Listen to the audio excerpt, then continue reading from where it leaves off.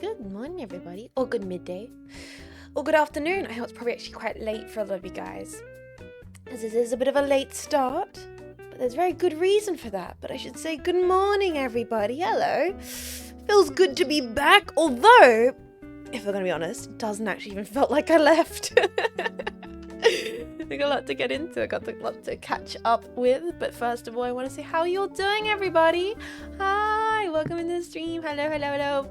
Purple Aussie lady is here. Hi, hello. Hi, Jets. Hi, Jetpack. How you doing, lads? Hope you're doing lovely this morning. Let me say thank you and hello to everybody who is here. Good morning. 40 hours, long time. Dude, this 48 hours is my normal 2 days off. I will be also taking that amount of time off middle of this week because I have doctor's appointments. Good morning to Tipta, Aiko, Dubious, Keeper Already Seen, Clown Wrangler, Oddwild, Merrigiven, Dotchi, Ats, Neon Cat, The Freeze, Girl, Little Balls, None Your Business. Laxated, thank you so much for 11 months of support. Almost a whole year, tier 3, and being a grumpy peg. Thank you so much, Laxated. Also, good morning to Laser Kiwi, Gonna Badger Stick Bug, Hydro City, Evil Captain Dylan, Star Vale, The Cockins, Capo, Kaiju, Automatic Dap, and Makey Moo, Couples, Kyon Dannon's here, all the time, Revion, Big Mark, Eleanor, 9 Ron Hard, Rusty Robot, Raznia, Nintz, Simptificate, that's a great name. Coolly or no, Yellow 13, in the loft, thank you so much for holy 31 months, 30 months. Tier 2. What the fuck? Thank you so kindly. I hope you're doing love this morning. Good morning, Wits, 40 Blunts, Vlog, Omni, Expansion, Scooter, Stephus, Cantonon, Adecastle, Just Frosty, Frost Ribs, Old Man Dan, and anyone who is lurking. Also, Coppertine. Hello, good morning. Good morning. Another visit to the GP. I'm still doing my regular scheduled appointments. I have like fortnightly check-ins and stuff like that. The guys like, although I don't talk about it, and because I mentioned I wouldn't go into it too heavily, because I don't like talking about personal health. I don't want you guys to feel like I'm weak. I'm a strong tomboy. I don't really get into it, but I'm still covering for my health scare early in this year. Good morning too. Whoa, Ubertas, Fox Raven, Waweast, Cooleron RS. I hope you're all doing lovely. Welcome, welcome. How was the voyage? I should have played the Voyager theme at some point. They were pissed off Marco and Ruby-chan. Got a lot to get into, but how are you guys going? It was a long weekend. It wasn't really. It was a short weekend. A lot happened. Also felt like it went in a blink of an eye. Hope you're doing fine. I am doing fine. Ruby-chan hasn't played Death Stranding. I don't believe they have. Ruby-chan works full-time job. I don't think they get to play video games that much. You can't drink jet fuel, but it can melt steel beams. Hi, Jets. Nobody was here to sing for us. It was terrible. Bro, it was my normal 2 days off. It's almost been a year of bonkers. Time to live packages. Ace, thank you so much for 23 months. That's like over a year of support, dude. That's crazy. Thank you so much, Ace Kith. Goddamn. Packages. Packages. We were talking about it in the Discord beforehand. It's almost poetic. Like, we'll start from the beginning. We'll get into the lore, the story, the legacy, the adventure. Rifter, thank you so much for 13 months, over a year of support. Thank you so much, dude. Thank you, Ace. Thank you, Rifter. Thank you, lads. I hope you're doing love this morning. Thank you for choosing to re-support early on a Monday morning. Well, Monday midday, because I'm starting stream late, because I had to do grocery shopping. Woo! So fancy. Ooh, so fancy. Ooh, I had to do grocery shopping. Well, because what happened was, I freaking... Oh, where do I even start? Most of you guys know what happened the last 2 days. Some of you might not, so let me fill you in on the situation. Helped Marco Fukasame, fellow streamer, move all of her remaining things, life, essentially, from Sydney, from like New South Wales, all the way to South Australia in 2 days. In 2 days. In 2 days by car. By what we coined the smart fridge on wheels. We coined it the smart fridge on wheels. Yes, boys, that is over 14 hours of driving in 2 days, 1 flight, 1 half one average ass pub feed, one beautiful dinner in Woolies parking lot, one shitty hotel room with busted glass windows, and it was fun as hell. It was really lovely. Lots of listening to music, lots of bants, lots of yapping. And now I'm back. There's a lot of little details and stories that I will tell you all, but it's so weird. It was like at the end of it, like I know I'm jumping forward in the story. I'm jumping forward. Did you share a room with Marco? Yeah, once again, jumping ahead in the story. We'll get into the room and everything. But by the end of it, it was me, Marco, Rumi-chan sitting in the smart fridge on wheels going like, we left this state yesterday. What? Like, when we pulled into Marco and Rumi-chan's suburb, we're like, oh, we're back. It's only been a day and a bit. Crazy. It was genuinely surreal. So at the end of the story, jumping like all the way ahead to it, at the end of the story, what happened the last 2 days doesn't feel real. Like 36 hours later, oh, we're back. What the heck? How many time zones did you cross? We literally crossed a time zone. We gained a half an hour at like one point because we crossed over the border. We crossed three state borders in one day. We went on so many little side tangents. We did a Macca's run that took 3 hours. Because the closest Macca's, okay, I'm so jumping ahead in the story. Let's, boys, sit down, get your popcorns, let's get comfortable. I am jumping ahead. Let's get into what actually happened. So I'll take a sip of my coffee. Side quest upon side quest. It was truly the Death Stranding experience. So, essentially, Saturday morning, so that's 2 days ago now, tentatively eats ramen 2 days ago now, I woke up at 5 in the morning, got an Uber to the airport, and freaking rocked up, and there was Marco and Rumi-chan. Oh, addendum to that initial story, got no fucking sleep. Got no sleep that night after stream. So ended stream, tried to get to sleep early, took like melatonin, took my like sleepy medication, sleep time tea. I was like, oh, I'm rugged in. I got my little fuzzy socks on. I'm gonna sleep. Try and get myself at least 7 hours, 6 hours. I'm gonna be great. It's gonna be great. So I'm so prepped. I'm reading a book. I'm like blue light mode, like turned off. Don't look at my phone. Everything, right? I need to get on a flight at like 6 in the morning. I'm gonna have to be up at like 5. You know, let me do this. I'm gonna put all my things in order, okay? But the power of insomnia compels me, and it continuously did throughout the entire trip. We'll get to that, but I'm so like perfectly doing it. Then downstairs, fucking facility downstairs neighbors were like, nah, mate, this is the night we're gonna fucking yell at the footy, and also have a party.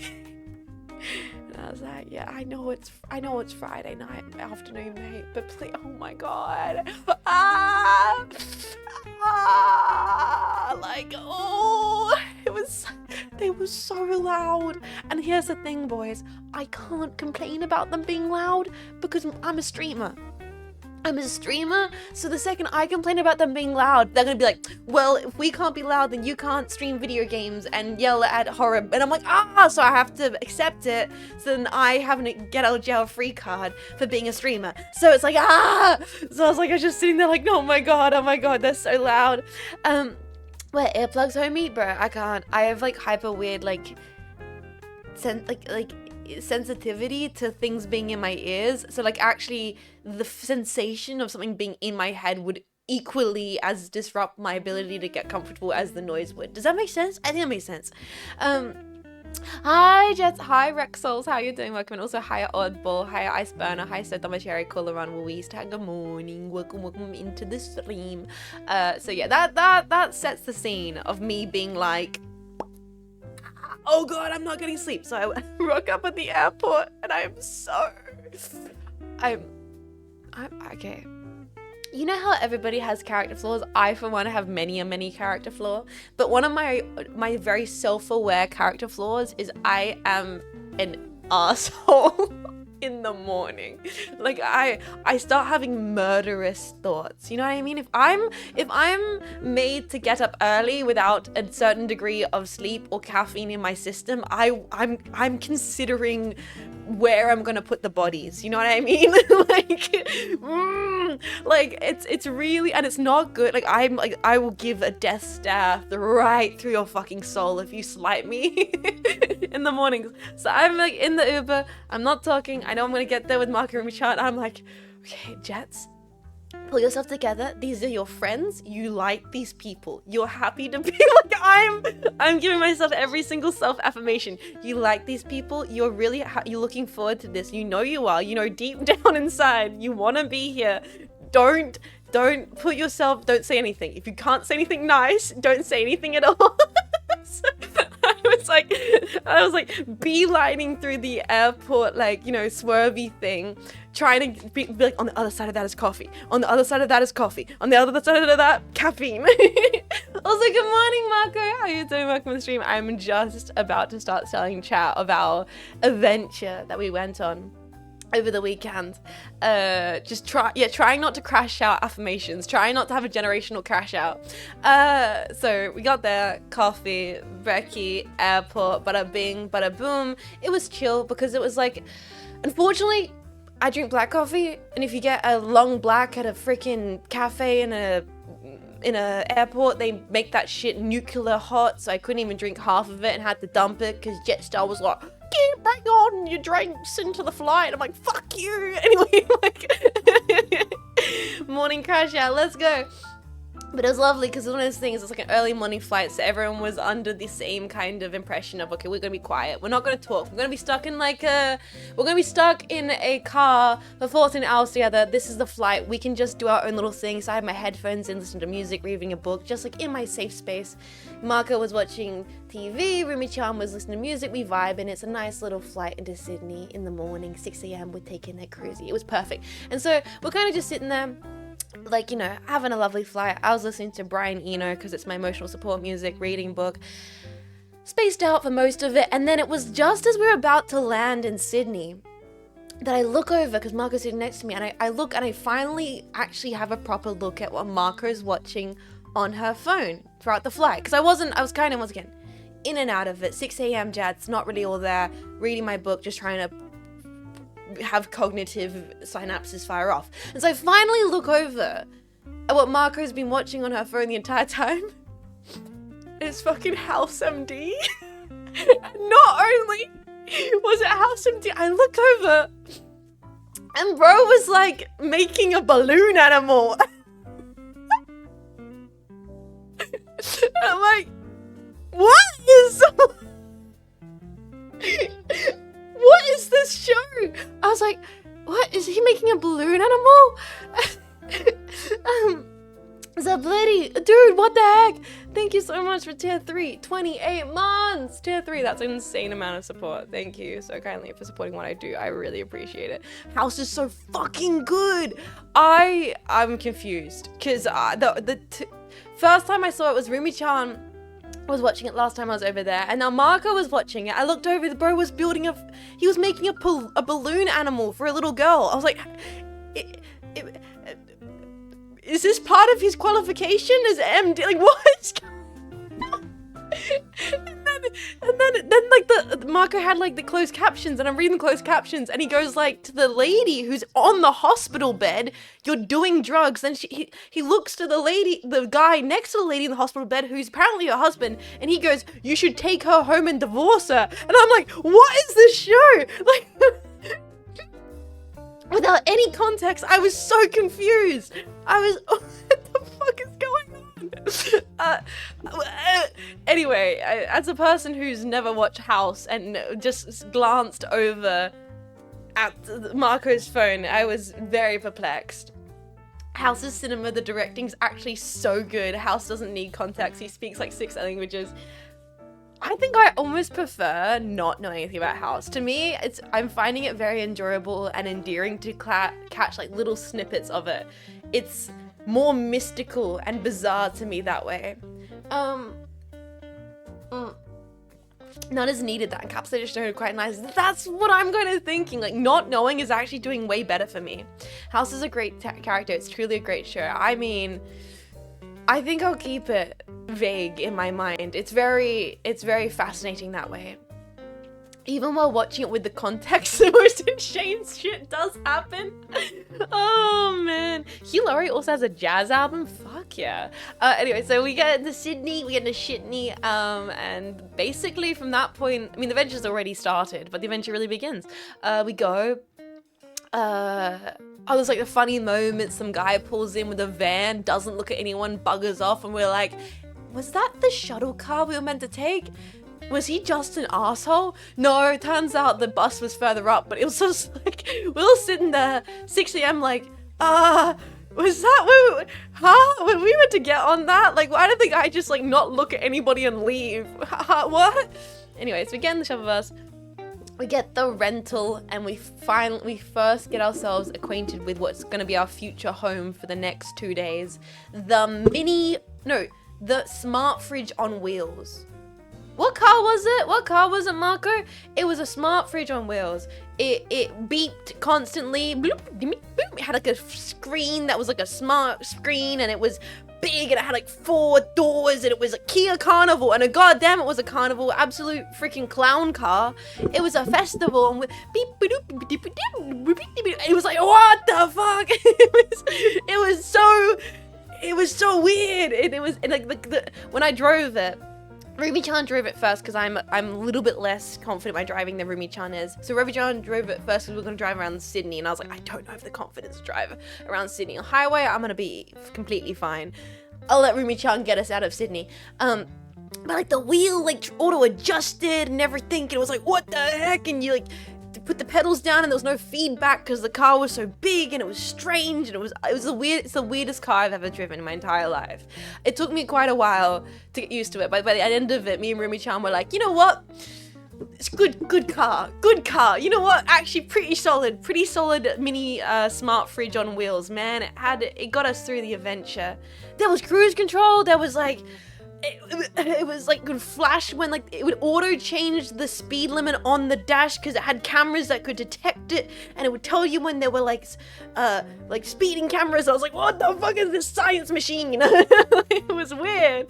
The car almost more than we did at some point. Yeah, it was like new tech, but also like I hated it because it was like weird and too smart and dumb, and it was interesting. Anyway, so that was us getting in the car, and we went and got all of Marco's boxes, we loaded them up. I got to be Jean Faymas and perfectly pack it so clean and efficiently. Everything fitted in perfectly. And then we got to, we stopped by and we saw Marco's sister. We met Peanut. That was so lovely. We got snacks at like an IGA, and we got to meet Peanut, which was really nice. Marco got to see Peanut. That was lovely. It was very cute. And it was like, we're in Sydney. Might as well say hi to Peanut. Peanut love. And so we got to see Peanut, which was really good.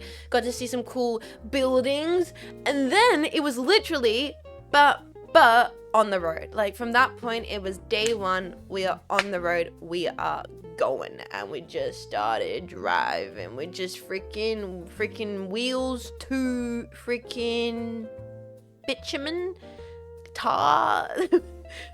Road. we're on the freaking drive, and that was kind of mostly the next 2 days. Lots and lots of driving. I'm trying to work out. I'm trying to work out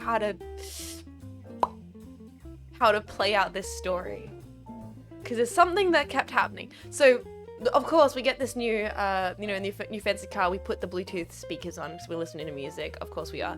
I just like new cars. They feel invasive with all the tech stuff to try and drive for me. Just let me drive the car. Yeah, I don't think I could ever drive a smart car like that as my daily driver. It was completely fine because we were on the highway 90% of the time. And so it's at that point, it's nice to let the car drive for you, and it's not being too beepy bop because you're not constantly turning corners. Like if I was driving that thing in the city, I think I would hate it because you're going along a straight, and God, these roads were just like never-ending straights or flat plains. it's the one case where I was like, this is kind of fine, this works, but it did take me a little bit when I got behind the wheel to be like, I can't feel the car. I can't feel the car. Normally, when I put the pedal down in my little tiny little thing that I regularly drive, I feel it go vroom, vroom. You put the pedal down in this big this big smart fridge on wheels, and you're like, is it going faster? It was because it's so tanky. Digital brother, throw a jetpack at you. Digital brother, how you doing? Throw a jetpack at me. Thank you so much for 26 months of support, Digital Bro. I really appreciate that. So I realize the BGM's a little loud. Let me turn that down. Or maybe I'm just a little quiet this morning. I don't know if I would ever buy a smart car as my daily driver personally, but it was an very interesting experience to drive it. They feel like it's so smart and so stupid at the same time. It's very impressive, and I'm glad I can say I have driven one, because I'm like, what the fuck was that? Anyway, let me get back into the story I was saying. Because there's a thing that kind of sets up and it pays off later. So we set up the music, because of course we do.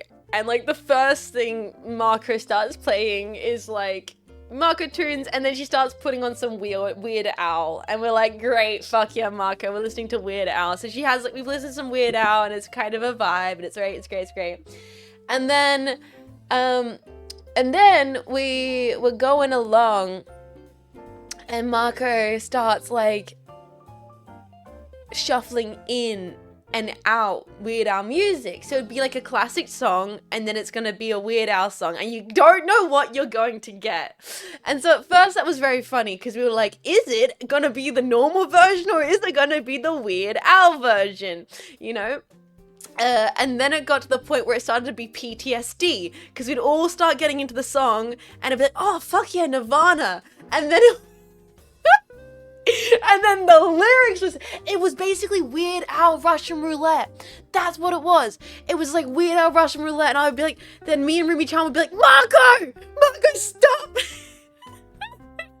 Testing your friends to see if they'll listen to anything, and it kept building to now we started having trust issues whenever Marco started putting the freaking aux on. And that was all the way going out to Sydney, and we started the whole like drive. We got really quite far. We did a solid few hours, and that was all Rumi-chan driving. And then it was pretty good. We were like, first day we're gonna pull into a little small town outside of like Sydney. We should get, it's day one after all, we should get pub feed. Freaking pub feed, boys. We're going small country town Australia. We're on a freaking road trip. Pub feed. And so then Rumi-chan was like, yeah, pub feed. And I was like, yeah, pub feed. And then Marco was like, what are you guys both talking about? What are you talking about, pub feed? And both me and Rumi-chan look at Marco and we're like, you don't know pub feed? Marco, you don't know the chats? So then me and Rumi-chan had the experience of educating Marco on the chats. And as we're driving, you're confused as well. Oh, boys, I'm going to educate you. Time for a little bit of education, boys. So as we're driving into this small town, pulling up to get food, I put this song on. I put this song onto the playlist. Wait a second. Pub feed. There was a lot of moments like that where we each were like, you don't know this song? You don't know this song? It was really fun just like sharing music, because I'd be like, you don't know this? Specifically, we'll get into it on my first like day of driving. I did the night drive, and I was playing the tunes, boys, okay? All right, let's pause this. Imagine this. 3 Aussies in a freaking Key Carnival driving into a small Australian country town, blasting this shit. Wait for it.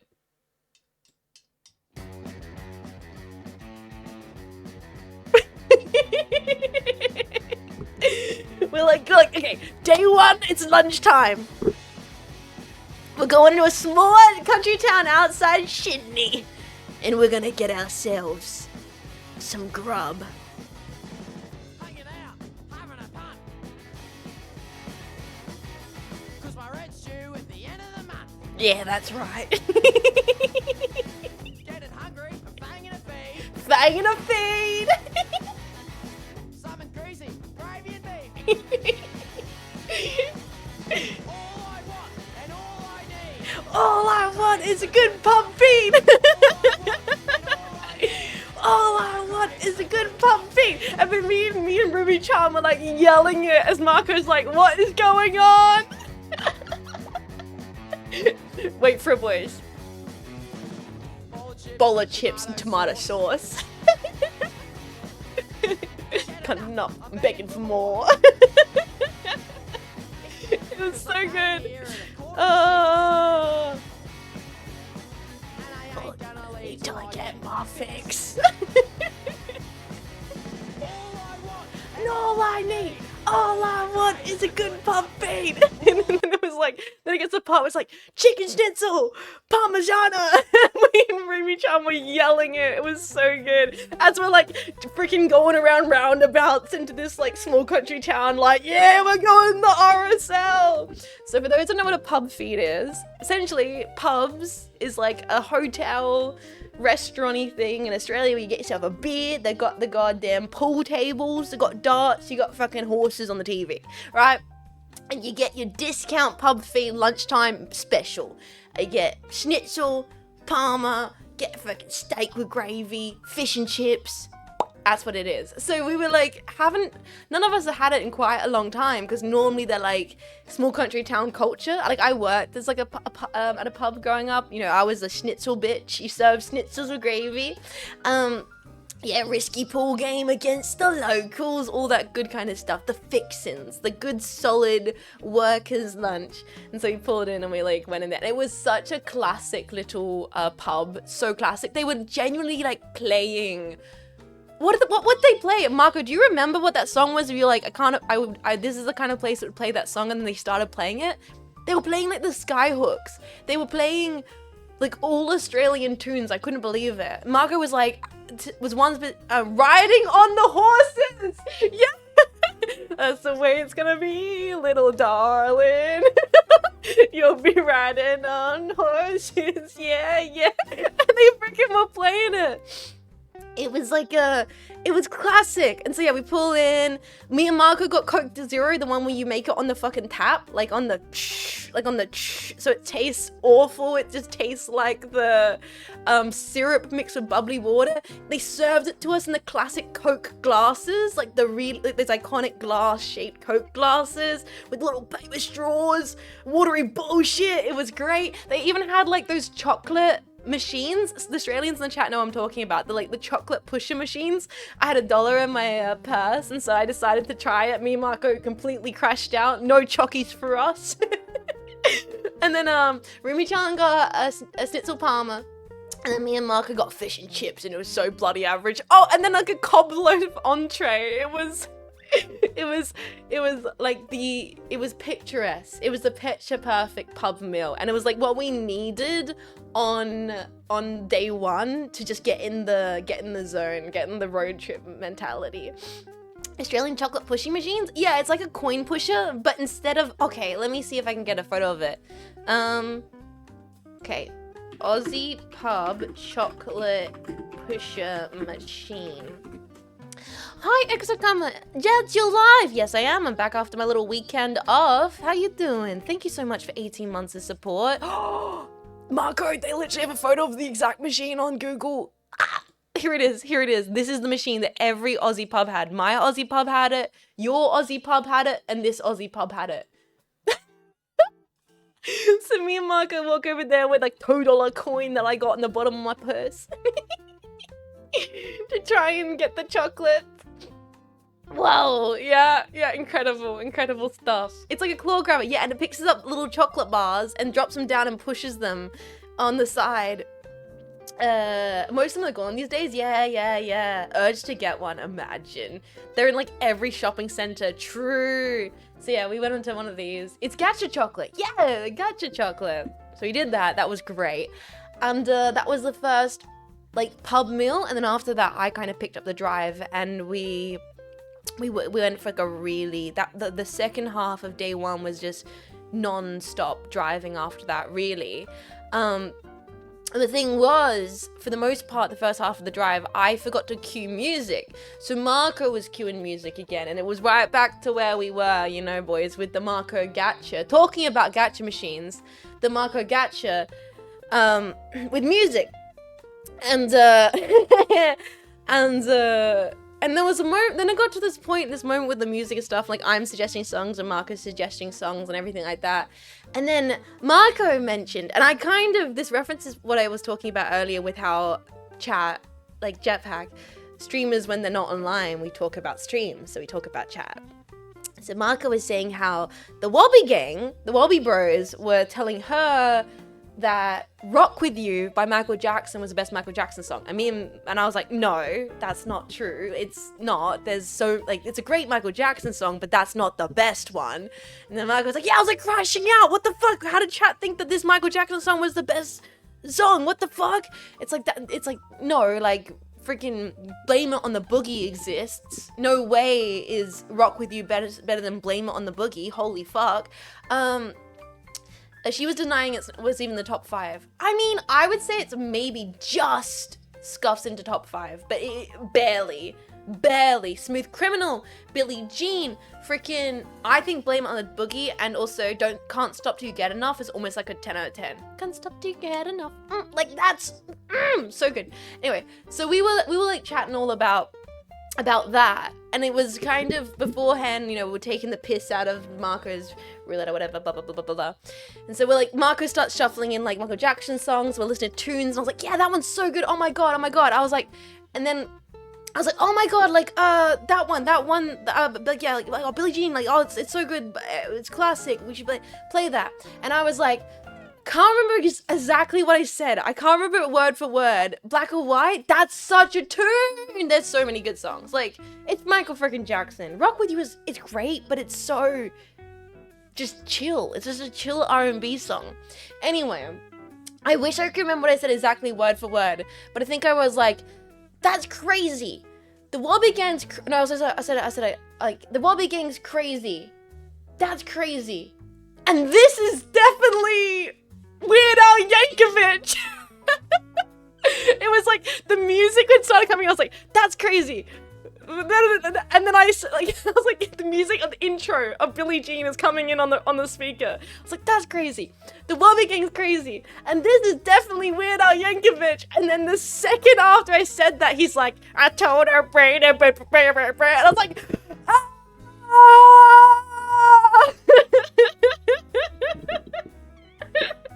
Yeah, she played Michael Jackson, and then she faked me out by playing Fat by Weird Al Yankovic, and it was just me on the wheels like, ah, Marco, I'm gonna kill you! As Ruby Chan was like losing that shit in the back of the car. Ruby Chan's like, Marco, she's gonna drive us on the road! Marco, stop! Marco, stop! No survivors! No one! There will be nothing left of the wreckage! Oh, it was very funny. Like, oh, don't get me wrong, Weird Al is always welcome. Me and Marco were both, we were both, like, jamming out, singing Like a Surgeon, word for word. It was great. So... Your ass is grass. It was just the timing of, I realized it. I was like, because we were so in the middle of the conversation about Michael Jackson, and I was like, oh, yeah, that's crazy. What went crazy? And then my brain went, and that's fucking Weird Al Yankovic. I knew it. I fucking knew she was going to do it. It was beautiful. So that was a wonderful moment. I'm trying to remember all the things that happened, because like I think.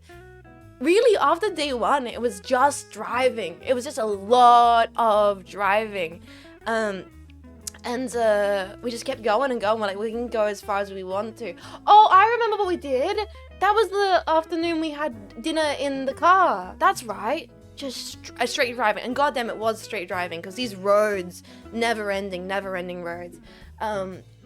So, oh yeah, so we drove for a really long time, and then we decided, hey, it's like night one, we're gonna just like go to a Coles. We're gonna pull into a small town, we'll go to a Coles, and we'll have like a car picnic, and it was so lovely. Australian Mad Max, yeah, the supermarket stop, because we had gotten the pub feed earlier.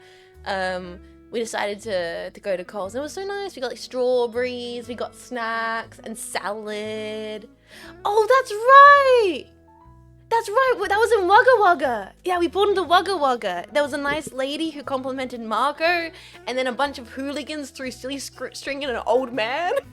That's right. Yeah, we're like walking into the Coles at Wugga Wugga, and then there's this like old mates walking by, and these kids go, yeah, and then just fucking, yeah, just like throw a can of silly string. And he goes, what? And keeps on like waddling on. I'm like, oh my god. Kids loitering in front of the Coles. What is this? The early 2000s? Holy shit. Is that a real name of a place? We have decided at some point, Jetpack, me, Mark, and Rumi-chan were like, this is the best idea. We have to make it a thing. Like, maybe for like a convention, maybe we can get Off-Guide to agree to it. We want to do a game show, which is called Is It an Australian Town Name? Where you go, is it blank or is it an Australian town name? Is it a Pokemon? Or is it an Australian town name? Is it like a German delicacy or is it an Australian town name? Like a quiz. Yeah. Because the towns that we went through, the names of some of the places as we were driving past signs like the strangest stuff, and every now and then one of us would pull up like Wikipedia. Was it like was it Die Man or Dead Men, or it was like Bullet Bros Town or Bullet Boys or something like that, and then we're like, this town was named by Hideo Kojima. No, it was like this town was like where there were, you know, outlaws back in the day, and you know, we were like looking at the history of all these little towns, which is cool. Oh yeah, talking about when we went and got lunch at that pub. Oh my god. When we got lunch at the pub, we were sitting there in the pub eating our fish and chips in Parma, and I look up and I was like, that's a beautiful old black and white photo.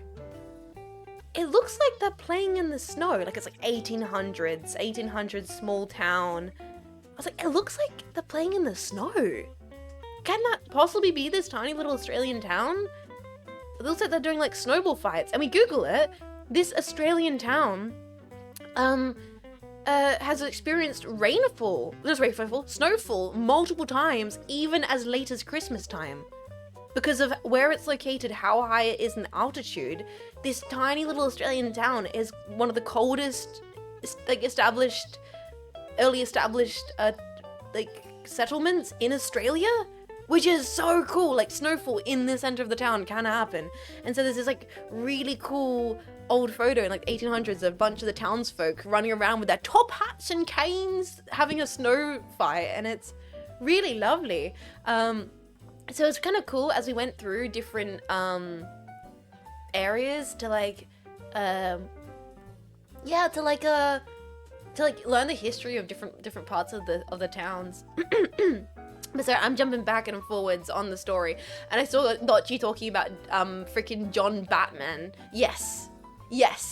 The city of Melbourne was founded by John Batman, who used to call the town Batman for a while. It was going to be called like Batman, and he was buried under a parking lot at one point. Where the old tombs were for the original city of Melbourne got turned into the market square, which then had a parking lot put over it.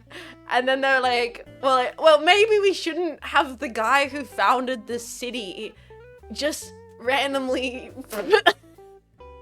his tomb in a parking lot. So then they exhumed him and then moved his corpse to be buried in the main Melbourne, a tomb, like a cemetery. But actually, he was the only one. So if you ever park in the parking lot of the Queen Victoria markets, most people don't realize that they're parking their cars over like the graves of all the first people who lived in the city of Melbourne, and it's really weird and dark. Fuck this place, let's put up a parking lot. Yeah, don't it always seem to go that you don't know what you got till it's gone. Yeah, and apparently it's like the most haunted parking lot ever. But yeah, sorry, I'm getting a little ahead of myself. So we had lunch, snow town, not the actual snow town, that's a different snow town, a town that had snowed at some point, and then we ended up having dinner in a parking lot in Wugga Wugga, which was so nice. Put the lights up, made a little salad, had a little feed, had some foods and everything, and then we were back on the road for like the longest and only real night drives of the trip, which I did the drive for, which I liked because I really like night driving, and it meant that I could like just say names of albums and make Marco add them to the queue. So a lot of it was me just like, time to make everyone listen to my music. And yes, in case you're all wondering, I most definitely played the Drive soundtrack. Because of course I did. Yeah, just listen to the Drive soundtrack. I don't eat, I don't sleep, I don't nothing but through like the darkest back roads of Australia, where for some stretches there was nobody. We were the only car for like hours at some point. It'd be like maybe we overtake a truck, and then it was nothing. So a lot of late night music, and I was queuing up like a bunch of really good tunes. I made Marco and Rumi-chan listen to the entirety of Long Season by Fishmans. I was like, we're gonna be driving for 5 hours. This is the only time I can ever trap some people into a space and listen to a 30-minute long song. 40-minute long song? 40 minute?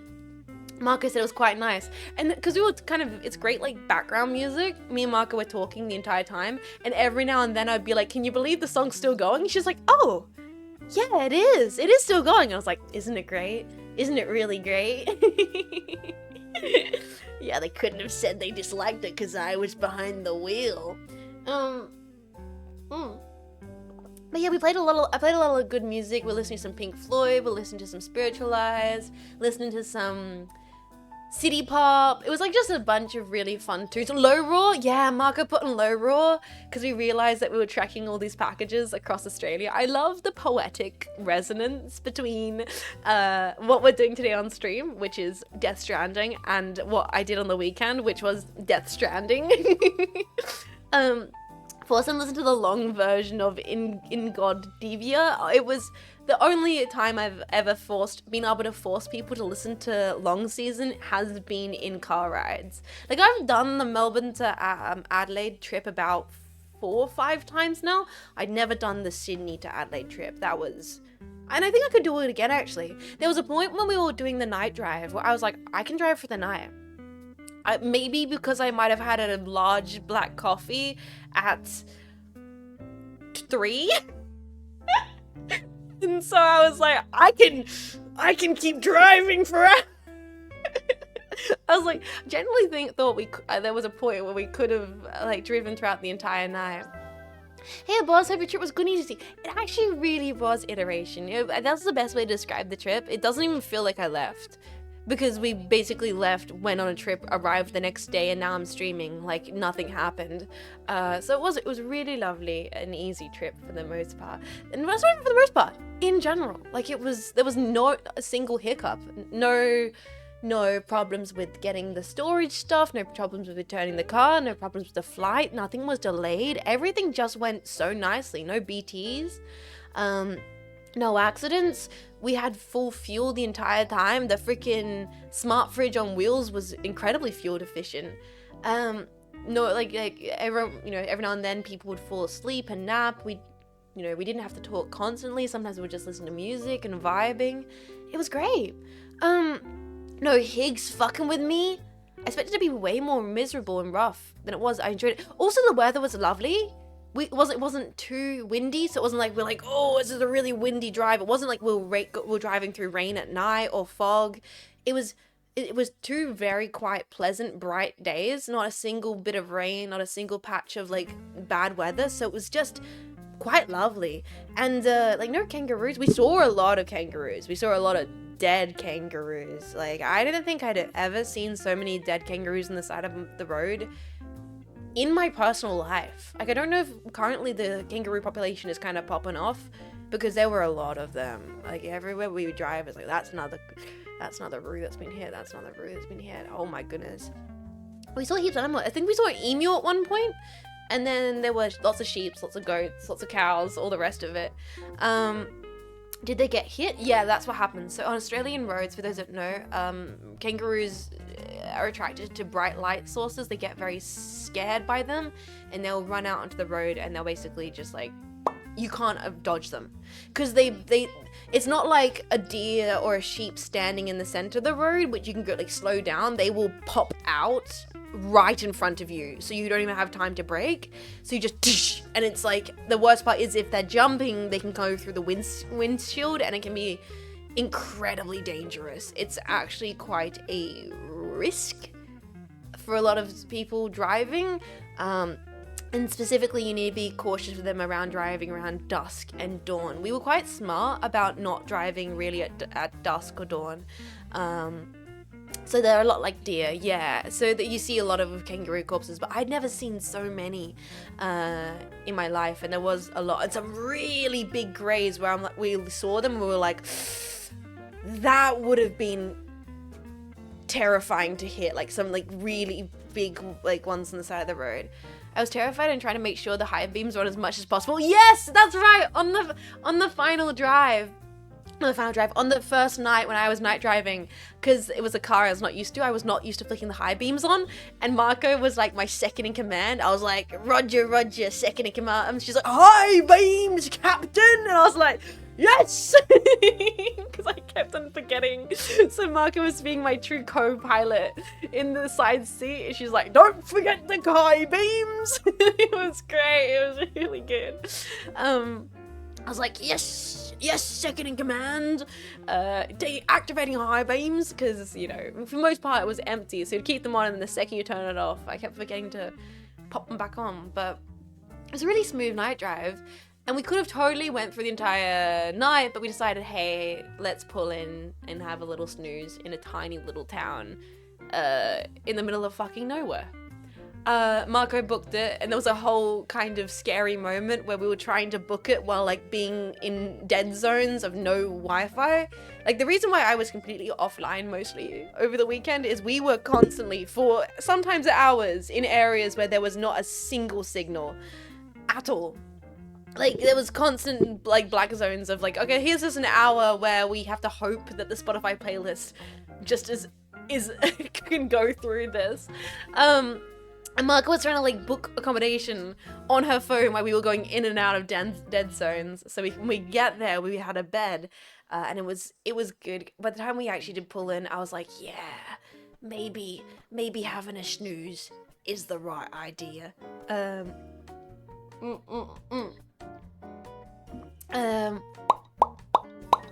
I'm looking at this shit on a globe right now and gawking Lamau. Wait, let me grab the image that Marco sent into the group chat. We Googled to see what is the equivalent distance from what we traveled in like America roughly.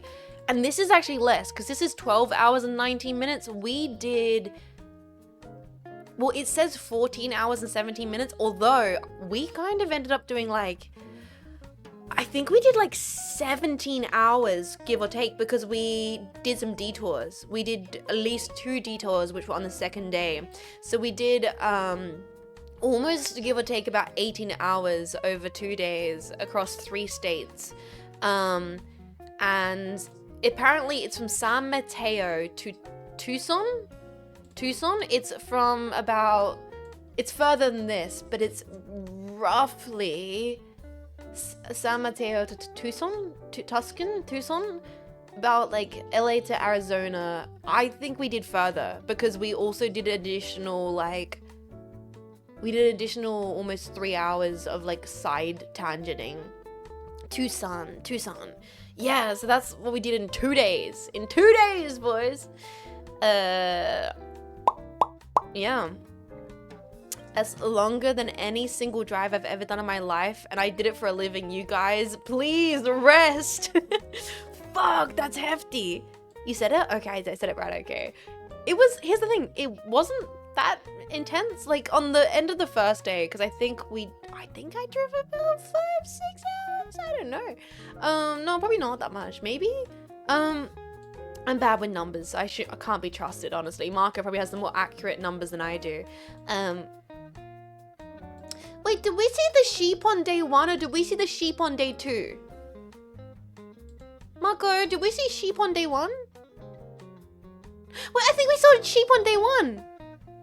Oh my god, I almost forgot about the sheep. So we got pub feed. That's right, because that's what we were getting out of the pub feed. Oh my god, chat. Chat, I almost forgot. I almost got to the end of day one before one of the most pinpoint important thing the big fucking sheep, big merino. So on day one, before we even had gotten on the road, before it was the night drive, before we even had dinner in a parking lot and Wagga Wagga and Marco got complimented by a lady, we're driving out of our pub feed. It was crazy. We literally turned the corner. We came around this roundabout and we all went, oh my god, it's at the big merino! Pull over!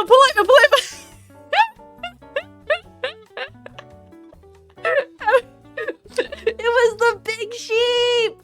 It's a big fucking sheep!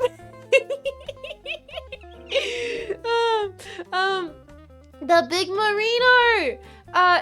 We got photos of us out the front of the big merino. It was great. We saw the big heckin' sheep. Now, is there an image of its balls? Now, is there an image of its balls on Google? Yes, there is. Okay, so here's the thing about the big merino, chat. Here's the thing about the big merino is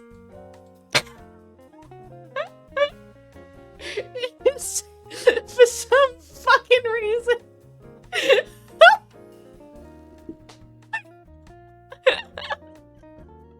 we're a very serious nation of very serious people who deserve respect. You should respect us. Australians are really serious and in fact, I think Marco was like, I was looking at the photo of the big merino. Unfortunately, half of my camera roll was just the balls. Australia is real. We're real, okay? Hideo Kojima put us in a video game. We must be real. Finally, big balls. And yeah, there's photos. Marco and Rumi-chan took selfies in front of the balls. It was very good. It was big sheep, big fucking sheep. We went into the store. Marco got some like 100% wool gloves. I got a cup. I got a little mug that just, it has a little mug. It says big merino on it, and I was like, yeah, that's kitschy. I like it. It's like a nice little tin mug to have my coffee in. I got the big merino mug. Okay, I'll visit Australia. We're really serious. You sure about that, big dog? No, very, very serious. Super serious. It's very, very mature people. Okay. It was great. This was a great moment. We completely with an 18-hour version of the US road trip image you showed. Oh, you did? So we have an 18-hour version of how far it would be? Okay, yeah, so it would be from like Sacramento to San Mateo to Ciudad. Wait, that's where it is in Death Stranding. Ciudad. Don't we go to Ciudad in Death Stranding?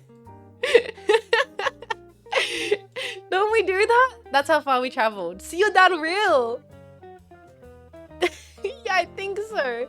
We literally did Death Stranding real. They should have had a mug shape in the balls. We were all sad about that. Me, Marco, and Rumi-chan were saying like, weird that there was only one piece of memorabilia that had something about the balls on it. And so we were like, I think people might have got upset because on the mug it said the balls collection, but there was only one mug. So we're like, maybe some people complained like, that's a bit, not good for the kids having all those things about the balls. And I'm like, that's an oversight. Like, come on. People go to see the big merino for the balls. Or they were all sold out. True. They're sold out because they're so popular. Yeah, there was like only one mug left. Like one set of the mugs. It's pronounced roughly like Hoaz.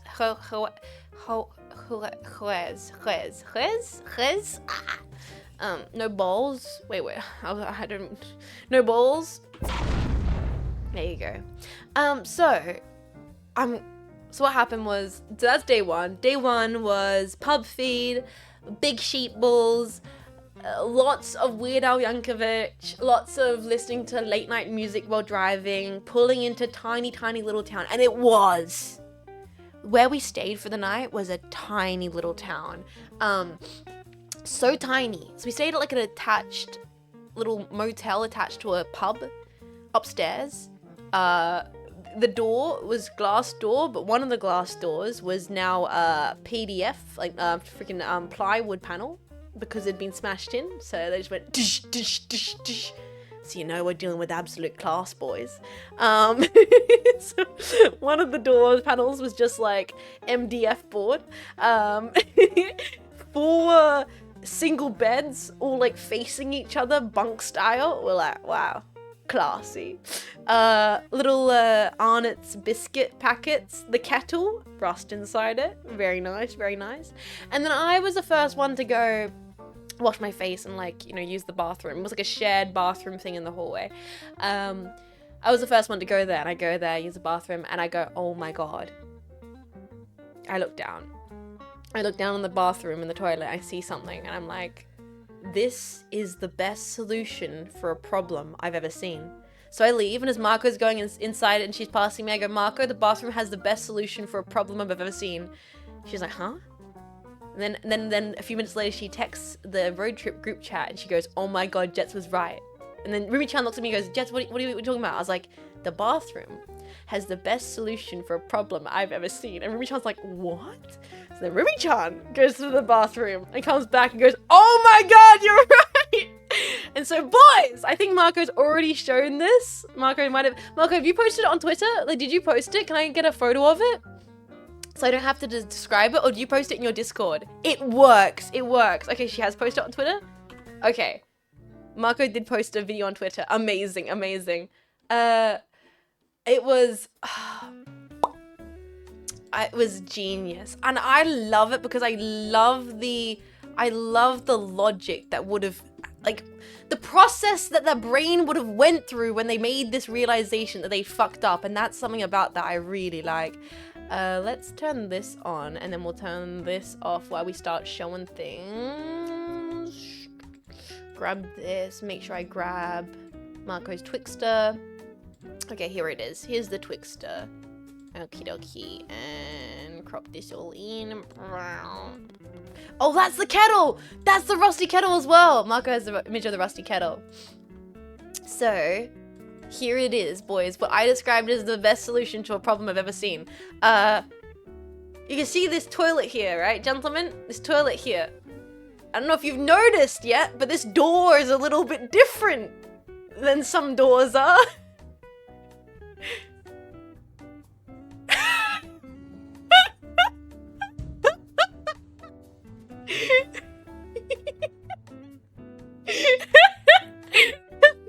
Like, I would have loved to have been in the room when they, like, put the toilet in, like, oh, alright, Ron, we're replacing the toilet. Yep, Reynolds, we're replacing the toilet. They put the toilet in, it's all done, they've corked it up, they've screwed it in, and they go to close the door and it hits it, and they go, fuck! Like, I would have loved to be there in the room, and they're like, oh, fucking just fucking get a saw, mate. Just fucking get a saw, like. And it's like so perfectly dremeled, so it just fits. It was beautiful. Like, look at that. It was so perfectly just fit, where it's like, it's not really encroaching on your privacy, but it is really much a solution to the problem. And I just made me so happy. The smile on my face when I saw that, I was like, no way. It's still like, it brushed against the seat. Like, it was just perfect. Will it fit if you close the lid? Yes, it just fits. It's crazy. They literally replicated the meme. I know, right? From the looks of the toilet, the door, the solution is probably 50 plus years old. Yeah, and they've never fixed it. They never changed it. Like, you can tell they replaced it as a new toilet because the old toilet, like, pulley flushing unit was still mounted above the wall. It had just been, like, unscrewed and detached. Like, whatever was the previous lavatory, elements of it were still left in the space. But the new Donny was right there, and it was just wonderful. So that was that hotel room we stayed in. And unfortunately, I got, like, no sleep. And not because I wasn't tired. Like, the night beforehand I'm getting sleep, so I was quite exhausted, and I just like drove like 5 hours. But that night, like, it was one of those things I had the worst insomnia at that hotel. Like Marco and Rumi-chan, they were like zonked out, like me. But my brain was just. I was like, I tried listening to music. I tried freaking watching boring YouTube videos, but I basically got like 2 hours that night. It was just. And it's not like I can't normally sleep in like a different environment. My insomnia was like hitting. Also probably because I drank coffee too late. But that was the first. The one night on the road, staying at that little hotel room with the rusted kettle and the Arnott's bickies and the weird cushions. Like half the cushions were too soft or half the cushions were too hard, and it was weird. It was like one side of the room had like rock hard pillows and the other side of the room had like basically deflated pillows, and so we were like trading pillows trying to work out what do we prefer to get like the ideal one. And then so that was that. Oh, but right before we went to sleep in this little tiny, so this is what happened. This town was so remote. A lot of these small country towns have like pamphlets or like booklets of like the things you can do in Wagga Wagga. Look at that old tree, go down the old slide, stand out the front of the CFS. Like, you know, like they'll give you a list of things you can do, like travel brochures and whatnot. This small town was so small that it was like, things you can do. Drive 3 hours to the local Macca's. Because we were fully under the impression that, like, okay, small country town, there would be a Macca's nearby. We'll be able to wake up and we'll be able to get a McGriddle. Because I said, as I told you guys, we were determined to get a McGriddle on the trip. Like, that was part of the experience that we're going to do. We're like, we'll be able to wake up easily and get a McGriddle. I opened the book, I'm like, yeah, they got Macca's. I saw a photo. We look at it. The Macca's is literally 3 hours away. And we're like, fuck, oh shit. 3 hours away? So if we get up early, even if we get up early, that's pushing it for the breakfast menu to close at like 11. Like, even if we get up at like 9 and we're on the road, like, even if we get up and we're on the road by like 8, it's gonna be really pushing it. Okay, we're gonna have to get up early so we can kind of drive a little bit out of the way, because the only Macca's along the way was it was like the one in Madura. It was 3 hours. It was like, okay, this is actually going to be a side tangent, but we need to do this. So the night before you sleep, we're like, okay, everyone set our alarms. We're gonna get up early so we can be on the road, so we can go and get the McGriddle. So we got up quite early, and that probably was like adding to my inability to sleep. Was just thinking we have to get up early, and sometimes when I think that, it ruins me. I end up in an endless spiral of like, we have to get up early, so we got up quite early. We were all kind of up and at 6 a.m, you know, teeth brush, got all that stuff in our bags, realized we can't have a coffee, but we got instant coffees in the car, and we were on the road as the sun was kind of rising on our mission to get the McGriddle. That was the intention, and this was the most flat expanse of our entire trip. I think Marco posted as well the video on Twitter. Let me actually bring that back up while we're here. Let me go back here, bring Marco's Twitter back up. So here it is. That's the rusted kettle at that beautiful place. Here it is. This was like the start of the I love the You stole Rumi-chan's joke, Marco, okay? You stole Rumi-chan's joke. Rumi-chan hit like one really good +1 the entire trip. Sorry, music. Rumi-chan hit like one really solid +1. We were driving around and I was like, Jesus, it's fucking flat. And Rumi-chan goes, Jets, that's your Twitch chat when they watch your stream. And I was like, what the? Where did that come from? I was like, what the fuck, Rumi-chan? What? It was like, goddamn, what the heck? Where did that come from? That was good. Good for her. I was like, damn, +1. So yeah, no, it was holy flap. So this is the start of the trip, and we were listening to Low Roar. I think the first song I played when we got out on the road was We're on the Road to Nowhere by Talking Heads. We're on a road to nowhere. Come on, let's ride. So we kind of set the vibes for the start of the trip, and then after that was lots of Australian tunes. I think the first half of the trip, to kind of get us in that excitement for heading to the 3-hour drive to a Macca's, was Australian tunes, which was very fun. It was a lot of like In Excess, a lot of John Farnham, Eagle Rock, like all classic Australian pub tunes. And then there was one point when we did the am I ever gonna see your face again? And then just all three of us in the car being like, no way, get fucked, fuck off. Am I ever gonna see your face again? No way, get fucked, fuck off.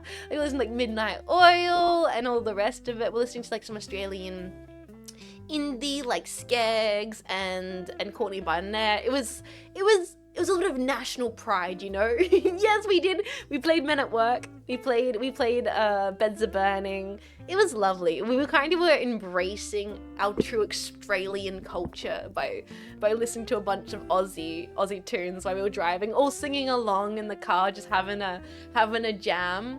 And then it was the McGriddle time, really. It was time for the McGriddle, and we got it close. It was a cute little impromptu Aussie karaoke in the car, kind of carpool karaoke. Yeah, we were all singing together, having a fun time. And so then it was the McGriddle moment, the freaking McGriddle, because we cut it so close. Literally, as we're pulling into it, and we've went on a 3-hour side quest, boys, to get this McGriddle. We don't want to miss it. Marco has like her phone up, being like, okay, what if we can do a pre-order online so it's there when we get there?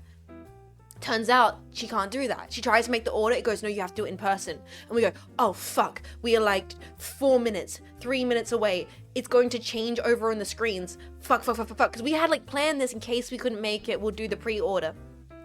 And we're like pulling in. Literally, Rumi Chan's like pulling into the parking lot. And Marco's like, open the door. Let me out. Marco jumps out and like runs into the Macca's, scramble. Like, because we have been determined. We're going to do this. We're going on a tangent. We're going on a side quest for the McGriddle. We cannot fuck this up. Literally, Marco puts in the order, sends it through to the kitchen, and like not even 2 minutes later, the menu changes from the breakfast menu to the lunch menu. We cut it that close. It was impressive how perfectly timed it was. This is what I mean by like nothing went wrong on the trip. We absolutely nailed things so consistently. We are getting that McGriddle no matter what. Marco clutched it. Absolute legend. And then boys, I got to experience it. The McGriddle. That was pretty nice. I liked it. I mean, I'm not gonna be getting one all the time. Like, it's not like I'm like, wow, that was the best thing in the entire world ever made. But it was really like, it was kind of fun. It was a fun little experience. Like, I kind of removed the top patty and had that as like a dessert, and then I had the bottom patty. I got the egg, the cheese, and the hash brown, obviously because I'm a bit of a veggie bitch. And I had it, and it was like weird. It's like salty and then sweet and then soft and pancakey, and it was all mush. Like, it's nothing great for you. You're not eating a nutritious, breakfast by any means. But it was so interesting. It was an interesting experience of flavor. And like with the M being printed on the patty, that's very kitschy, and I liked that. And actually eating the pancake and like seeing the little suspended maple syrup dollops in it, I was like, this is crazy. This is like a pancake in a bite. It's pretty cool that there's maple syrup suspended in the batter. That's really cool. And for those that don't realize, we did not have McDonald's McGriddle in Australia up until like this month. It is brand new for us to ever be able to eat. So I was like, wow. And I've been talking and joking about for years how I think the concept of the McGriddle is kind of ingenious. It is a breakfast and a bite. I love that. There's something very distinctively late 1950s, early 1960s about it. Like the idea of a engineered breakfast burger that is an entire concept of a breakfast in one bun is so Jetsons. It's future, it's nuclear future that really appeals to me.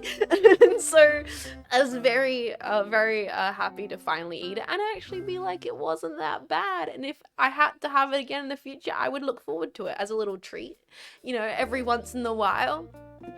That would have been something that made someone's head in the 1950s explode. Yeah, right? Full breakfast in every bite. Like, you can imagine, like, wow, do you want to have a full breakfast on the road? Well, now you can, Sonny Jim, with a new McDonald's McGriddle. It is breakfast in every bite. Like, it's something that would be on, like, a promotional advertisement in, like, Fallout New Vegas or something. And I like that a lot. I like that a lot about it. So I got to try it and it was actually really fun. And mainly the whole adventure of going to get it was kind of brilliant. There's one standard issue with the breakfast module. Come Ringler, it's a breakfast burger from Macca's. Of course it's mid. I feel like you're not getting gourmet. This isn't 5-star Michelin Gordon Ramsay idiot sandwich. It's a Macca's item, mate. It's not gonna be anything more than it is. And for what it was, I was quite like, it's very endearing. It's very novel, and I kind of can appreciate its novelty about it. It's pretty good Macca's. I eat my McGriddles apart too. Yeah, I broke it into pieces, and I really liked having every element of it. It's designed, it's a tasty idiot sandwich. Yeah, designed to be in. But it was very, very fun to do that. Oh my god, I just remembered something. About before even leaving for Macca's. Oh my god. I think, so yeah, I remembered one other tangent. So this is me going back in time though, because I'm from the side quest. Before we even left for the road trip, there was like this moment right before. So this has come to me because I'm having a bit of a rant right now. I'm having a rant about the aesthetic quality and the existence of the McGriddle and why that aesthetically appeals to my brain and why I feel like it's cool that you know, that it is a unique design for a product of food that is inherently only designed to exist as a fast food item. I personally like, I can't stand when fast food places open up and they're like, here's a taco, here's a burger. It's like, yeah, I could get that better for only a little bit more money from elsewhere. Give me something interesting. Give me something that's like, this only exists in the formula and context of fast food. McGriddle is designed to be efficient and kind of, you know, what's the word someone said beforehand that I really like? Novel. That's a great word for it. Efficient and novel, you know? Like, that is what, to me, fast food is at its best, and that's why I like the concept of McGriddle. It should be a little bit kind of novel, and it should definitely be efficient, and it should be kind of unique and weird. Like, you know what I mean? And that's what I like about it. So, sorry, me just going on this little tangent about the conceptualness of a McGriddle reminded me that there was this moment at like 7 in the morning, as Marco was like, you know, showering, cleaning herself up before we left in the morning for our McGriddle journey.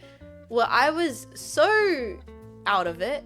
I had not had proper coffee yet. I had not had more than 4 hours sleep in the last 2 days. And I think Rumi-chan made a joke about AI. And I just and my brain just went, I just started info dumping the most deranged ramble about symbology and syntax and art theory, and I was like referencing art books and fucking Berger and AI psychology as Rumi-chan was like spaced out sitting on the end of the bed like it's just me to me, and I was just like blah blah blah blah, and then blah, blah, blah, blah, like I went on like a full psychoanalytical Lynchian-esque freaking Nietzsche rant as Rumi-chan just was like,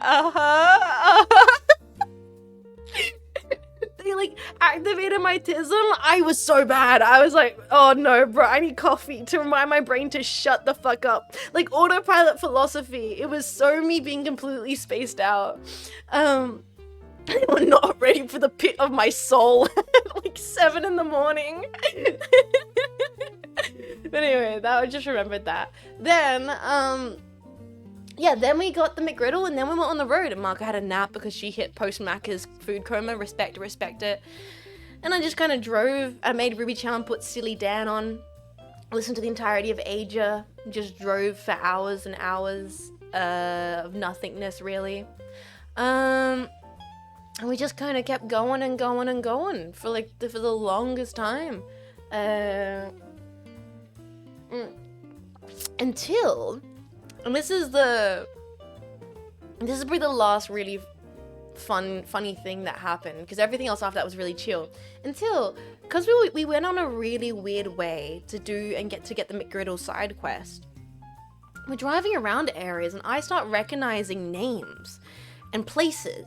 And I'm like seeing things on signs, and like after we get into like the South Australian border and we see the sign, we're like, yo, it's South Australia, let's go. Like Marco basically slept until we got to the South Australia border, and that was really fun seeing like the sign and everything, and started being like, and I was like, oh wow, this all of a sudden this feels very familiar to me, like because we went like a really weird way to get back the way we ended up going.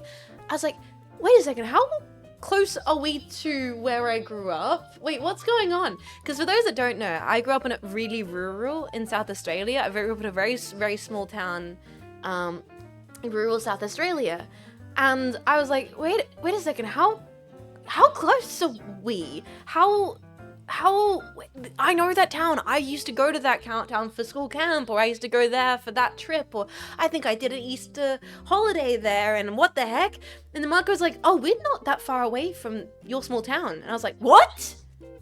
She's like, yeah, do you want to go? I was like, can we go on a side? Can I show you guys where I grew up? Can I show you where I grew up? And then Marco's like, yeah, it's like a couple extra minutes on the trip, but we're like making time really, really well. Can we go?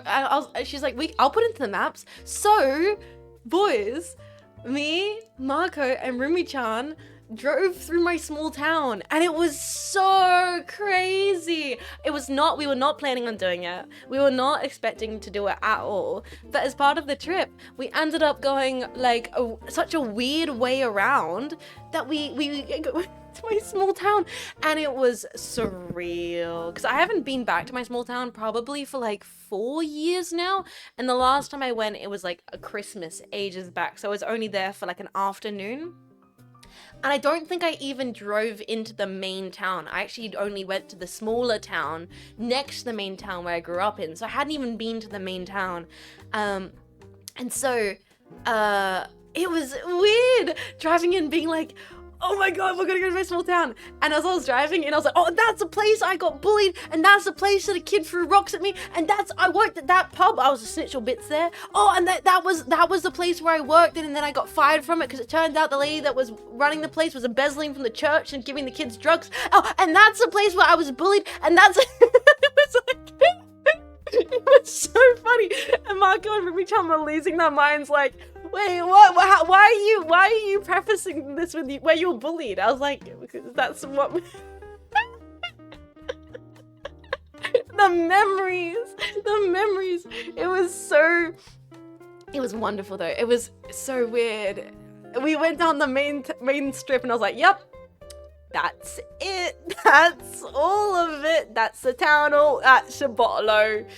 That little shack there is the hospital. It was like, it was so funny. And we went down to the more like the nature area or whatever. We like parked the car, got out, stretched the legs, and I was just standing there like, what the fuck? What am I doing here? Why am I here right now? This is so weird. Like, I was not expecting it. We basically spontaneously decided to take the detour in the middle of the road, sorry, in the middle of the trip, and then like a few, like 40 to 20 minutes later, we were in the town I grew up in, and it was like a what the fuck moment. But it was a kind of like ideal because we needed to have a moment to stretch our legs at that point in the trip. So it ended up being the perfect little side tangent to take a break, stretch our legs, go to the bathroom, drink some water, and it just happened to be we ended up in like my small town to do that. So that was really wild and endearing, and a lot of like strange memory flashbacks of like, what? I'm in my mid-20s now, and now I'm back in this weird town. What the heck? Anyway, we get in the car, fully intending to just head back, straight beeline for the city, beeline for the suburbs, no dramas. And we turn out onto a road, and I was like, this is the road I grew up on.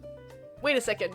Because like I said, this was the main town. I actually grew up in this smaller, tinier town nearby. I was like, wait, this is the main road that I actually grew up on. And the GPS is saying to go left. I was like, if we go right, I think it's gonna go past my primary school.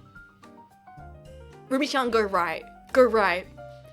And so not only did we go to the main town, we literally, boys, and this is so crazy, we drove past my primary school and we pulled up out the front of my childhood home.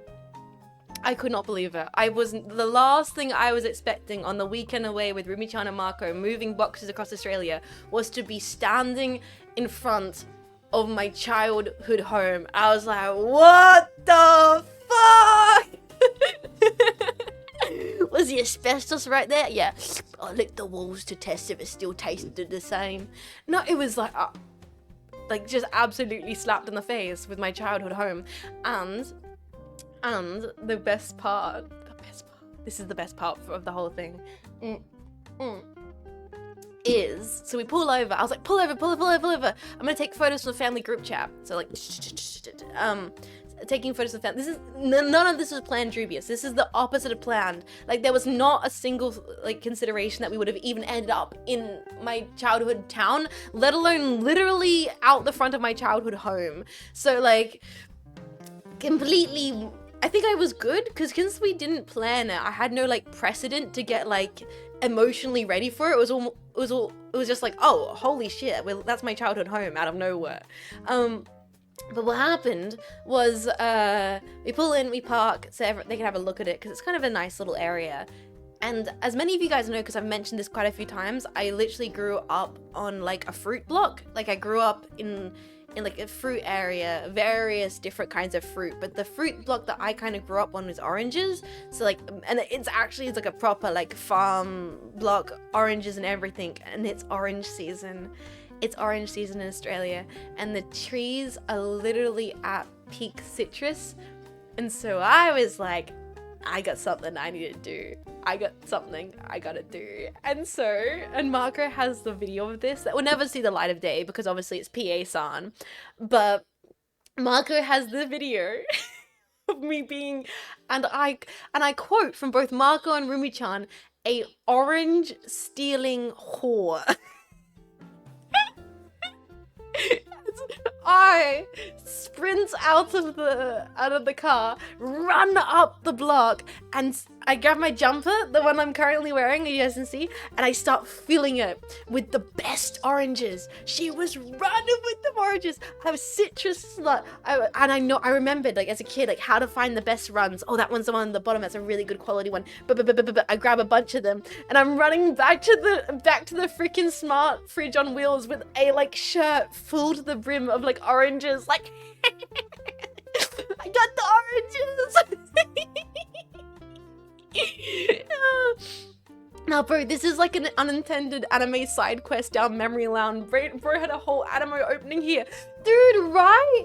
We had a full spontaneous like side quest. We had the McGriddle, we had the childhood town, and then I got the oranges, and I was like, start the car. Like, I got the oranges. I was like, I'm sitting there with a lap full of freshly picked, seasonally perfect oranges. Like in my lap, just like grinning ear to ear like a dork, like, oh my god, this is my childhood here in my lap. And as we start driving, I do what needs to be done. I rip into an orange just like I was a kid again, like walking at the block, and both Marco and Rumi-chan go like, that smells so good. And I was like, yeah, you get it. It's such a specific smell. It's the freshest, tangiest, like citrus smell ever. And like I perfectly peel it with my hands, you know, and then like give Marco and Rumi-chan each like a slice of like freshly picked from the tree oranges, and it's like juice going everywhere, and I was like, oh, it's so good. What the heck? It was a really lovely moment. Completely unexpected, out of nowhere, a side quest, but just delicious and wonderful. And then from the rest of it on, it was basically just like a few more hours back into the city. And I did make sure I got extra, so I brought back an orange for Rumi-chan, Marco, and Vivi as well. Got an orange. I left him at their apartment so that they can all have an orange each for breakfast over the week. I was like, that's from my childhood. Enjoy. And so yeah, then it was basically a drive back, and we rocked up into the streamer house. We unloaded the boxes. Vivi literally was like, hi guys, I just woke up because I was playing golf and drinking on stream last night. And we're like, Vivi. And so yeah, we got in and we unloaded the boxes. I was like, here is your orange, Vivi, please enjoy it. And it was, yeah, there was like this moment where we were driving back in to the city where we were all looking at each other like, we were here yesterday and now we're back here today. We kind of were all looking at each other like, that's crazy. We went across 3 state borders in like one day. We had left this the morning before, and now we are back the evening after. It did not feel like the trip had even happened, and yet it did. Like, Rashika, take care of yourself. Have a nice sleep. I know it's getting late, and I know I've been talking for a lot. I knew I was going to have a whole while, but take care of yourself. Did you speed drive? No. I'm a responsible driver. You guys deserve a rest and a pat on the back. That trip was massive. Well, that's what today is. Today is going to be like the nice rest. We're going to play Death Stranding, get cozy, and this will be my relaxation. I feel like we can go on some more, even though it is literally the exact same thing that I just did, but inside video games. Took a flight, drove for 2 days, ended up back right where you started. Yeah! Isn't that literally, get on a plane, cross 2 borders, get McGriddle, see a sheep, have a lunch in a pub, go to my small town. Like, so much happened in 2 days. We listened to so much music. We had so many chats. We had sleeps. I read some books. We did some sketches. Like, it was like a whole thing. And yet, really, it felt like no time had passed, because it was like there and back, in and out, quick little side quest. I'm a responsible driver and an orange thieving whore. Yes. Just found out Jets is an orange country girl. Sometimes I have mentioned it many a times. Like, I've talked about it a whole ton, that I grew up very, very rural, and that I was like in a full farming town. And like, the reason why I'm tomboy to my core is like, there was a moment when I was running into the tree up the block in the red dirt, ripping oranges off the tree, that I was like, this is the tomboy in me really aggressively coming out right now. My shoes were getting full of like 3-corner jacks, bindies. I was like, I could smell the dirt. I was like, this is my childhood. My hair is so like short and scrappy at the moment again that I was like, it's all coming back to me. I had a fun time. It was lovely. If anything, it was just very chill. It was just a very relaxing, it wasn't, there was no point in the trip where we were like, this is intense and difficult. You know what I mean? It was like, we're getting this done as quickly as possible. Nothing's going wrong. We're getting it done in 2 days really quickly so we can all go back to work. And, you know, it's almost like no time has passed, and yet we did get to this trip, and Marco got all her stuff back. And that makes me so happy to know that, like, now Marco has everything here with in Australia to, like, properly, like, feel settled in. There's got to be a part, like, of some, you know, of you that feels like you can't properly settle down when half of your life is still in a different state. So, like, I'm so happy that we got, even if it was like a double 2 weekends, 2 days away, like, that's not even a problem to help a friend out to get all their stuff back. And we had a bunch of fun side quests and, you know, pub feed and snacks and tunes, so it was all really good. Oh, I just remembered one thing. As we were driving back into SA, right into the state, right into the suburb where Marco and Vivi and Ruby-chan live, I was in control of the music, and you know, I'm queuing songs. Hi Flame Fist, welcome to the stream. I'm queuing, like, Running Up That Hill by Kate Bush, The Passenger by Iggy Pop. You know, I'm keeping it on theme. And then I timed it perfectly, boys. I timed it perfectly. I knew it was about, like, 4 minutes left on the thing, and I was like, time to hit him with it. Let me grab it.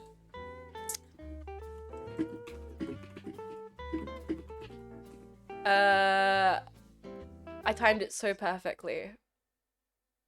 4 minutes left. We're just pulling around the corner.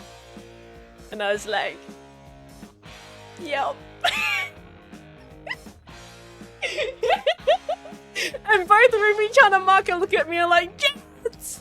And I was like, it's perfect! Come on! And we'll start like, bop into it. Let's get back today. It was amazing. It was so good. It was like, you know what? It's cheesy and cliche, but sometimes you gotta. So we're like driving up the freaking driveway while this was playing, and Marco's messaging Vivi like, we're back. The boys are back in town. Which was really nice. This isn't your local tomboy apprehended the APF for Grand Theft Citrus. Nah, it's fine, mate. Literally, same citrus I stole when I was a kid, nothing changed. It was a good return song. There's a lot of fun little tongue-in-cheek moments like that were really good. I had the opportunity, right? Right! So then I was back at my facility by the end of yesterday afternoon. Gave Mimama a big old squeeze. I guess, I filled up her water and food, even though basically she barely had any of it because it was like I was not even gone. I literally gave her food the morning before and gave her her food the afternoon later. So that was sweet. And then I was going to do my groceries that night, but it came back too late. All the Woolies was closed, so that's what I did this morning. My little morning adventure. Why I was late today was so I could clean up my facility, pack away all my clothes and stuff, put everything in the washing basket, have some groceries, and now I'm here to stream and hang out for the rest of the day with all of you guys. Basically, like nothing happened, even though it was a massive weekend adventure. It's great to see you all. So thank you for stopping by and hearing my yaps. I'm sure there will be like other stories that will pop into my brain that I'll remember. Oh, that one moment, or that one thing someone said. But I think I've covered most of it. And if you are wondering, I'm sure Marco will talk about it tonight on stream if she's streaming. She'll give you all the photos, because I unfortunately didn't take any photos really. I took a few photos. I have like a couple nice photos be in the back seat of like Marco and Ruby-chan at the front, but like I really should have taken more photos, but Marco took a lot of photos and stuff and all like the little ventures. I'm sure she can give you guys all the other little details that I've forgotten about the trip. But it was good, and we were safe. That's like a good point too, Jag, is completely relaxing trip. There wasn't like a point where we were like, oh, that was dangerous, or the car was... Yeah, there was no point where like anything really went wrong that we had to worry about. It was just the smoothest trip, great weather, just really easy. Yeah. Does Marco have a bed frame yet, or is it just a mattress on the floor? I think it's still a mattress on the floor. I think Marco still needs a bed frame. I think I think I have to bully her about it. I think I have to bully Marco about the bed frame. Marco, I think I have to bully you about the bed frame.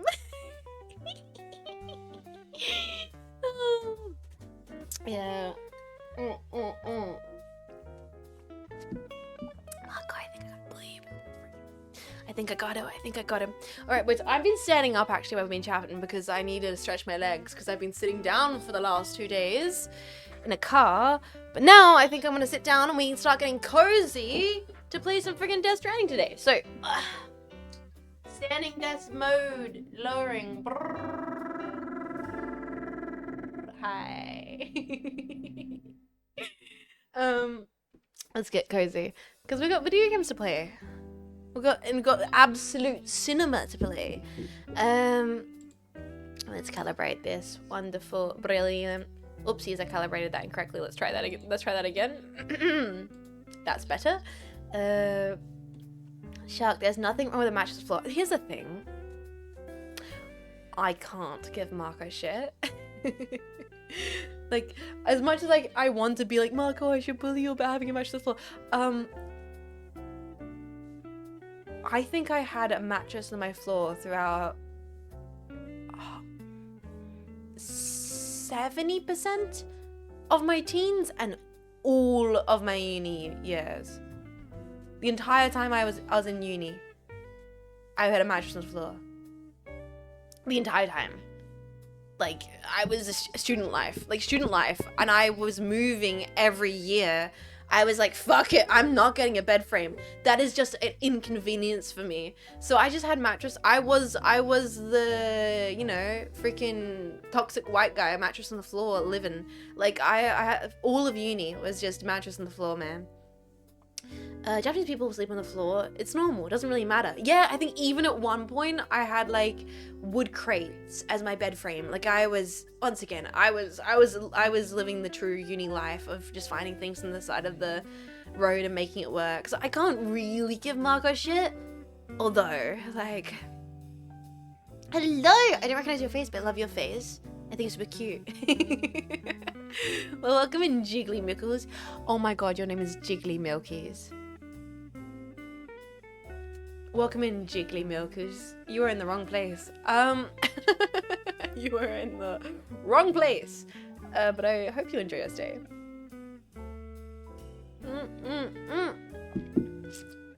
Sorry, I'm just sipping my coffee. What? Sorry, I'm flat as justice, daijoubu. Should we start the game? I think we should start the game. Do I need it? I'm just checking my brain. Do I need to do like a BRB, get more water? Should we do like an early stream little stretch check? No, I think we can just kind of get into it, honestly. Little bevy, little coffee. I mean, I did, it's weird because normally I would, but I'm starting way later than normal. So I don't actually like feel like we need to. I feel like we can just kind of maybe get right into the game, honestly. Could snack up. No, because I had lunch before stream. I made myself a wrap before stream today. So I think we can just get into it. That's it over here. Okay, guys. And I'll also jump us into the category. Death Stranding. And here's the thing.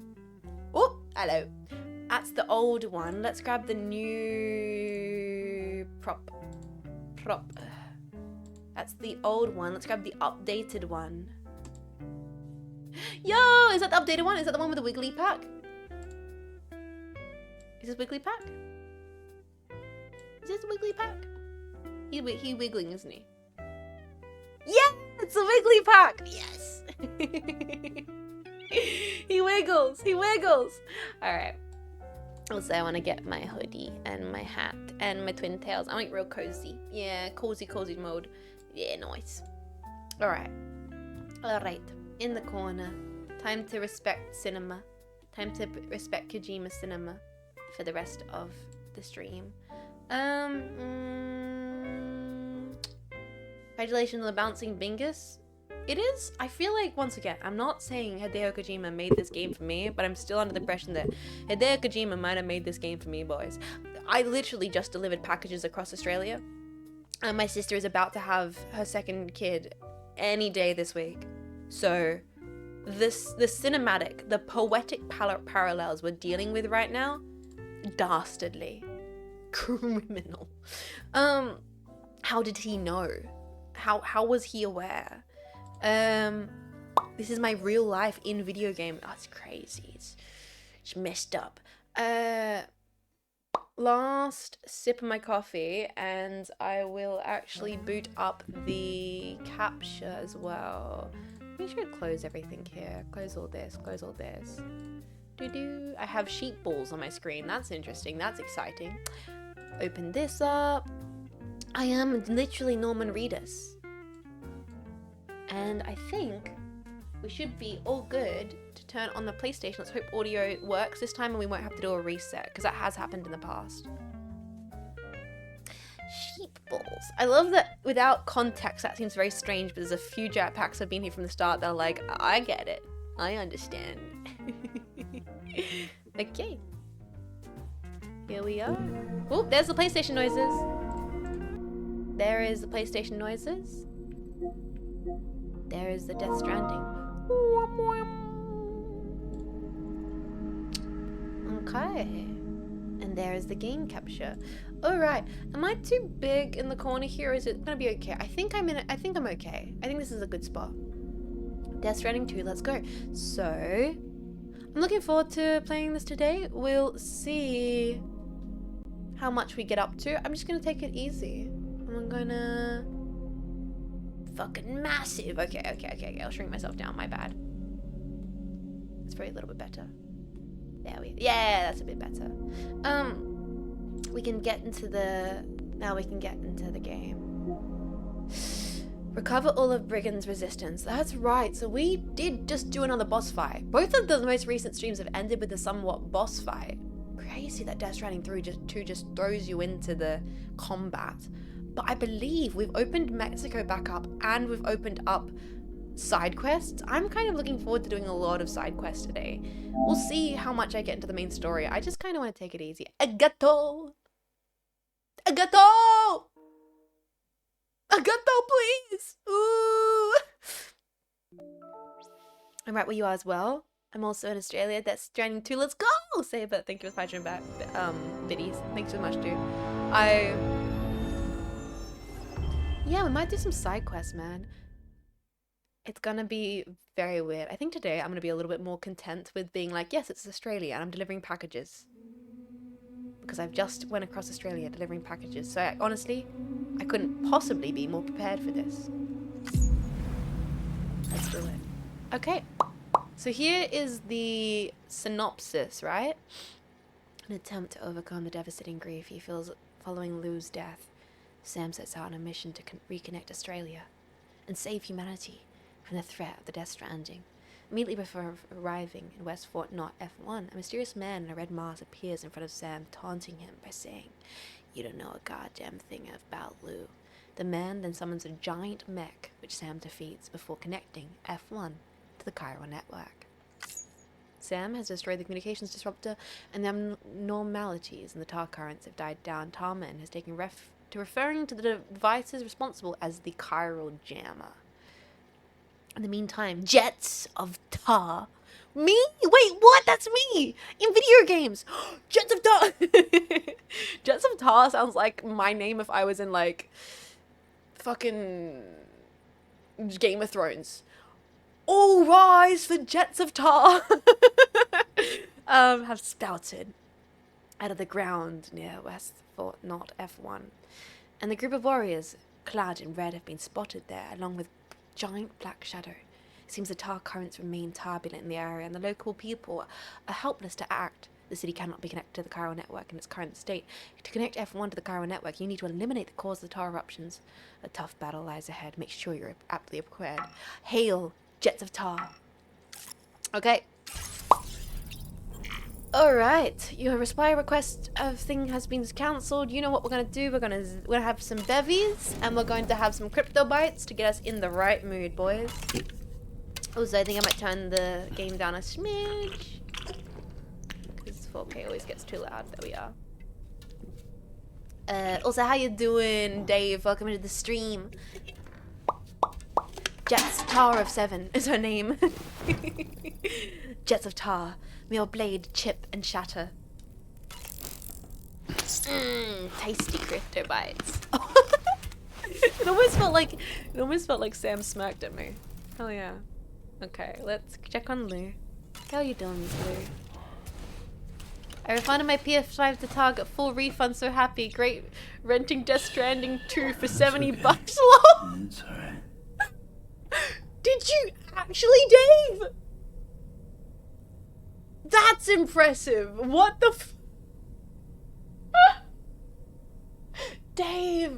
Dave, what? Shameless and actually kind of wild. Yep. Backed it up on a USB stick. It's got no games and I'm a PC gamer. Oh man. Oh my god, Dave. I got a 07. Sorry, let me shake Lou. Let me just shake Lou. Oh my god. Buddy. Oh, Lou, you're so cute. It's a pity that you're not real. It's a pity you're not real. Okay. Let's activate room terminal. Use shower, use toilet, go to service. Let's use the shower. Let's get ourselves clean. And then we're gonna check out our side tangents. It has Astrobot, it's true, but it's always drop off platformers pretty quickly. Yeah, I mean, oh, loud still, actually. Let me turn this down even quieter. Whoop, oh, wrong button.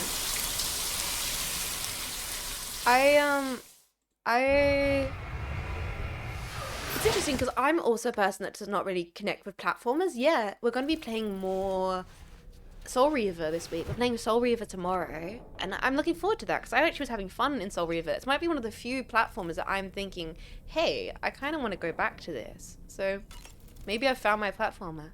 Nothing like a warm shower after a hard day's labor. So Right, true, Sam? Dollman. That's absolutely so true. What else do you You have to know, say? I've been thinking about what happened to Lou. Fragile holds herself personally responsible for those tragic events. If Higgs was indeed behind the attack, then I can understand why she feels that way. Why she blames herself for setting everything in motion. But she's resolved not to let any of it show. To bottle it up and put on a brave face. You gotta process your She feelings, didn't Fragile. used to smoke before, did she? I suspect it's a form of self-punishment she's adopted. Vengeance Smoking gives rise bad. to a cycle of violence, and Higgs wouldn't have it any other way. But she's committed to helping you complete this journey, together with Lou, to get you back on your feet.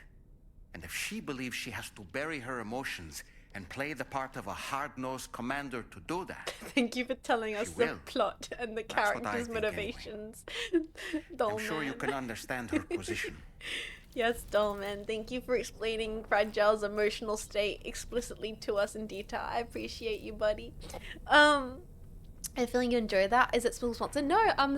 This next Soul River streams won't be explicitly sponsored. I'm just actually genuinely choosing to play it because I'm enjoying the game, which is, I think, a testimony to a cool sponsorship opportunity. Let's head to the surface. Well, Dolman can break you down to the sum of your parts. Oh, there's something poetic in that. Okay, guys, time to lock in. I'm sure this will be fine and nothing scary will happen.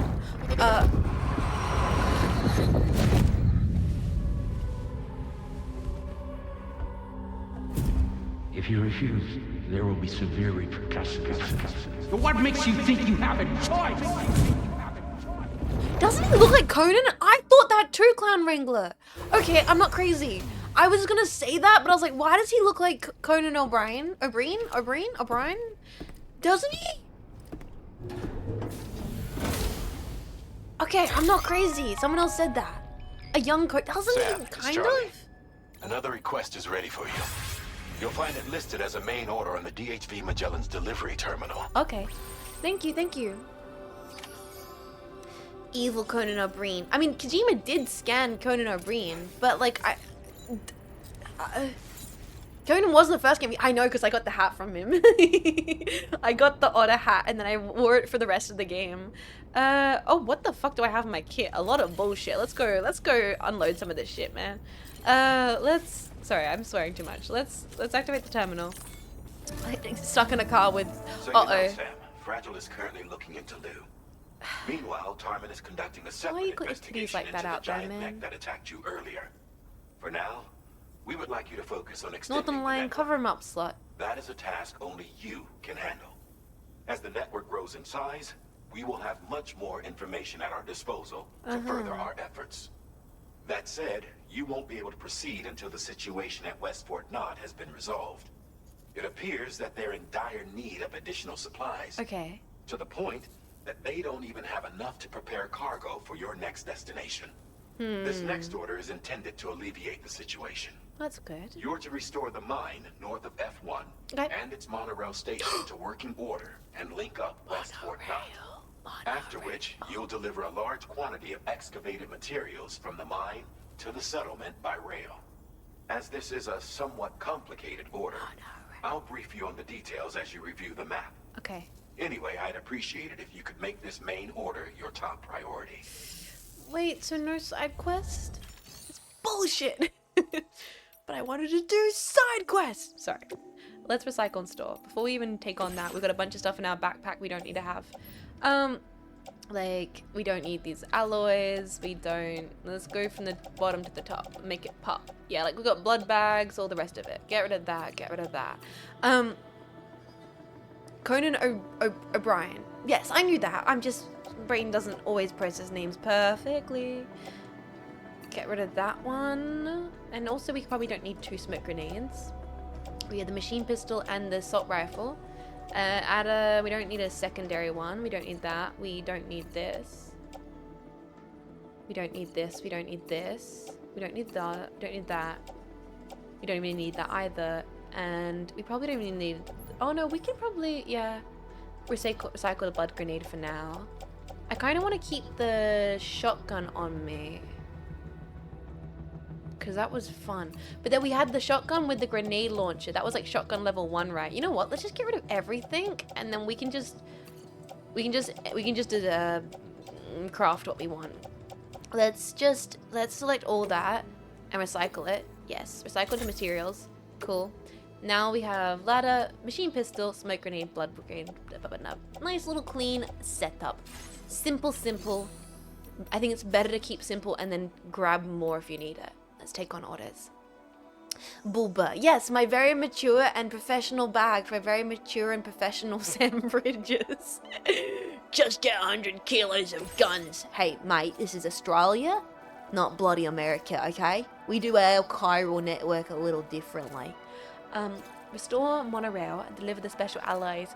This chick, I have seen her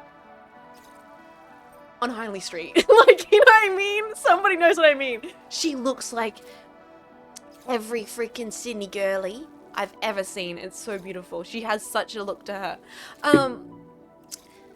Alright, restore the monorail.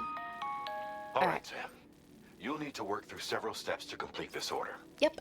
To begin with, collect the cache of materials waiting for you on the DHV Magellan. Noted. Take these to the mine north of F1. Yes. The location has been marked for you on your map. Thank you. And when you arrive there, submit the materials using the terminal on site. This will allow you to restore the facility to working order. Can do. Next, access the terminal again to commence mining operations. We've done that before. If all goes well, a large quantity of materials should be extracted. You'll then need to deliver those materials to West Fort Knott. Yep. Consider making use of the monorail located at the mine to make life easier. Upon your arrival at F1, So exciting. use the delivery terminal to submit all the materials for processing and to finally complete the order. Okay, so we're going there That's all and then we're there is going to back. So begin plotting your route to the mine north of F1. Okay, we're going down to Magellan, then we're going up to the mine, activating the mine, and then we're gonna come back on the monorail. Oh, that's so exciting. Ah, hell yeah. Hell yeah. Also, Captain Tamo, thank you so much for spoiling the stream for a whole year. I hope you're doing lovely. That's a long time to support what I do. Thank you for a whole year of being a jetpack. I hope you continue to enjoy your stay here.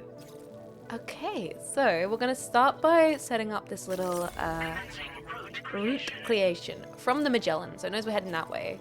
I'm just gonna head, maybe we'll just kind of cruise underneath the... Oh, I see this. Cruise under the monorail for now. Actually... No. What I want actually, I'm gonna remove this if I can. Remove marker. Start from the start. I got a better idea here. Draw route. We're gonna go right across the tarmac. Why would we not do that? Then we're gonna get into here. Go along the edge up here. I think the quickest way is clearly across these little rocks here. But I feel like that's also a trap, you know what I mean? Like, I feel like this is bait. Like, this little arpeggio,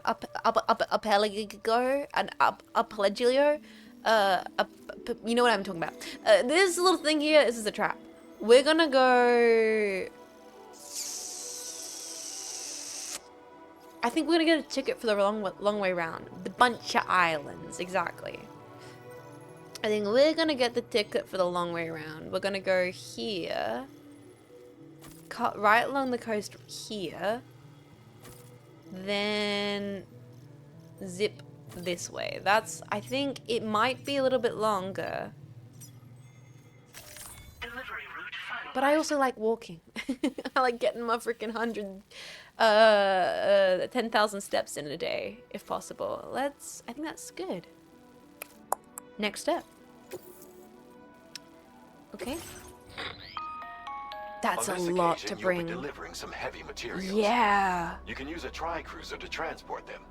Alternatively, floating carriers can now be fabricated. That's true. These carriers are ideal for taking heavy cargo across terrain, ill-suited to vehicles. If that sounds good to you, try fabricating one and loading the materials onto it. And when you're not using the carrier for cargo. You can hop aboard and kick the ground and use it as a Yes, we can. Yes, we can. Okay. Just remember that floating carriers require Cairo crystals to function, so keep a supply on hand. I've always got Cairo crystals on hand because I think they're fun to collect because they make a satisfying noise when you pick them up. There's no other reason.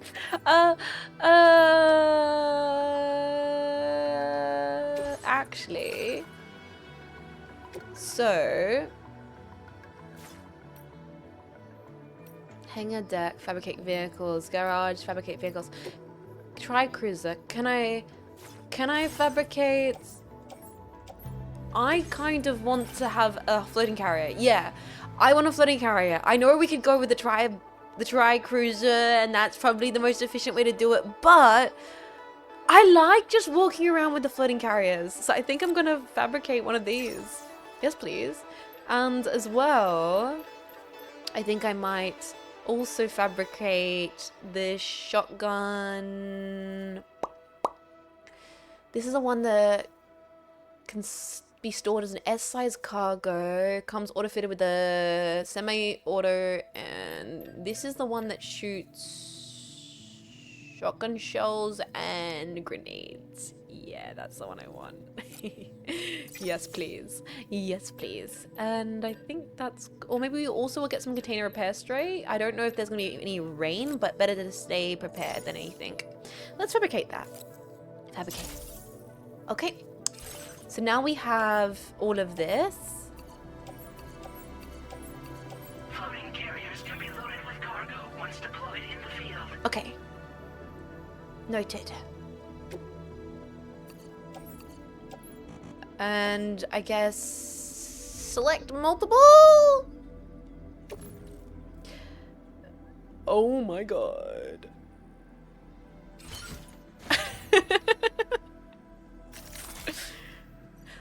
we can work out the floating carrier when we're on the field, right? Right? This is gonna go smoothly. Don't worry about it. I got this. I got this. I got this.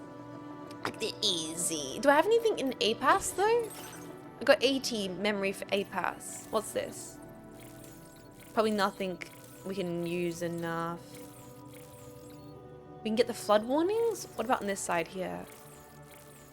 instant cargo binding. What about this one here? Augmented motion scanner. Increases the time in which the results of the Autodesk can be displayed. Faster scanning recharge. Let's get that one. Leaning tower packages. No, we have our little emotional support robo buddy. When we head out, which we can activate. It's gonna be fine. It's gonna be fine. Okay. You know, honestly, it's not even that heavy. We can kind of walk this for a little bit.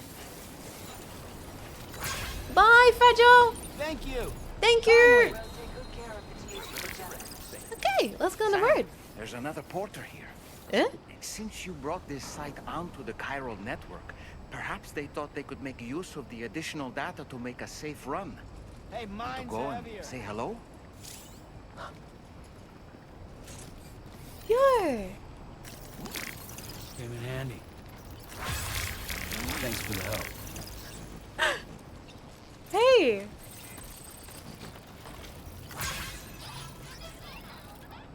Wait, you can like pick up stuff from porters? They like can hand you items like chemicals and stuff?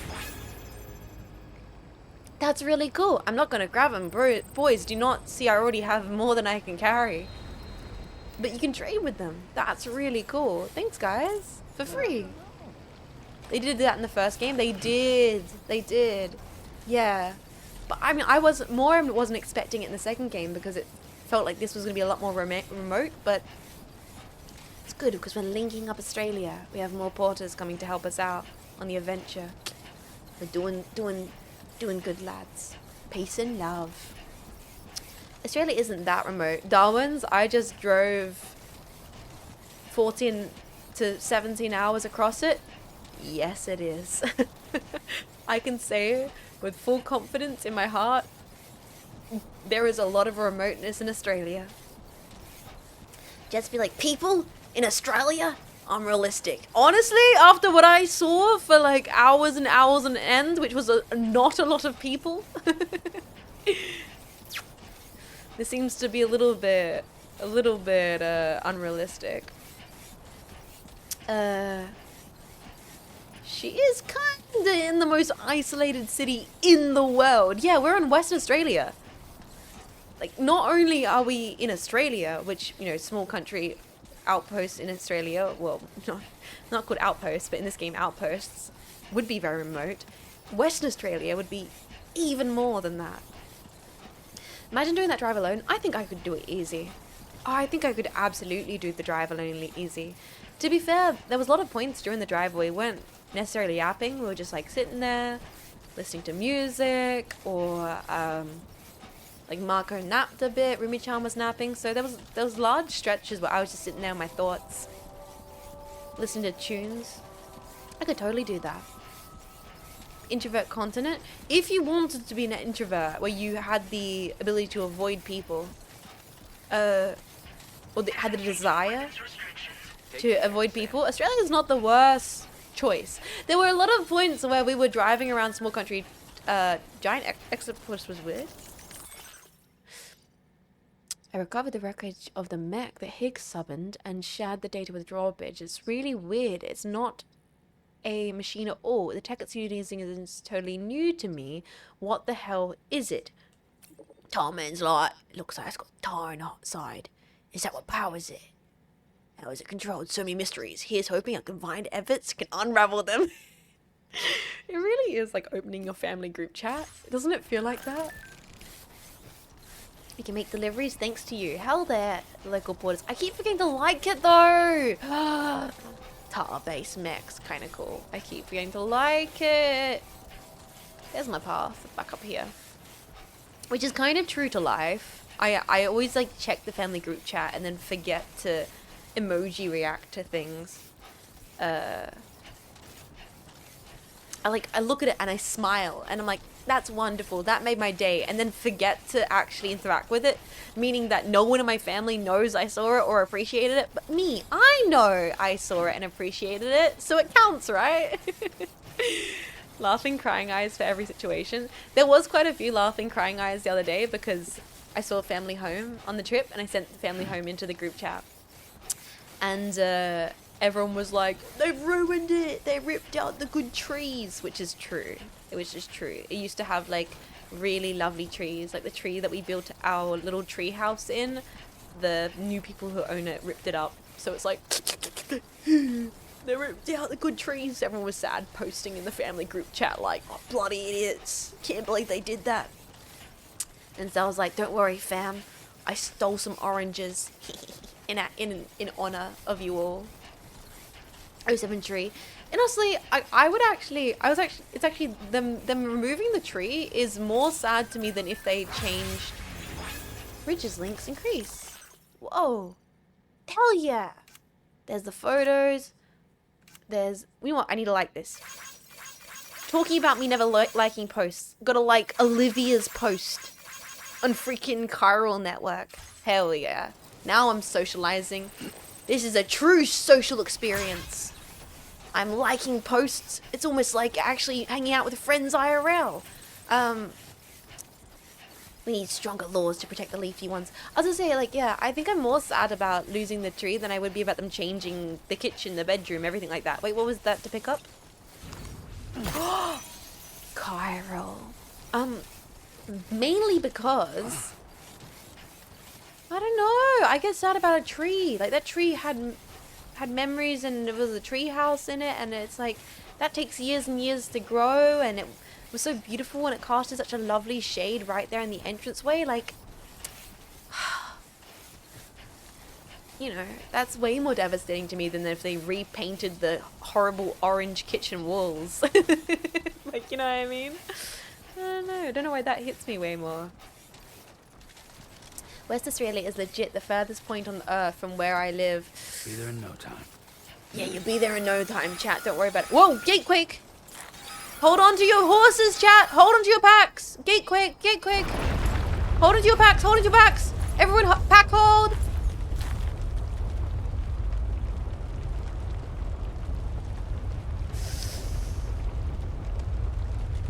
Gateway detected. Intensity. G-scale. G-scale. That's actually incredibly unrealistic, to be fair. Because, wait, this person requested weapons? Do I have a spare weapon? I think I might. Let me see. Do I have the spare, gun? No, I just the shotgun. I thought I kept the handgun on me. I'm sorry, buddy. Can't help out. Not this time. I was gonna say, the existence of gatequakes is unrealistic because Australia is not on a tectonic line. We are in the center of a tectonic plane. I feel like I'm saying that under the assumption that a lot of you guys already know that. But I guess a lot of you guys don't know that. Do you guys know that? That Australia is not on a tectonic line? And we have little to no tectonic activity. Which is good, because if we were on a tectonic line, shit would be fuck, y'all. We have lots of volcanic areas and lots of like material, I believe. What's what I'm looking for here? Like we have the right kind of. Let me just see. How do we Get it done. Get it done. That's how I scan with the obelisk. I'm just kind of remembering the controls here. It's been a week or so. We have a lot of the materiality that could cause dangerous occurrences if there was, you know, volcanic activity. Melbourne had a couple tremors last year. I felt the shake twice. I felt the shake live on stream, actually. I felt that there. I was live on stream the last. This is a good bridge. You get big likes from me, buddy. Great bridge, wonderful bridge. As a person who has bridge in my name, I can appreciate this bridge. I believe I was playing Dark Souls 1. I was standing out the front of Ornstein and Smog. And I went, wow, my upstairs neighbors are loud tonight. And then the chat goes, no, Jets, you just experienced an earthquake. And I was like, oh, that makes a lot of sense. Holy shit. Holy fuck. Like, let's zoom in here. We should put a bridge down just ahead of us. We'll probably put a little ladder here. I gotta sleep for work, but welcome back, Jets. It might have been forever. We knew you would make it. It was not forever at a time, but I am glad I am back. Even though it doesn't even feel like I left. And I'm glad you enjoyed the yaps. Please have a lovely sleep and a good day at work. Thank you for stopping by, dude. Take very good care of yourself. Okay, let's place a little. Let's see, can we maybe place a ladder here? Trying to think of a nice shallow part of the river. Oh, bloody hell, we saw so many rivers. So many rivers, so many driving over little bridges, being like, hold your breath, everybody, we're going over a bridge. Okay, let's go this way here. Grab this, equip that one, nice and easy. I'm gonna chill, man. You know what? Maybe. Let's L2? Aim it? Now leaving chiral network coverage. Why is it not showing me what it would look like?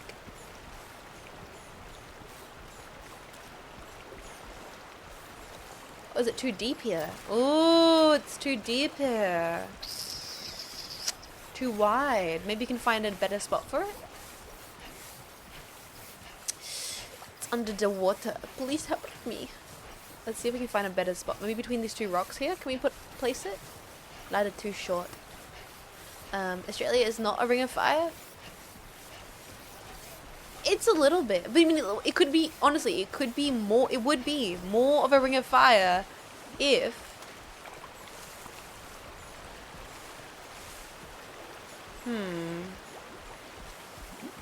it's not a good spot. If Johnny Cash lived there. Hey, we will listen to some Johnny Cash in the drive. If we did live on a tectonic line, because then we'd have all the freaking crazy earthquake activity. But very lucky in Australia that we don't have that. Let's try a little bit further up here near these rocks. Ooh, those are two good rocks. Yeah. Come on, guys. There's something really satisfying about finding the perfect space to place a ladder in this game. And I'm liking the idea of putting it here. So they call it the lucky country. I feel like that's a joke I can make here, being like, nah, it's called the lucky country because I'm here, mate. It's bloody lucky to have me. But I don't think my ego is actually big enough to make that joke and to like mean it in my soul. Let's see. Yeah, this is a really good spot to put a ladder. Yeah, that's the way. Yes, even Sam agrees with us. Even Sam agrees. I've seen the spiders in your country. You're not lucky. I mean, you guys have bears. You can't talk, man. Bears are terrifying. Spiders, anti-venom, right? You have a solution to your problem. Bear, the solution to your problem is just die. Hey, I never said America was lucky either. That's true. You guys also do have Trump or whatever. I don't know. You just got bullshit in general. Like, I don't know. There's a lot going on. You will literally never see a bear. Yeah, just go to a gay bar. I don't know. What the jokes am I making today? Let's go from Chiral.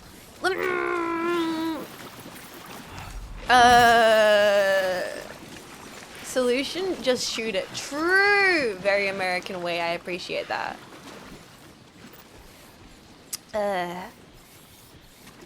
It's simple nation, but I'm a simple person, right? I'm the kind of person who encourages my friends to go on a 3-hour trip for 3-hour side quest for McGriddle, okay? I'm a simple lady. It really needs more bears and cougars. Oh, there's a little rats! Oh, wait, why am I getting hurt? Chat, why am I getting hurt? Jetpack. Oh, the rats! Freaking rats! Freaking rats stealing my chiral. Crazy that when to like the wide camera for that. Oh, that's a big crystal. Nice. Tar rats. If tar rats evil, alright, answer this for me, Jetpack. Why cute little guys? Explain that, scientists. Riddle me this, Jetpack. Anyway, why? Because you're closing on a new destination. The game's like, oh, you gotta be acknowledging the cinema. And I'm like, what if I acknowledge collecting a bunch of side of... That is really pretty, actually. What if I Sorry, look at all this coral. There's so much coral.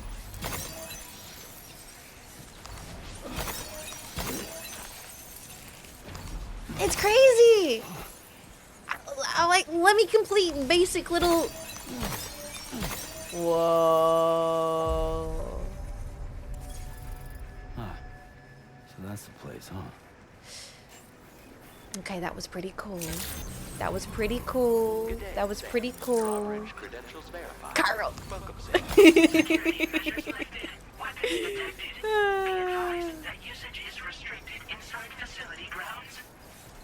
That's pretty sick. In case, where the bear Fusius got the dog off and got killed when they were documenting the bear. Oh yeah, well that's like... There's a Werner Herzog documentary that I've been meaning to watch for years. I think, is that about that?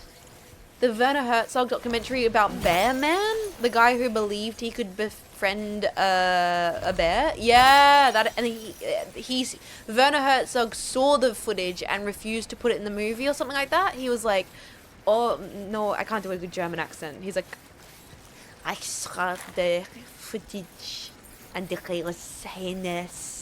Disgusting. I will not do it in my film.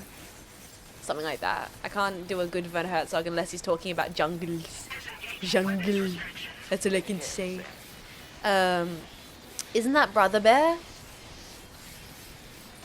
Brother Bear reminds me of, because of the animation style, it reminds me of Balto.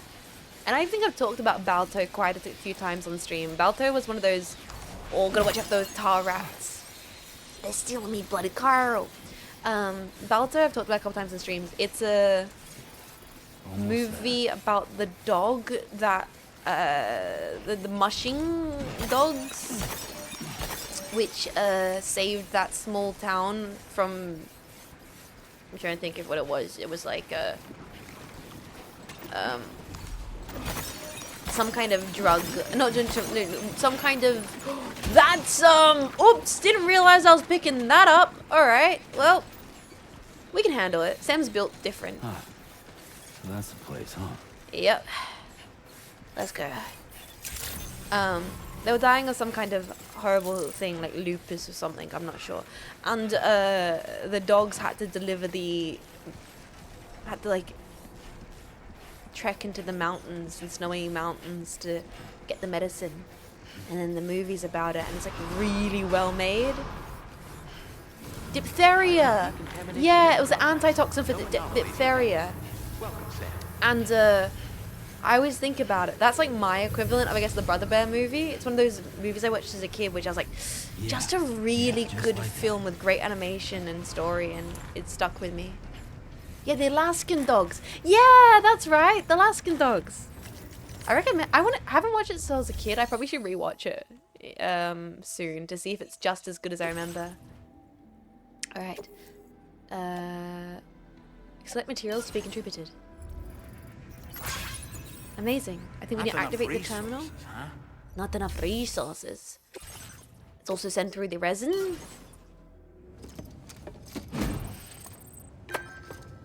The real world story it's based on is really cool too. I love a little story like that based on something that... Ooh. Sorry guys. We're coming online. Mine.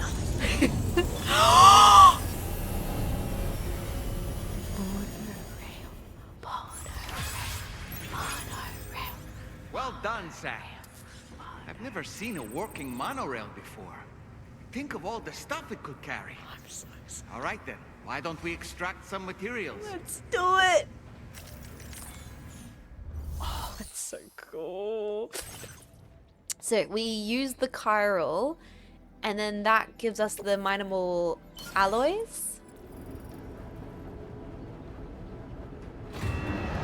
Sick. So cool. It's like so Australian for me to get excited about mining. Like, holy shit. Very good, Sam. Now all you have to do is load the extracted materials onto the monorail for transport. That's a lot of Let's begin by accessing materials. that delivery terminal. Okay. Accessing the delivery terminal?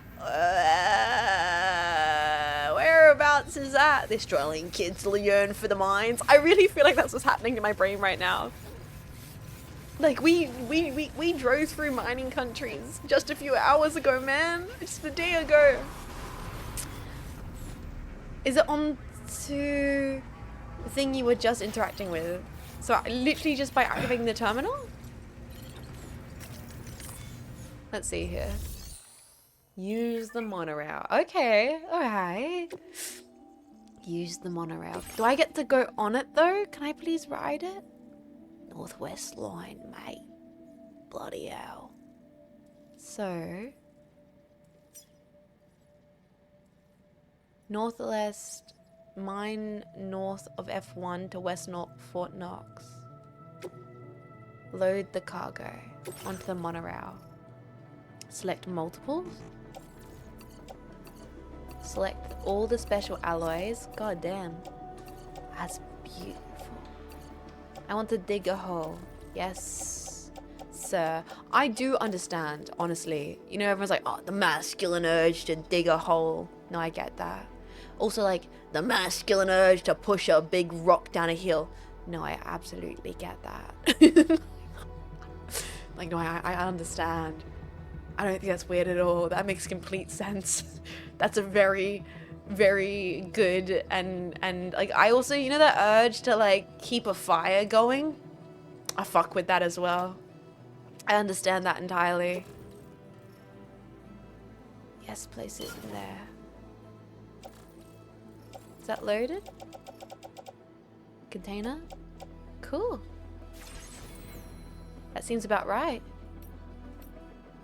Get on or off the monorail. Yes! I want to get on the monorail! Please, please, please, please, please!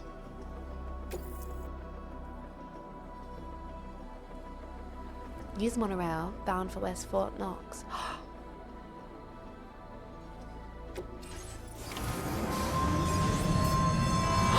Whoa! Yeah!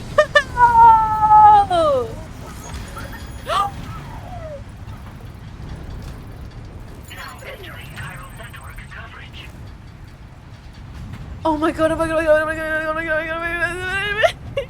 Thank you, Hideo Kojima. You guys sure that he didn't make this for me?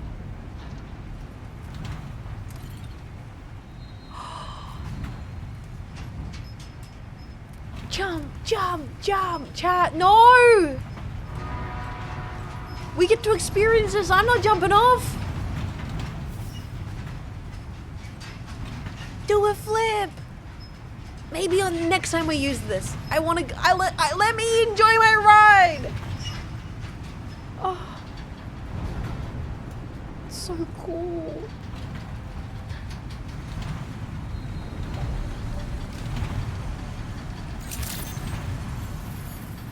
That's so cool.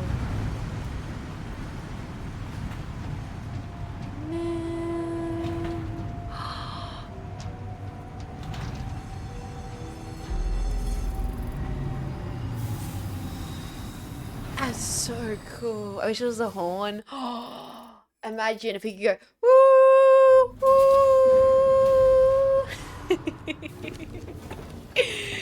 Thank you, Hideo Kojima. Again. Tools and fieldware. Transported by the monorail has been placed in your private locker. Amazing. Cargo can be delivered via the terminal. Via the terminal. Yes, yes, let's do that. Deliver and report. And also we did the natural gas.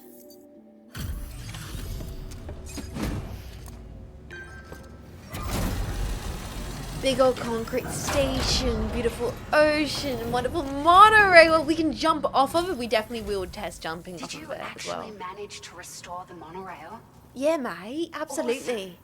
With Awesome. it back up and running, you'll be able to transport materials from the mines. That's bloody brilliant. Right. She's so Australian. Let's take Sorry, a I look should take at some these older materials you bands. brought. Sorry, I can't believe her accent. I feel like I need to sound more like that. Wow, that's absolutely amazing, chat. Can't believe it. You really did a good job on that one, guys. Look at all this. Would you look at all I think it's this? safe to say you'll have nothing to worry about for a while. Oh my god. She does look like a Pilates girl, doesn't she, Clown Wrangler? Like, you've seen her up, you know, walking up Remain Street. On her way to Pilates. Me and the girls going to Pilates. I'm going to do mimosas at the...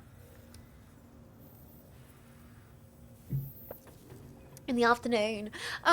She's mocking her own accent. Well, cause this is what I feel like. This is what I sound like to you guys, probably. But this is what, so it's so weird for me to hear it. Oh, hello. New vehicle? Found some of That those is things that the out, truck? did you? I thought this was gone for good. Gone for good. See, gone. Did she say gone? Gone for good. See, I say gone. I say gone. I was actually scolded as a kid for saying gone. As a kid, I would say, "Where's everything gone?" And I had like parents be like, "No, you say gone. You don't say gone. Gone's gross. You don't say." I got I remember being distinctively scolded as a kid, to speak better.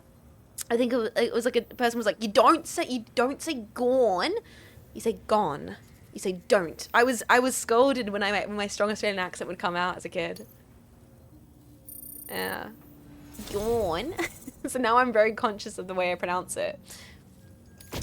We've made some great strides in our research thanks to you. Brilliant. If it's all right, we'd like you to have this. What is this though? Connection level increased. Increased battery capacity. Oh, that's really cool. Amazing. Most Australians can't say no, only no. Yeah, like actually, I was a little bit scolded out of developing a bit of more of a stronger accent. Sometimes, like the way I'd pronounce things, I'd be like, they'd be like, no, you don't pronounce things that way. I think it's because there's some. Oh, let's go! Wow, flashing lights! Ah! Ah! Whoa!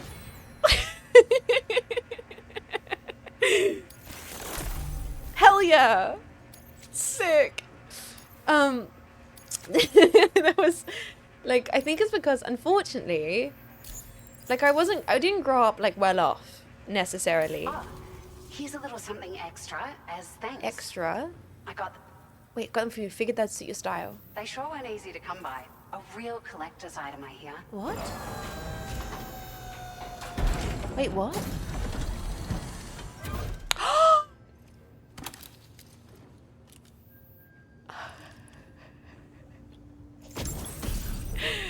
The sunglasses. The. We really appreciate your help. At the risk of stating the obvious, Yeah. it's going to take an awful lot of resources to restore the other roads and monorails to working order. Of course. But at least with this monorail operational, you can bring us large shipments of materials with relatively minimal effort. We get to you. That's going to go a long way towards getting other sections up and running again. Amazing. We can fabricate pickup off-roaders now, by the way. I'm pretty fond of them myself. Amazing. Pick up off-roader. It's a large four-wheel drive vehicle. Vehicle, Boasts yeah, mate. significant cargo carrying capacity for the hard-working porter. Porter? The driver's seat is in an elevated position and exposed by design. Order. The This horse allows is the here. driver to survey their surroundings more easily. So good. And engage enemies with small arms if We saw necessary. so many utes You on can the ride customize too. It was quite a bit great. too. Attach all kinds of different parts as you like. That said, a lot of parts are still in development, but you'll receive their data as soon as it's ready. Order. The schematics for this vehicle have already been shared with everyone on the chiral network. Hell yeah. Which means that we can look forward to other people drafting even more new parts. Incredible.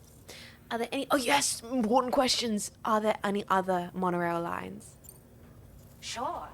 The monorail network is extensive and once stretched across a good chunk of Australia's coast. God, I wish that was real. But repeated exposure to timefall has God. seen it degrade significantly. I wish it With was... the constant threat of BTs and armed groups, it's Oh, not bloody really hell. possible to repair the Armed damage. groups. If you happen to Unbelievable. come across a track layer, be sure to feed Track it any layer? materials you can spare. Absolutely. Even a small contribution will make a difference. Can do. Anyway, just something to think about. Yeah, for sure. We're so grateful for the assistance, Sam. You've been a ray of sunshine on a cloudy day. You managed to Fragile. save the day, Sam. Hey, The Fragile. people here now have more than enough supplies for their needs.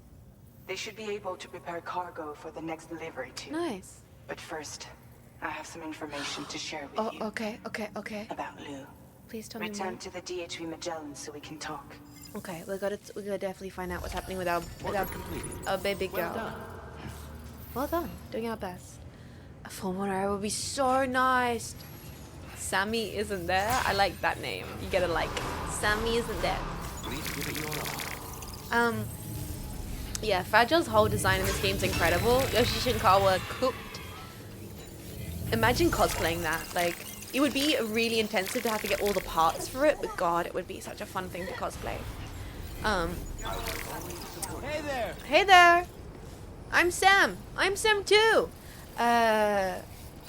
With the hands and everything. Oh, have like wiring in them so you can pose. They can pose the hands in different ways. Like, even just building the hand element, like crafting that as a cosplay would be such a fun project.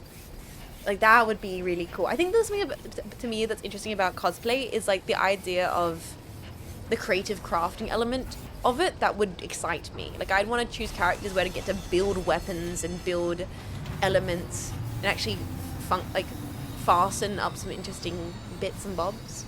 But yeah, I was thinking about you know, with the way she speaks. Gotcha. Hey! I like the coffee one. What? Monorail's back in business. Let's give it some likes. Yo, the Prime Minister's excited about the monorail. What's he say? He said, nice. It's almost like the Stranding never happened. That Porter's given this continent a new lease on life. Well done. Dudes, we impressed old Oz. Let's go. East, thank you so much for priming. Hey, thank you so much for your second month of support. Thank you also for being a Prime Pack. Like saying the first month is a gamble and the second month is brain rot. Thank you so much for choosing to enjoy your stay here enough to come back for another month of support. I really appreciate it. It means a lot. Mr. Prime Minister, who isn't excited about the monorail? Honestly, always. No, I'm really am glad you're enjoying your stay here. Let's activate this terminal, see if we can know anything from here.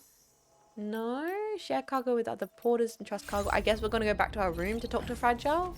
Okay, let's go talk to Fragile in our room. Go to the bridge. Yeah. Let's do it. Sam Bridges, heading to the bridges.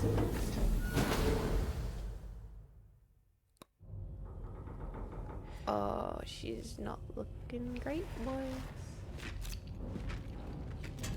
You okay there, Fragile? Hey, Sam. I'm an empath, so I can tell you if How's something it going? upset. Because I'm such an empath. Oh my god. I have updates for you, if you have time. Always got time for you, Fragile. learned more about Lou? We followed up on the message Deadman left for you at the lab. Okay. About how there was another BB-28, Yes. not Lou, who, according to the records, was decommissioned 4 years ago. The first time you and Lou met Yeah. was about 2 years ago now, when you were entrusted with the BB previously issued to Bridges Corp's disposal. Yep, to get rid of it, and then we saved it. And together, the two of you made it all the way Do I across have to ask for the North doll's America. flying? It's on a clear string, I think. Yeah, you can see it shining. Deadman and everyone else at Bridges, they all called Lou BB-28. Yeah, 28. Oh, baby, Right. 28. Because that was Lou's serial number. Uh-huh. You see, we found the records for the BB storage facility. By cross-referencing the data, we confirmed that after BB-28 was decommissioned 4 years ago, Lou was assigned the same designation and placed into storage. So what you're telling me is that instead of getting a new serial number, Lou inherited an old one? As for Lou's mother, following the C-section, it seems she passed away. Wait. And that pretty much is the extent of our recent discoveries.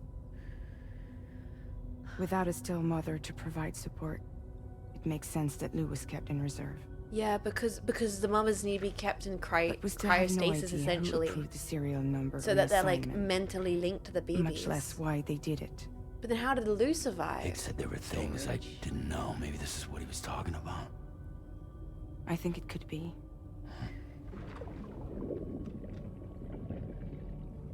I want to know everything about Lou. You're playing his game, Sam. Chasing after the past is what Higgs wants you to do. Because he wants to hurt us. He already has. I need to know where Lou came from. I have to know. If you're sure, Sam, I'll keep digging. In the meantime, you should get plenty of rest before your next mission. It's insane how good the models look in these cutscenes, man. Like like my brain is so not feeling any uncanny valley. Like I'm like, oh yeah, no, this is what the characters look like. You know what I mean? That's right. What the?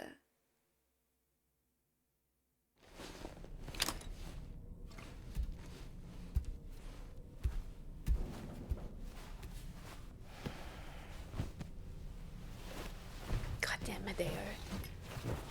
Oh, Hunka Mimi time. I'm sure we'll have a nice, relaxing sleep and nothing terrifying will come to us in our nightmares. Right, guys? Oh, actually, well.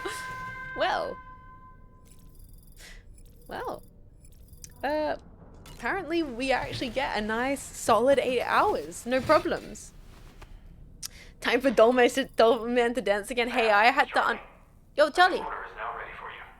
I'd also like to brief you on your next destination. Thank you, Tits McGee. Fragile wants to have a word as well. Oh God. Visit the delivery terminal in West Fort Knott to take on the relevant main order. Can do. Sam. Dolman? Seems Tarman decided to leave a few books for you. Yo. Right there by your bed. Reading is a wonderful way to take your mind off things. Trust me. Thank you, Dolman, for your therapist advice. Examine the table. Is that Moby Dick? It totally is, isn't it?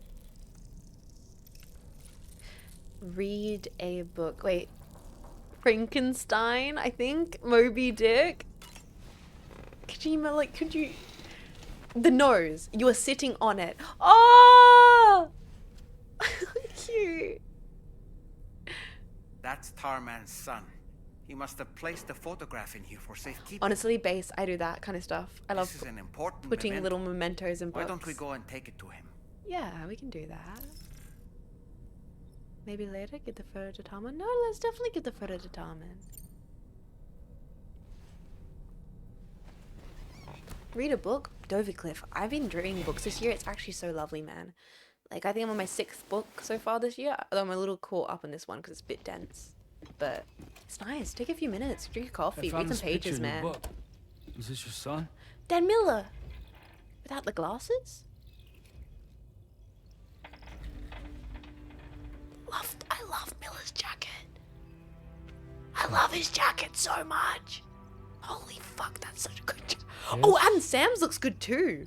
Good jacket. He's still But out there Miller's, somewhere. Miller's. Borne Wait. along on the currents Wait, what? with this right hand of mine.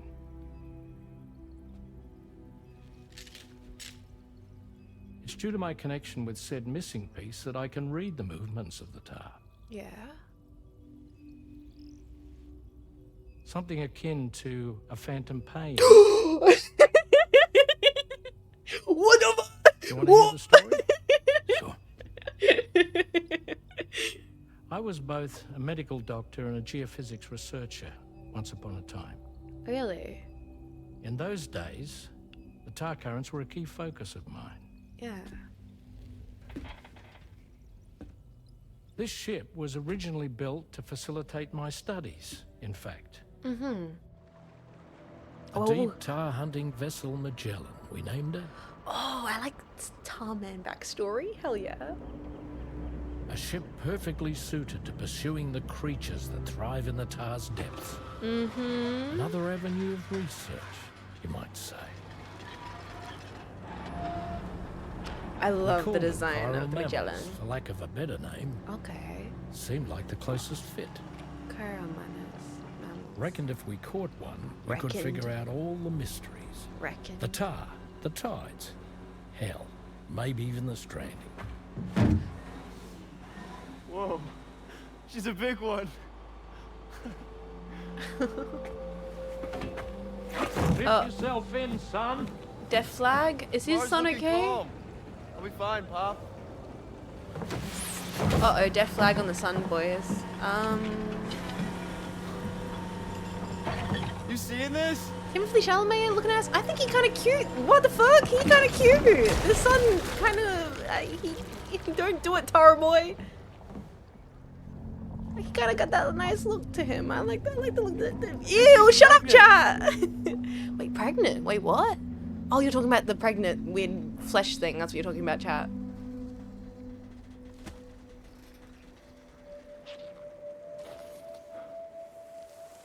What? Hey, Pop. This is weird. Why is he American sounding?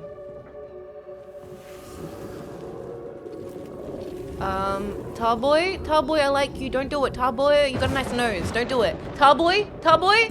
Tarboy? No, no, no, no, no, no. I like this character. No, no, no, no, no, no, no, no, no. Stop!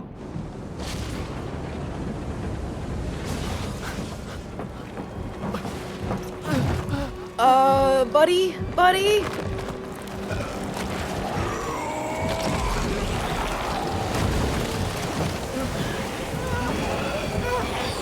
No!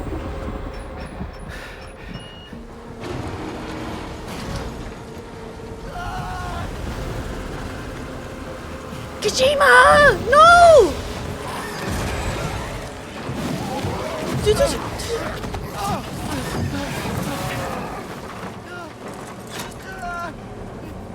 Dad Miller, save him!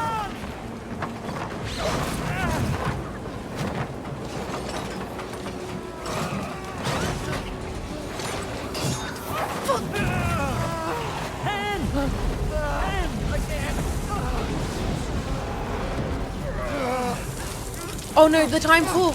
The time full!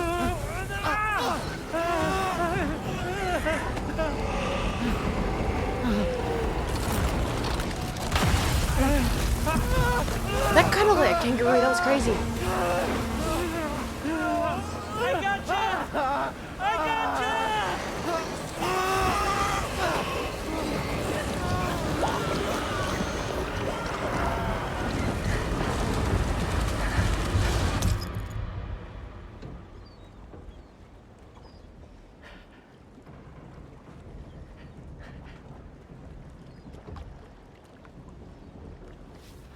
Oh, okay.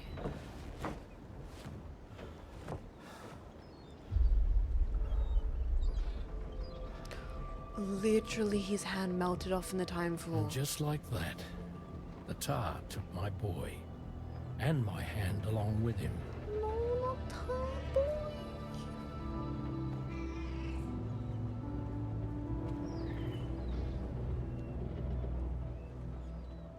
That's a beautiful shot. What the heck? You got a cool cat though. I thought this little guy was my son reborn. If I may ask a question, the hunters that attacked you after you caught the chiral mammal, are you sure they came from within the creature's womb? Yes. That said, I'm not of the opinion that the hunters were its offspring. Its womb merely served as a gateway. Gateway? Like they want an infection? Indeed. The tar and the beach are connected.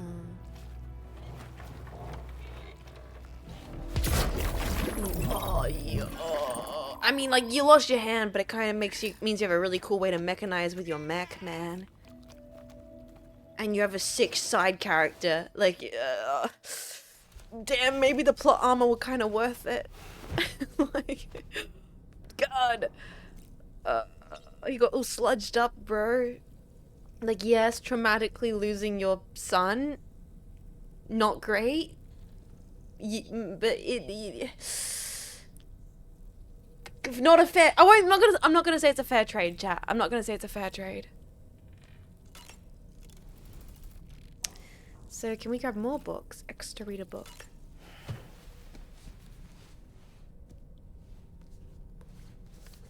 Hell yeah. Moby Dick, or The Whale, seems to be one of Tarman's favorite I novels. wonder why. As the name suggests, it's a story about a white sperm whale named Wow. Moby Dick. I wonder why that is. One of the main characters uses a prosthetic leg made of Does whale he? bone to replace the one Moby Dick took long ago. Interesting. He's obsessed with getting revenge against the whale, which he hates with a terrible passion. All while nursing the phantom pain of his lost leg. In the end, Ahab fails to exact vengeance on his foe and is dragged into the sea. His crew's only survivor is Ishmael, the book's narrator. He was rescued after clinging desperately to a coffin-shaped life buoy. That's right, a coffin was his savior. Why is fucking Dolman retelling the story to Sam like he's a fucking chat GPT synopsis? Sam's like, yeah, read this book. I mean, chat GPT did, but, you know, I did also. Like, what? Thank you, Dolman. What? And then Ishmael joined the Limbus Company. And, like, oh, it's biblical, man. Dolman, is this true? Wait, yeah. You be like, Chat GPT, is this true? Grok, is this true? Meanwhile, I'm like, Dolman, is this true? He has his memory gone. Are you feeling numb? Imagine Kojima making normal readers reading all of Moby Dick. I am that friend. I am that friend that will like give someone a book and be like, please read this, it'll change your world, your life. And fully knowing full well that they're never gonna read it. I'm unfortunately that friend. That's a new snack. Yeah, wait, that cryptid bite looks different. It's like a little spiky guy. Ooh, electrobite. Electrobite. What?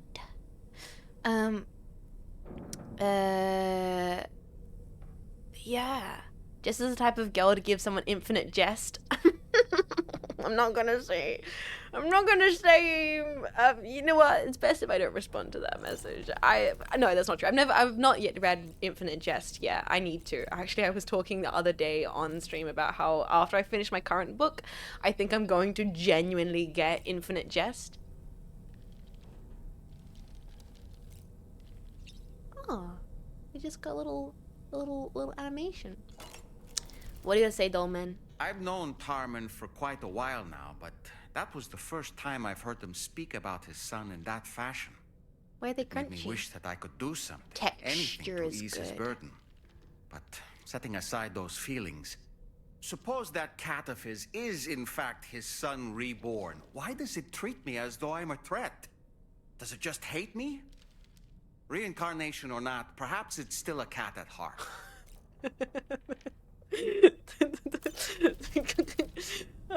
Thank you, Dolman. Like, I like that idea. Like, not believing in reincarnation because animals are jerks to you. But if reincarnation was real, then all animals would love me because I'm a great person. I don't know. I like that. That's great. Bro, you're a doll. I think animals would be like spidey senses would be going off all kinds of weirds. Let's shower and then let's hit the road. I feel bad for Tarman, but his cat's a dick. The cat also hated the president.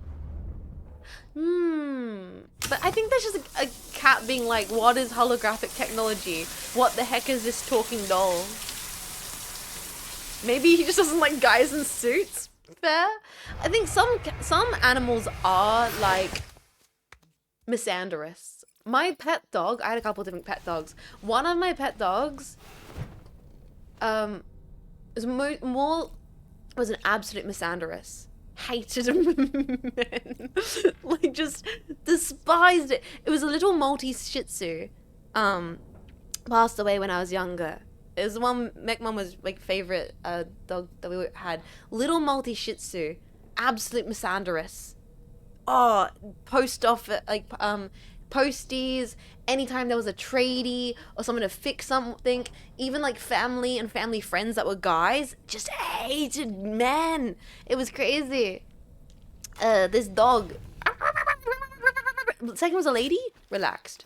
I don't know why. Some animals are like that though, I swear. Maybe I just hated blue collar workers. Time to lock in. The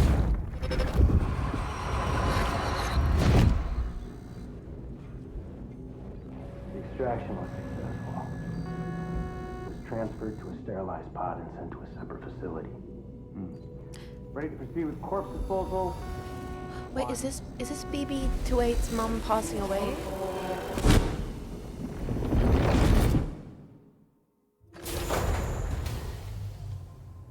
Yeah, the visions are different. That's what's so strange, because didn't we it's gonna be explained. But there's something going on with BB-28 having different memories than the last BB we had. And us being told that our BB's a different BB. So something's going on. Take on orders at the terminal. Oh no, we need to go to the terminal inside the facility, not the one inside the Magellan. They killed her? It said Rachie. Well, we were told by Fragile that the mother passed away after the birth. But she seemed to be mostly alive while they were talking about corpse disposal, so... In Death Stranding 1, the visions were Sam's. That's true, right? Because that's the bait and switch, essentially, is you think that they're BB's memories, but... I'm Sam too! But the bait and switch is the Sam, so maybe we're now actually seeing BB's memories. We're gonna have to see. I'm not gonna try and think too much. The one thing I've learned about Kojima games at this point after playing so many of them is although I like theory crafting, I enjoy way more just letting it happen to me. Just nodding, like smiling and nodding is really an enjoyable way to play these games. Just be like, okay. Is the Northern Okay. Environmental Observatory. Okay. Like its western counterpart, this observatory is a critical facility that will help us to monitor the changes taking place in the Dad's Australian Nicholson. environment. I do miss Dad's Nicholson. To bring it online, you'll have to navigate the canyon to the northeast of your Oh, current position. nice. Let's go. But before that, you'll need to link up another site en route. Can do. Fragile, what's up? Sam, the next site we want you to link up is called Rainbow Valley. 'Cause of Rainbow Snake? Outreach is waiting for you there. 'Cause of Rainbow Snake? Connection has been Is established. it a river? Is it a canyon? Rainbow Snake Valley? Them myself Wait. with the first level CA. You can pick up the order from the delivery terminal. I'm looking forward to seeing you both. Thanks again, Sam. I think that's got to be a reference to the Rainbow Snake, right? Deliver all terraforming equipment to Rainbow Valley. Rediscover mysterious cargo from near the plate gates and deliver newly developed complete food samples.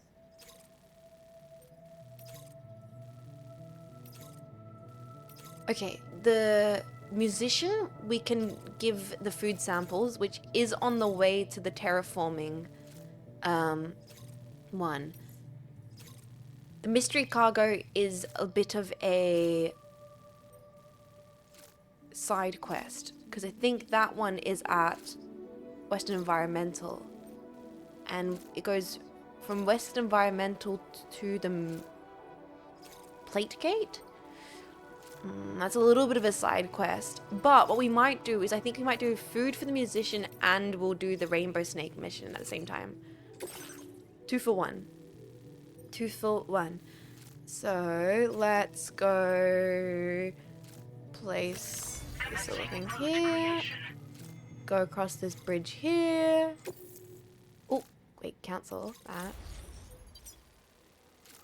Delivery route finalized. Oh, well that seems to be a nice delivery route. That goes all the way up to the musician. Oh, well, let's just follow that delivery route. That looks good. One that's already placed down. Yeah, let's go.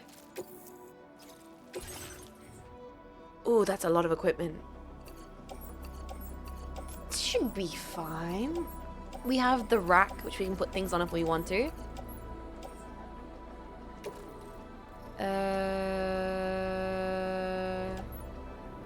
Unfold carry and load cargo. Yo!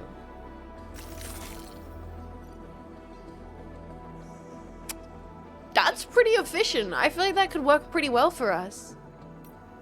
Customized look. Wait, what's new? Dolman's outfit. Normal BB pod. What colors we got? Gray and... Oh, that's so nice. That bright orange BB pod is sick, actually. Although it feels wrong to change the colors because it doesn't match the one that I've got on stream. We have the Pinos. I thought we gotta put them on. Yeah, let's wear them. Let's wear the Pinos, and I like the yellow camo and Dolman's yellow outfit matching. Yeah, let's go with that. Perfect. Also, new APAS. Half-Life pod. I just like bright orange, but I think it makes sense because I like purple and it's a complementary color. So the two, I feel like the two colors of Jetstream is purple predominantly with a little pop of orange accent. Okay, we've got new stuff here. Strand contract cap boost. We also, oh, extended like window. That's important. That's important. I want to be like, give out more big likes. It's why the jetpack's a little blinky is orange. Why the blindfold's orange. Like if you look at the pack emotes, a lot of little orange accents. Because they, I want to give out more likes.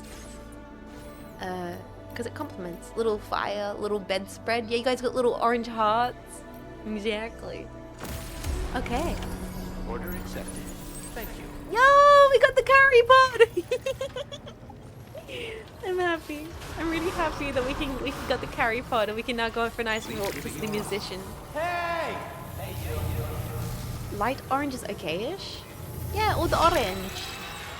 Somebody Orange let me in flower. there. Orange bucks. Orange dumb juice. Maybe also because once again I grew up in an orange field, so there's a little part of me that's like, orange. I actually had orange this morning. I had one of the fresh oranges for brekkie. After I went to the groceries. I got all the ingredients for soup.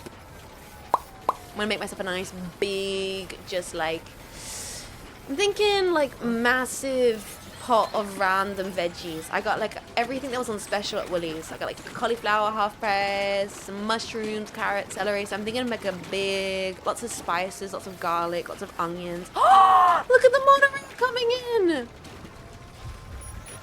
Wow. So I got like a bunch of veggies to make a big old soup.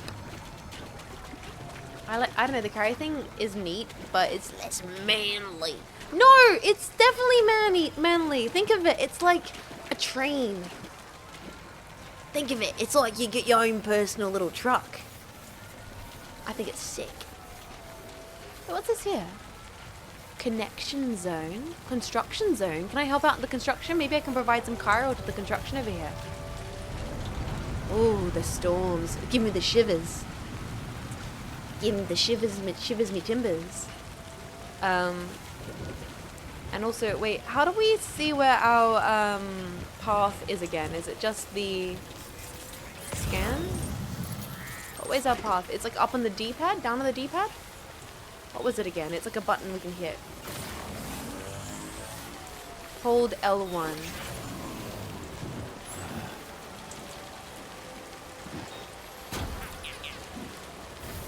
There's construction zone here. Completing bridges. Can we help out? Olivia Westbury, your bridge isn't done. Can I help you out with this? Bridge and construction. Let me help. Complete construction. It needs metals. The ones that are next to it? Oh, cancel. Let's check that multiple Metals. Yeah.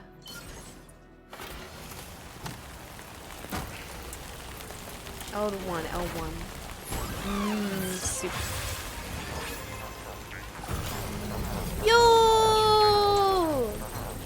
I think this might be an in-game bridge construction because they've already left the metals there. Yeah. L1. Thank you for completing the bridge! Is this the Pecco game? Yes, indeed, Clear. Although we have not found Pecora-chan just yet. Big likes.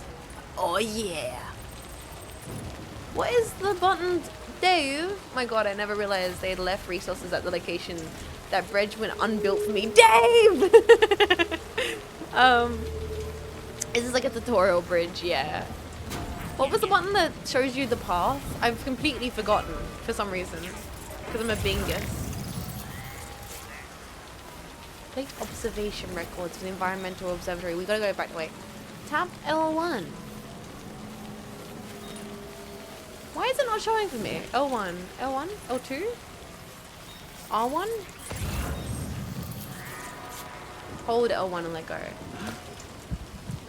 For some reason for me, that's hold my breath.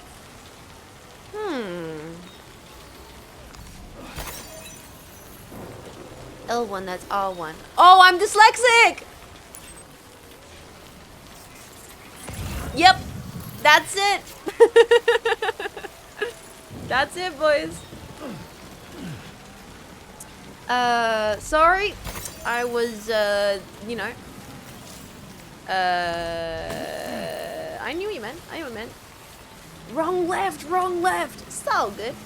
But how you doing, Cleo? Welcome in. Welcome in, Cleo. Sorry, good morning. Yes, we're playing Pecco game, though I have not met Pecco-chan just yet. Now, there's no bridge here. No one's built a bridge here. Bit of a shame. Because I want to get over to the magician. Do I have... Oh, I don't think I brought a ladder. I didn't. That is so not like me to have a ladder on me.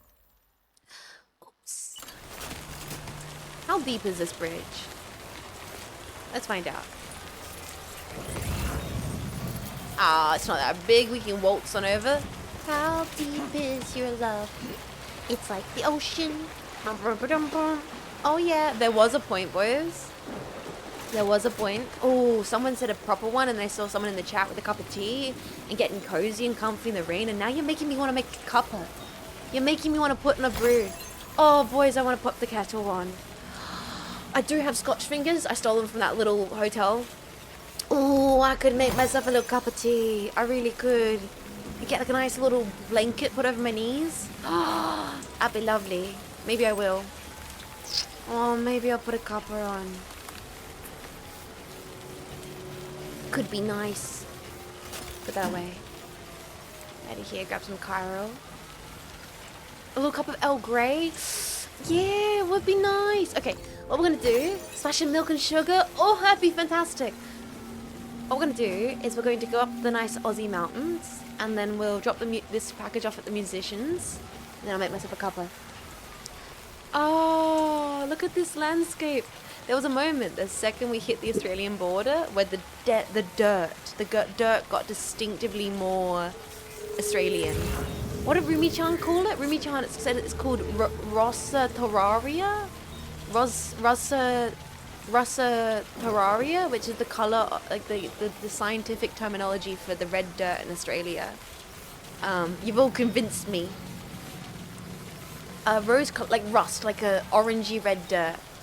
Rossa Terraria. The dirt got more Australian. Yeah. Iron rich, very iron rich dirt, rust dirt, which is what the dirt looked like when I was where I grew up. And there was a lot of signs on the highway, which is like prepare to stop for dust storms, because it's a real thing. If it's too dry and you get too much of a drought season without rain, then you get like dust bowls, which I think is a thing that happens in certain parts of America as well. Did you ever meet the Dirt Man? No. But it's because I leave a little dirt under my pillow for the Dirt Man, you know, in case he comes to town. I keep a little dirt under my pillow personally for the Dirtman, so just in case he won't drag me down. His lair, deep under the mountain, underground, it's where he keeps his dirt. Ooh, little tunes. You guys don't have giant sandworms to watch out for. That's more of a Western Australia problem. I've never had to encounter that. Just little old me. This is a good charge point. Honestly, gotta like it. If I was riding a bike right now, this would be perfect. But I'm going for a waltz. I'm freaking waltzing Matilda here. Waltzing Matilda, waltzing Matilda. That looked like there's a boulder up there. I was like, we're gonna get Indiana Jones all of a sudden. Bit of churches. Is the Dirtman a BT? Oh, I could imagine that. I love that structures can play music. It just makes the world feel so alive, right? This valley is very Australian. I love it. I was joking. What do you mean Western Australia has sandworms? Yeah, no. Western Australia is known by for their big sandworms. Just like how South Australia is known for a specific subspecies of drop bears. They're called valley bears. They more show up in like the kind of denser, almost mini water purifier. Okay, we gotta head back to the Western Environmental Observatory at some point. Drop that off. This is true. This is 1000% true. Just like how I literally showed Marco and Rumi-chan the kangaroo route that I would take when I would ride to school my kangaroo.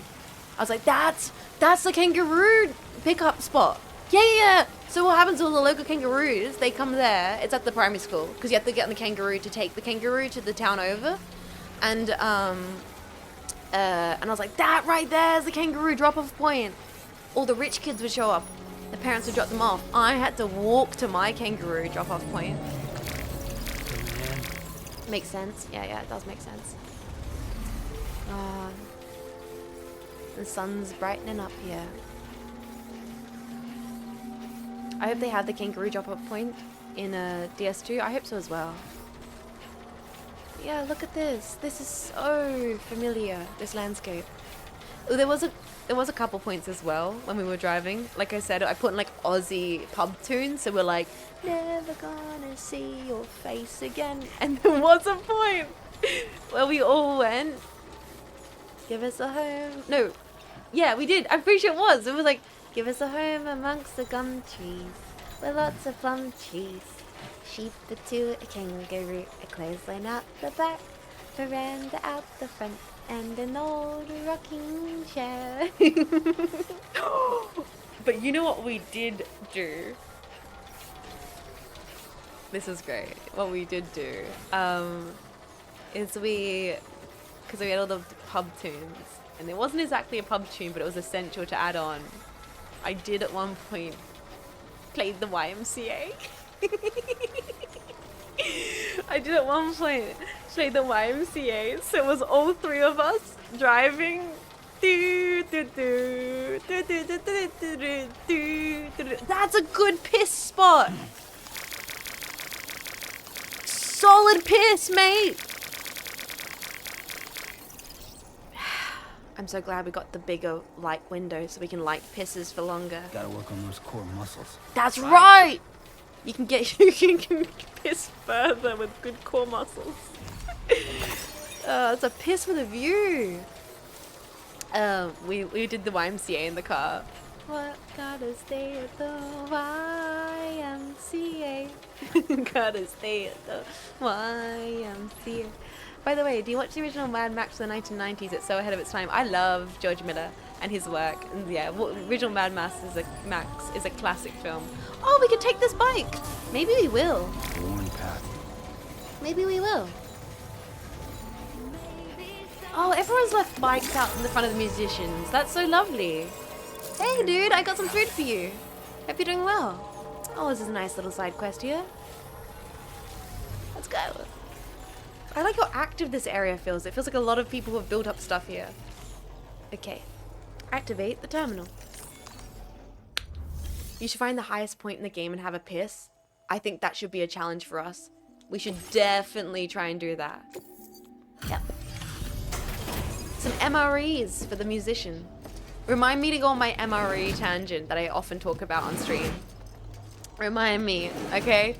Home of challenge pissing. Oh, I've been waiting for you to show. Hey, I'm back, dude. I appreciate the help. Fuck you, Baltimore. Wait, do we still have the Jets, fuck you, Baltimore 7TV emote? Look at the ship. Hell yeah! Nice. Now displaying your current quarter grade. There's like the one that's like wake up Jets. Fuck you, Synapse. It's the fuck you, Synapse one. The Jets challenge. Yeah, there it is. There it is. Jets challenge. You can't even see it on the chat box. There's a whole video if you haven't seen it. It's in the Discord. It's fuck you, Synapse. Hope I can count on you again. It's great. The Jets hurry. Yeah, it's really good. I recommend scrolling back in the Discord and finding that one in the memes channel. It's a real classic. So we can take on some orders here. We can head back. Wait, what? Deliver the legendary album containing the hit song Death Stranding? Okay, so what we're gonna do is we're gonna go Rainbow Valley. Because I feel like when we activate Rainbow Valley, we'll head back. Then we'll maybe do a little bit of a side quest and go deliver some stuff to the Environmental Observatory and the Death Stranding stuff. But we'll do that on the way back because we still have to finish going to the Rainbow Snake Valley. That video deserves to be on YouTube. Is it not? It should be. Whatever Jackpack made that. I'm trying to mental blanking about who it was right now. Was it Jiku? No. Please put it on the YouTubes. Put it on the YouTubes so we can add it to a playlist. Okay, let's go down here into the Rainbow Valley. Or maybe we should approach it from the front actually. Yeah, let's approach it from the front. We'll go down the hill and we'll go. Oh, maybe we can go up over the mountain. I do have a hook, so we could probably descend down into this.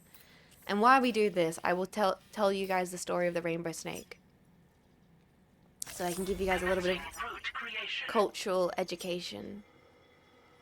Here, we'll go this way across the valley here, up here. And I'll do my part as an Australian to educate you guys on the story of the Rainbow Snake. Which I think I talked about last week, but we'll rehash it. Glenn. Good old Glenn, living in the Rainbow Valley. The Australian law. Almundi. Is that the indigenous word for it? None of your business? So, Rainbow Snake is part of indigenous dreaming story. Which is how many cultures share legends and history. You know, similar to maybe Native Americans or even things like Viking lore, you know, Greek, Roman gods. You know, we love a society telling stories through mythical beings. The idea of the Rainbow Snake is in indigenous Australian Dreamtime stories. You should have more faith in yourself. Thank you, Sam. You know, we all should.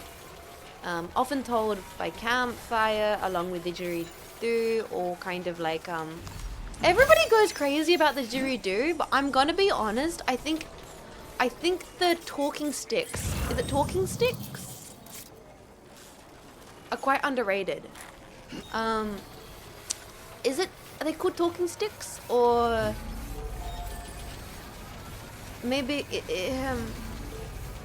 I don't want to get the name wrong, but I think the rain sticks are an underrated instrument. They have this like click to them, like that I really love, and they're often used when telling Dreamtime stories. Really beautiful sound resonance to them. They sound like rainfall. Yeah, dowsing rods. No, let me quickly while we're here, just. No, we can appreciate some of that. You know what? We find a nice little rock to stand on while I Google this. You guys can look at the landscape. Let me grab a little image here of this. Indigenous Australian talking sticks. Is it message stick? Is it message stick? I think they're called message sticks. Yeah, message sticks. They're called message sticks, not talking sticks. And so, I wonder if I can find a video of them being played. It's just Australians message sticks. A little bit of Australian and culture education for you all. I think it's my job to do that while we play this game. And not just my job, I want to. Here we go. Indigenous Australian message sticks are wooden objects traditionally used to convey important information between communities over a long distance. Let me save this image for you guys to see. You know, classic, they're, you know, decorated in many different designs with carved symbols. Let me see if we can find a video of them being played on YouTube. Is Twitch frozen? Might have to refresh. I've got my, Australian message sticks. Australian Indigenous message sticks. Song?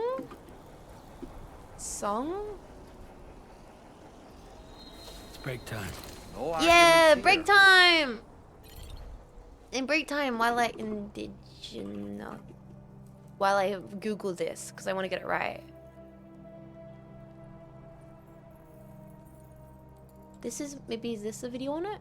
Is this a video on it? Let me see. I'm guessing they're like cousins to rain sticks. I guess they might be cousins to rain sticks, yeah. They're really quite beautiful. They're kind of,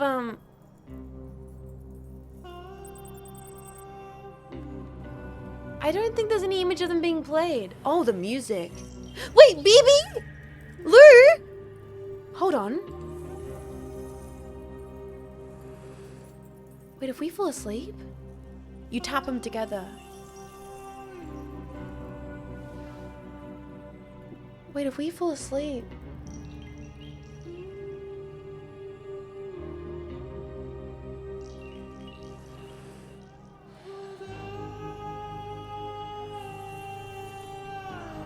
Okay, that was worth it for the tangent to see that.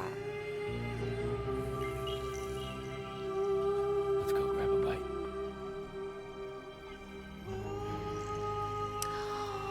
Like a little angel watching over us.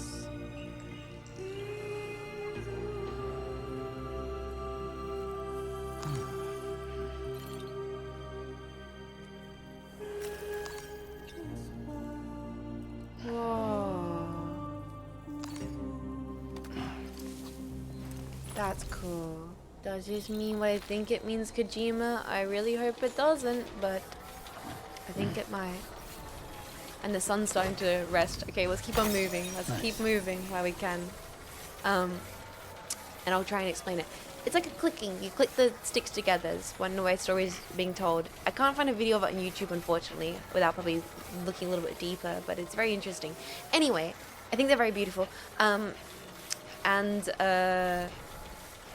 Yeah, often stories are told about things in Dreamtime, and one of the stories is the story of the Great Rainbow Serpent, which is the big snake which slithered across the land of Australia, and it was so big and immense that through moving across the entire land, it left these valleys, it left these crevices in the land. It is literally the giant snake that makes all of the rules, yes. And that is why we have the Great Canyons and the great rivers in Australia. They were formed by the snake, the giant rainbow snake. And so that's probably why this canyon valley is called Rainbow Valley, which is really awesome that Hideo Kojima included that. Like, holy shit. What?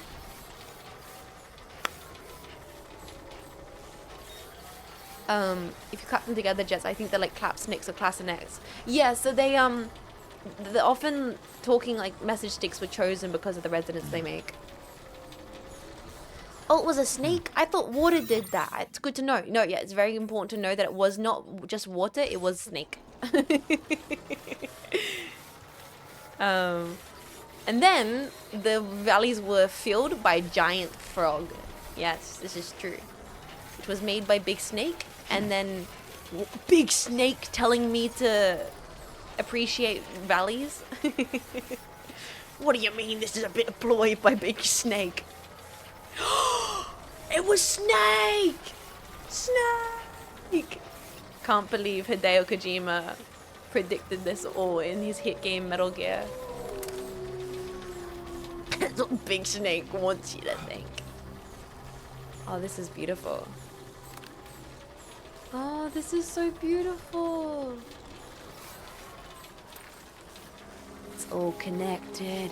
The phantom pain, the big snake. How does Hideo know?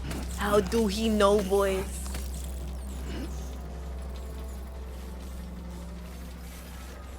Did I ever tell you about that dream time? Snake? Huh? What's this? Some kind of giant frog. There's a frog in Metal Gear Solid 2! No, 3. Sorry, 3. Keto-chan. Oh my god, it makes sense! Big Snake telling you to eat oversized portions. God damn it. Alright. Keto-tan. Keto-tan. Oh, look at all these little... Oh, this is kind of cool. Multiple different outposts all together. Instead of just like one lone base, it's a bunch of outposts. Well, let's get them all in the chiral network, if we can. I haven't seen a lot of stuff to deliver to them, so maybe they won't be happy with just this order. Let's find out.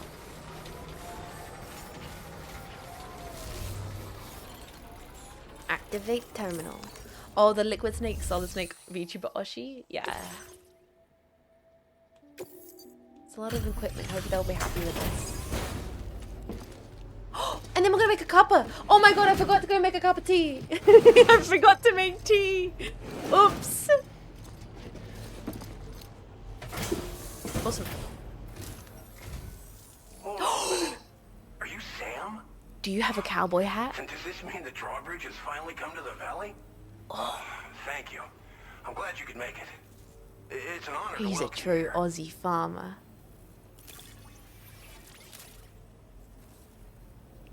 Dundee. I'm surprised how good this cargo looks. Great job, Sam. Help us bring Australia to the network.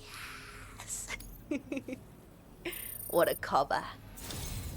We'll be hoping to see more of you in the future. His name's Glenn Rain. I bloody love it. The next step involves the Cupid, yeah? Yeah. Okay then, let's do this. He's got a Cobra. I hope it has little teeth on it. Like it's a true Cobra. Putting Dundee on the network.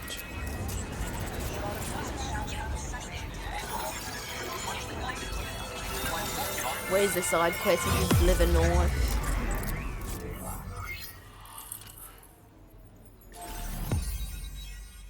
Yo, nice. Look at him. That truly is a Glenn. We all know that Glenn. Hell yeah. Oh, and the Magellan's over here. A what? Glenn? What did you just give me? Glenn, that is new. Oh no, Jets is catching up to me. Don't worry, we're gonna do some side quests after I get tea. We're gonna progress the story. I am very determined to go all the way back to deliver the stuff to the guy back at the start of the area. We're literally gonna go back to the chiral gates. The connection looks strong and steady to me. Oh, steady, the mate. cargo you brought along is going to make a world of difference too. It will allow us to proceed with our terraforming initiative. Hopefully, no more towns will have to suffer the fate of the one down below us. Amazing. We've shared our tar cannon data with everyone, by the way. I suspect you'll find it useful in your own work. He's a little bit Americanized sounding, actually. He's a little bit Americanized, this voice actor. The terraforming initiative? He looks Aussie, but he sounds a little bit. This region was once filled with lush vegetation. over which birds soared and serenaded, until all that beautiful life fell prey to sudden desertification. Damn. We swore to do everything in our power to bring back what was lost. Around the time we got started, the APAC people showed up. With their help, we've been able to achieve a modest measure of success. That's good. But moving forward, we have to find a way to nurture He and married into protect an what Aussie? little we have on our own. Town down below. You probably passed the town I mentioned on your way up here. Don't think I did, At a glance, actually. it might have looked like nothing more than a cluster of massive boulders. Yeah? But those were once buildings. Places where people used to live. Damn. As the desert kept creeping closer, the town was abandoned overnight. They'd been forced to evacuate. The few who were left behind became BTs. Still, at least the exodus went to plan. There are no void outs at any rate. That's lucky. And now please, tell me about this insane thing called a tar cannon. Tar cannons are invaluable pieces of equipment that we use to combat forest fires. While fires are a common occurrence in this region, water is a precious Oh my resource. god! Wait, So these really? cannons were developed as extinguishers that utilize the tar contained within the earth itself. Oh my god, is that how we're combating the freaking explodey trees? Methods of combating fire we have. Bloody bushfires, When mate! deployed on the ground, they can both extract and discharge tar simultaneously. You can pick Yo! up the cannon and use it on the go as well, but you'll be unable to refill its tar reservoir while doing so. If you Gotcha. find yourself caught in a wildfire, you'll need to Wait, figure out when are we to gonna shoot be and caught when in to move in order to bushfires? make it out alive. Wait, Kojima, does that imply that there's bushfires in Australia in Death Stranding 2? Thanks for everything, Sam. You and Drawbridge have helped ensure that these lands will one day What be filled with life again. the heck? However long it takes. I'm thinking In yes. particular, that comrade of yours has performed absolute miracles. That's for us. kind of If you're looking to surreal look up, if that you'll find them in happens. the ravine on the other side of the river. Okay. Directly opposite this shelter. Okay. Come back and visit anytime. Okay. So, Right. Time to meet up with our comrade. comrades on see. the other They should time. be around here Is somewhere. Okay. So, comrades somewhere here. Let me look at the base. Okay, they're literally up here. Rendezvous with your comrades. What I'm gonna do is quickly, I might chuck you guys on BRB. I'm gonna stand up, stretch my legs. I'm gonna put a cup of tea on. And then, we'll link up with the comrades because that's where the game wants us to progress the story. And then hopefully it'll give us a little bit of time to do some side quests. Because I do want to go like deliver the music, deliver the water filtration. We might even go all the way back to the plate gate, do a big old side quest little bit. But I'm going to grab a cup of tea first. I won't be long. Enjoy the tunes. Also, please feel free to get yourselves snacks, beverages, the rest. I know it's getting late. So if you're settling down, understand that as well. I won't be long. Be right back.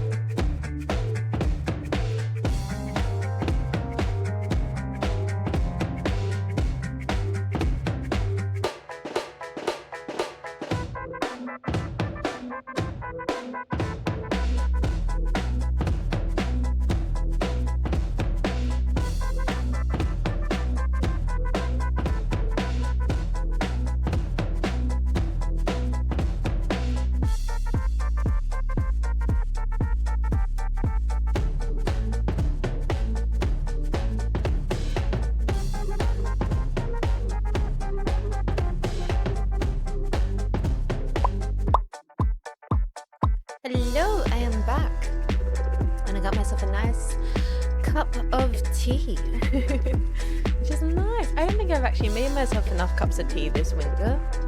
And an Arnott Scotch finger to be truly Australian. Nice little combo there.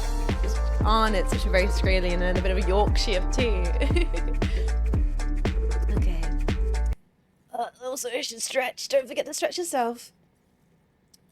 Don't forget to stretch also. Fresh tacos. Thank you so much for being a Prime Pack. 50 months of support. Hope you're doing lovely this morning. Actually, it's probably not the morning. I hope you're doing lovely this evening. Stretch my back so I can keep walking along the Aussie plains. I hope you guys got yourselves some water or some tea as well. This is good. I think today's Stranding is a lot more relaxed than last stream. Last stream we got thrown into a lot of adventures. Right now it's been very pleasant just walking around. Tacos is an omnipotent VTuber enjoyer? Hell yeah. Ooh, that's a nice cup of tea. Very, very, very, very good. Sorry, it made me. Ooh, that's making my soul feel nourished. comfy tea. All right, okay, let's get back into it. Back into the game. Yeah, this is what Death Stranding's all about. Make Fura. For a second I thought it was going to say Marco Fukusame. This is what Death Stranding is all about. In my opinion, is just walking about. Carry on and back. Pop that on the back there. Nice. We don't need that anymore. Perfect. Oh, nighttime though.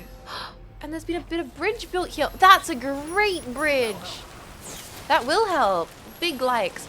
And you got the Nendo.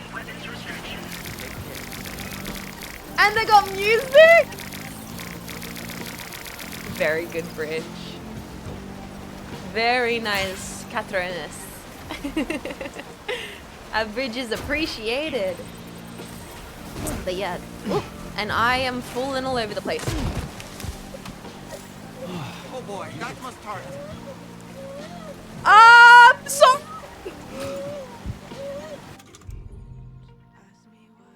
What the fuck?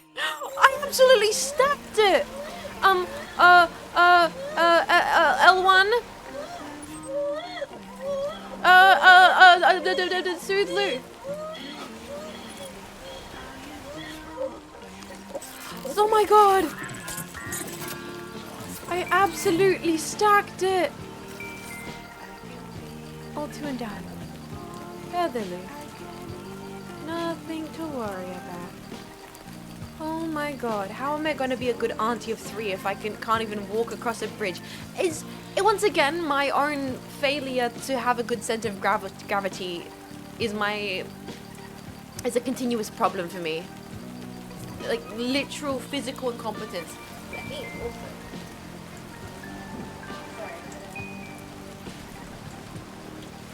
So I had to stand up and close my blinds. It's getting the sun's going down as well for me soonish. I'm a known ankle breaker. How have I managed to hurt both my ankles now? Alright, let's get moving. Pretend that didn't happen.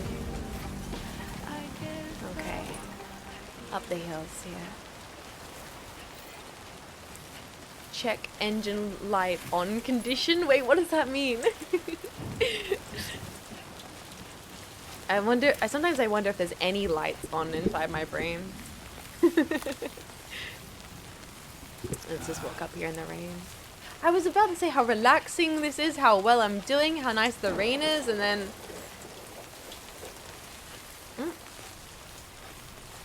Oh, this is nice. Oh, this is a nice valley.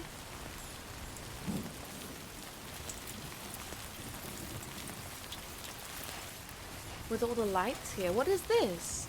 Meeting up with friends? What did the game mean by that?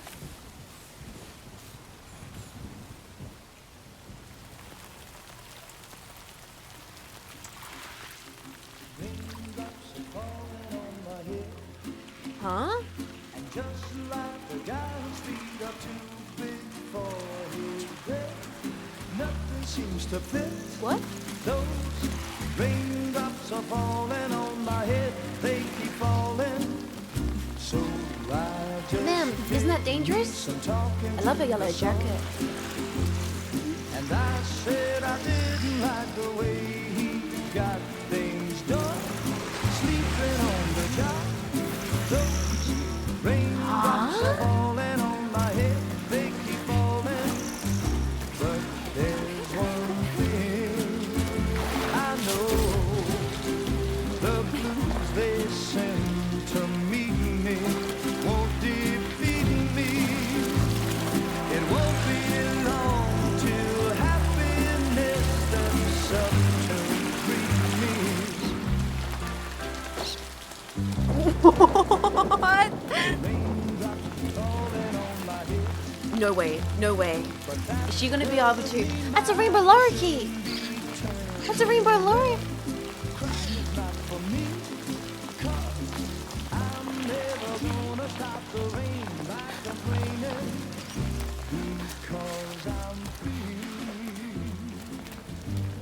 Witch, burn the witch, burn the witch, burn the witch. I think I spooked her. I really couldn't say. I certainly haven't ever seen her dance like that before. You know her before? We've met before?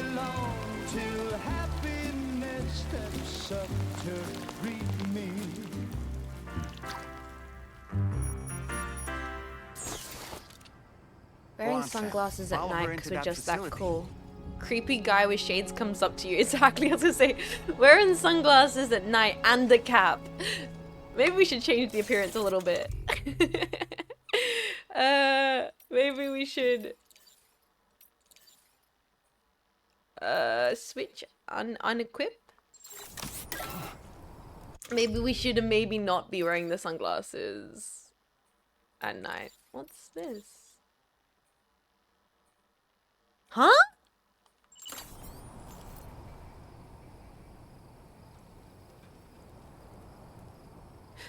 What?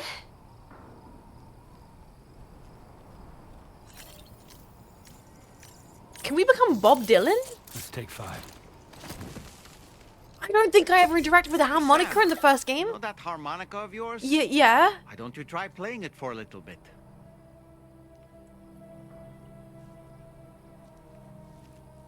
Wait, what?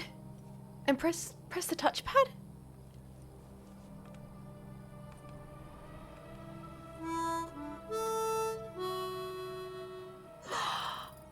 That's BB's theme.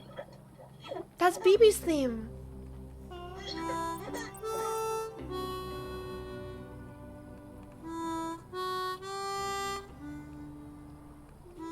The yawn out. There's no pretending. And protect you. Let me warm you till the morning. Is it the whole song? What? It's the whole song? I didn't mean to hit the button. I hit the wrong thing. That's so sweet. Was that in the first game? Did I miss that entirely from the first game? I've missed that entirely. What? I can't believe that. I missed the freaking Bob Dylan moment. You got it from Musician in Death Stranding 1. Maybe I did get it. Maybe I did get it from the first game. Maybe I did. And I'd completely forgotten about that. I guess, okay, to be fair, a lot happens in that game. That game goes from being like, oh, cute little moments in the onsen to like, wow, maybe your sister who might be your mother, who might be your wife, who might be your cousin, who it maybe is also the extension of event for the end of the universe. And you're like, ah, yeah. Now my brain needs to remember all that information, and it completely takes the stuff like the harmonica and throws it in the trash. You know. I think that might have something to do with the fact that I might have forgotten the harmonica for the first game. Are we just breaking and entering? I mean, in our defense, we haven't broken anything yet. So we're just entering. Not an exit. Thank you. My brain doesn't work and I might have thought it was an exit. Without that sign, how would have I known? Door is open? Well, now it is.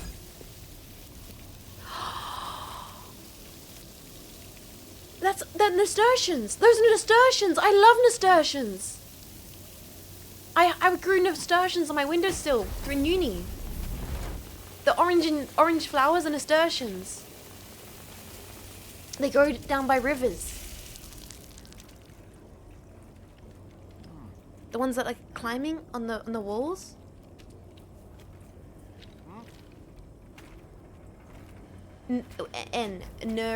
Nasturtiums. Whoa. Cool.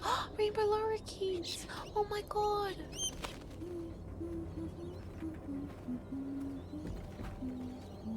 Are these all native plants? Are these all like... these are all plants I... Oh wow. That's so beautiful.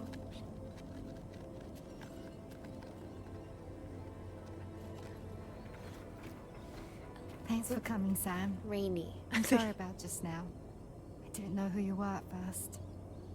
You're the picture of health, Rainy. Rainy. Baby. You too, little man. Rainbow lorikeets, That's some kind of a trick for dealing with time fall. Rainy, it's been too long. Fragile? Fragile. Can't wait to see you again. How do we know her? What are we waiting for, Sam? Let's head to the DHV Magellan. Yeah, we're going for a walk. We can do that.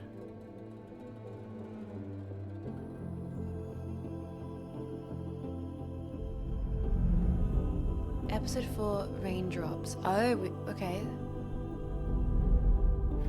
Maybe those side quests might have to wait a little bit, boys.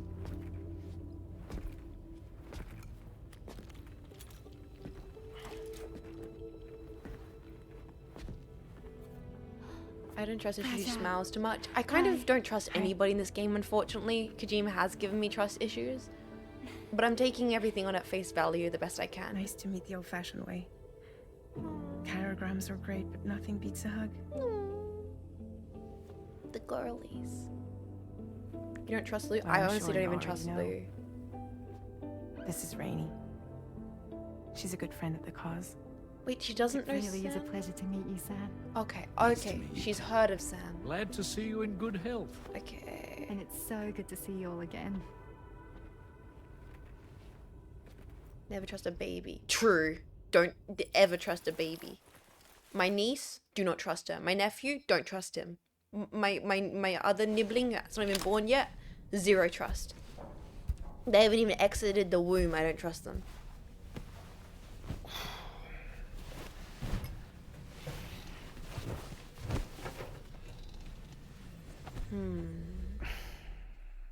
That was a very simple meeting, surprisingly.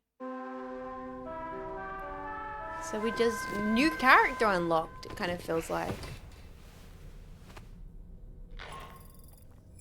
Sam. Yep. Charlie here. What's up, Charlie? You may now undertake your next assignment. Thanks, bossman. You can find the relevant main order by accessing the delivery terminal in Rainbow Valley. Gotcha, boss. I like Tarman. Actually, out of all the characters I currently kind of trust, I think Tarman might be up there. If we're gonna rank the characters I trust currently, Tarman's probably at the top. Do I trust Fragile? I don't trust Fragile. Don't trust Rainy. Definitely don't trust Charlie. Don't trust BB. I don't think I even trust myself. Honestly, I don't even trust myself. I'm definitely under Tarman. Dolman? Okay, maybe it goes Talman, Dolman. Because Dolman's like that kind of brutally honest, right? He's a bit like painful. Ooh, customer's backpack. Sorry, he's like painfully honest. Wait, what can we add? Can we change the color yet? No, we don't have any colors yet. We have to go to the lady back in Mexico to get colors. But maybe we have new pins? No, we've got new components. What's the new component we have? We have the electric shopper's orber. Noted. But maybe we could fabricate some patches? No, we still have just the drawbridge ones and the bridges one. I do like the bridges one. Maybe I should get a bridges one. Maybe I should get one to put in that side. I do like the bridges patch. Booba? You got something wrong with my bag? Have you tried reading the books on the counter? Yeah, we did get Tarman's side quest. We should keep reading them. I love having Dolman give me the synopsises of books like he's ChatGPT. Then maybe I kind of want the mushrooms. Actually, yeah, I might get that. Yeah, that's good. I get that. That's really great. Golden toll still.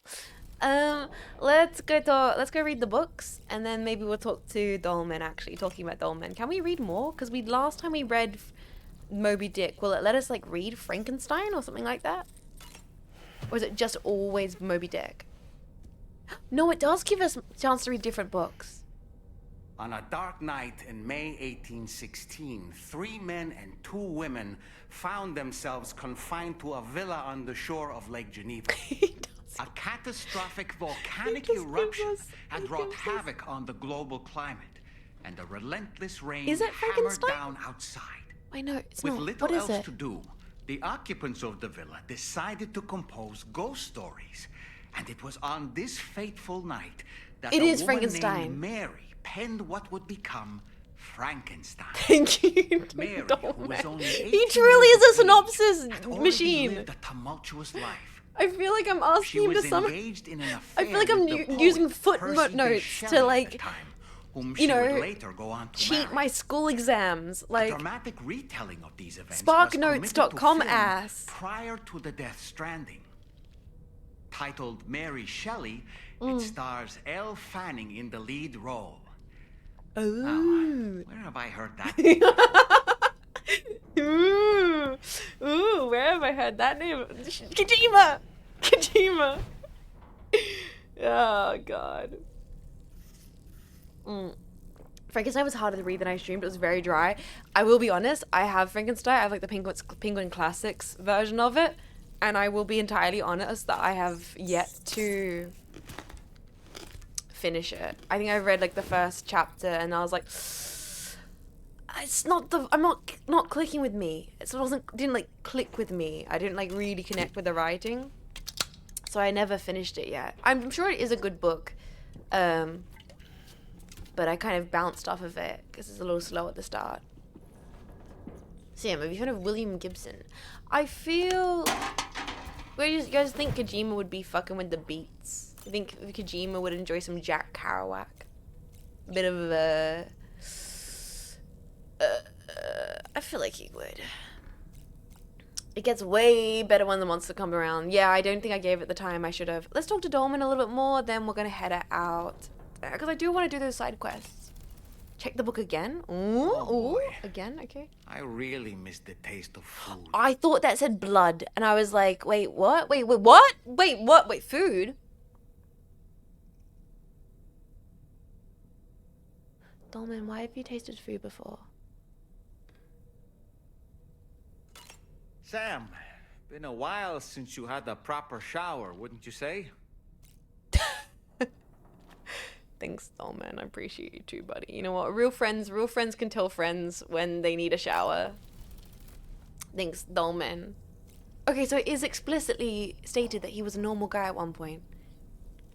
Okay. Oh no, they said he was trapped in the soul in a puppet. That has been mentioned. Okay, we do know that. We do know that that is the case. Let's read again. What else do we have over here?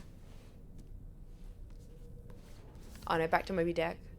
The Pequod is the ship in which Ahab pursues Moby Dick on his quest for vengeance. Pequod! His ever crew includes landing at Dutchmen, LZ. Frenchmen, Spaniards, Pequod, Portuguese, Pequod. Icelanders, as well as My shipmates Oshi from China Pequod. and India. Countless other people of myriad origins, too. It is arguably symbolic of the multiracial United States. A gathering of souls that transcends ethnic and national divisions, united in pursuit of a singular goal. Norman Reedus. Can't help but be Exactly. reminded of Norman Kojima Reading. Productions. Ooh. Wait, judging by your reaction, you've never heard of Kojima Productions? Sam, you can't be serious.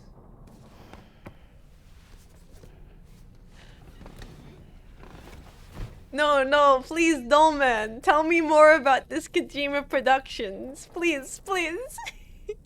Wait, Sam, you never even heard of or played the game Death Stranding? That's crazy. Oh, God bless you, Kojima. You know what? Can we, one more is here there. Can we look down here? Let me read some more books. I gotta drink some more tea. Oh, more? Back to Frankenstein? The gathering of storytellers that spawned Mary Shelley's Frankenstein gave rise to yet another legendary creature of horror fiction. I speak, of course, of the vampire. Bisexual. A physician named Polidori was also in attendance that evening, and he later unveiled his creation in a new novel. As I may have mentioned before, the summer of that year was unusually cold. In Europe alone, 200,000 people are said to have perished as a result. I'm dipping my biscuit in my tea. I'm listening with a widespread fear that the world might be coming to an end served as inspiration for two classic monsters? I find it a compelling theory. Tell me more. Tell me more, Dolman. I'm eating this shit up. Dipping my biscuit in my tea. Reading some books in Kojima's video games. Tell us more about Moby Dick. Certain parallels can be drawn between Captain Ahab's pursuit and the Prometheus myth. Prometheus is a deity said to have stolen fire from the heavens in order to give it to humans. In essence, he bestowed upon them the power of the gods themselves. This power manifested as technology. Humans crafted tools, and with them brought nature to heal and built great civilizations. Honestly, I should read Perhaps Moby the Dick. author intended to frame Ahab's pursuit of the white whale as one akin to mankind's struggle against the forces of nature. We ourselves are arguably living out our own Prometheus myth as we fight to overcome the Death Stranding. No, we definitely are. No, that's literally what the game is about. I love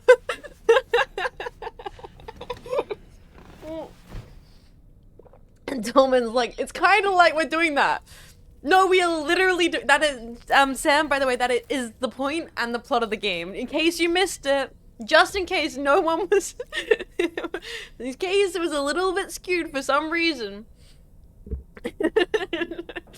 Just to be certain, we all know that is literally why this game exists. Oh. Right. Let's I finished my biscuit. Let's keep on moving. I didn't get it. Can we get going again? It's basically an opportunity for Kojima to discuss the influences on Death Stranding. It's fun. It's fun. I like that it's optional. Like, if you don't want to have to read the books and be like, what are the inspirations, the books and the concepts that this Kojima was inspired by, you can skip that entirely. But it's really good as like a, you know, person who's fan of the derangement, which is Kojima's aesthetic motivations, to, you know, to have those little nuggets of info. No, that's great. What kind of biscuit? It was a Scotch finger biscuit, which was one of my favorite biscuits as a kid. I stole them from a little motel. Well, not stole them. It was like free biscuits you get at the motel. I took them with me. And I was like, I'll be having that. Thank you very much, with a cup of tea. We need a jetpack inspired game. There have been a few different little games made by jetpacks. But if you mean like a jetpack game. I wonder what, I feel like the jetpacks serve well to like, there was the jetpack Suika game, which was perfect. That's like the ideal jetpack game. Peggle. Like Peggle is what I would imagine a jetpack game would be, you know? You're just shooting little jetpacks and collecting balls. Oh, what's up, Jean? How was your weekend? My weekend was crazy, Reggie. Would you believe me if I told you that I drove about 17 hours across Australia delivering packages, and now we're playing Death Stranding, delivering packages across Australia? Okay, what's up, Charlie? Sam, your next order requires you to recover an escaped kangaroo. What? The subject of an important experiment. Seems the bushland area it hopped off to is one where the chiral density is extremely high. What? Meaning you'll need to get it back to the animal shelter ASAP to ensure its safety. This is a ticking clock situation, Sam. I'll brief you on the details while you review your map. Accept the main order from this delivery terminal when you're ready to get underway. Are we going bloody roo hunting? What? What the? Kangaroo has escaped from the animal shelter. It is currently laying prone in a forest in the south of the shelter, which is known for its bushfires. No, I can't. Oh, chat. Are we gonna jetpack? Are we gonna save a kangaroo from the freaking bushfires, mate? God damn, that's actually crazy. What? Pinch me. This isn't real. What do you mean? I'm playing a video game in which I'm just saving a kangaroo from bushfires? Hey, What? Sam, Charlie here. Since this is your first order involving the capture and preservation of animals, Yes. allow me to provide additional information. Yes, please. The kangaroo you're looking for Kangaroo. is somewhere in this area. Right. Once you've arrived, use your Odra deck to begin searching for the creature. Can You do. can transport the kangaroo in your standard issue animal carrier. No need to fabricate anything unique. Get close enough to the kangaroo and deploy the carrier to capture it. Okay. It will be a bulky piece of cargo, but you should be able to carry it on your back like any other container. Okay. However, you will need to traverse some heavily wooded mountains as well as rivers and uneven terrain. Noted, noted, Bear noted. this in mind when considering what equipment to take with you. All right. Time to proceed with route planning and final preparations. Do bushfires often happen in Australia? Yes, around the summertime. Like, bushfire season is a thing you do have to worry about. Random fires will go off. Like, for example, I'll talk about it when we start walking, actually. You know what, I'll set this up and then remind me to talk about bushfires, because I have a... No, like, I'll just wait. No, yes, no, yes, no, I'll do the setup and then I'll talk about bushfires when we're on the road. So we're going to be going this way anyway. So, here, here, here. Easy. Easy. Delivery route finalized. Okay. No, yes, no. Fabricate equipment. Didn't we have to get, like, the delivery device? Not the delivery device, the, We're definitely gonna grab a ladder. Because it's good to have one of them on us, at least. We've got the container repair spray. It says there might be bushfires, so maybe we should grab a tar cannon as well. Yeah, let's do that. Yeah, I didn't say we were going to be getting an animal carrier or something like that. Select multiple. Place on backpack. Auto range. Check out APAS. How do you capture a kangaroo?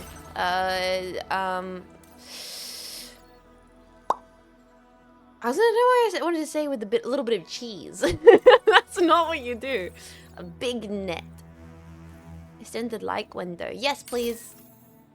More likes. I don't know why I just want to keep upping these like window. So, yeah, with great delicacy. You gotta tie the kangaroo down, sport. No, you're not allowed to make reference to him because he was a weirdo. I think, right? Although I do know what you're talking about. Tie me kangaroo down, spot. Tie me kangaroo down. Hey there!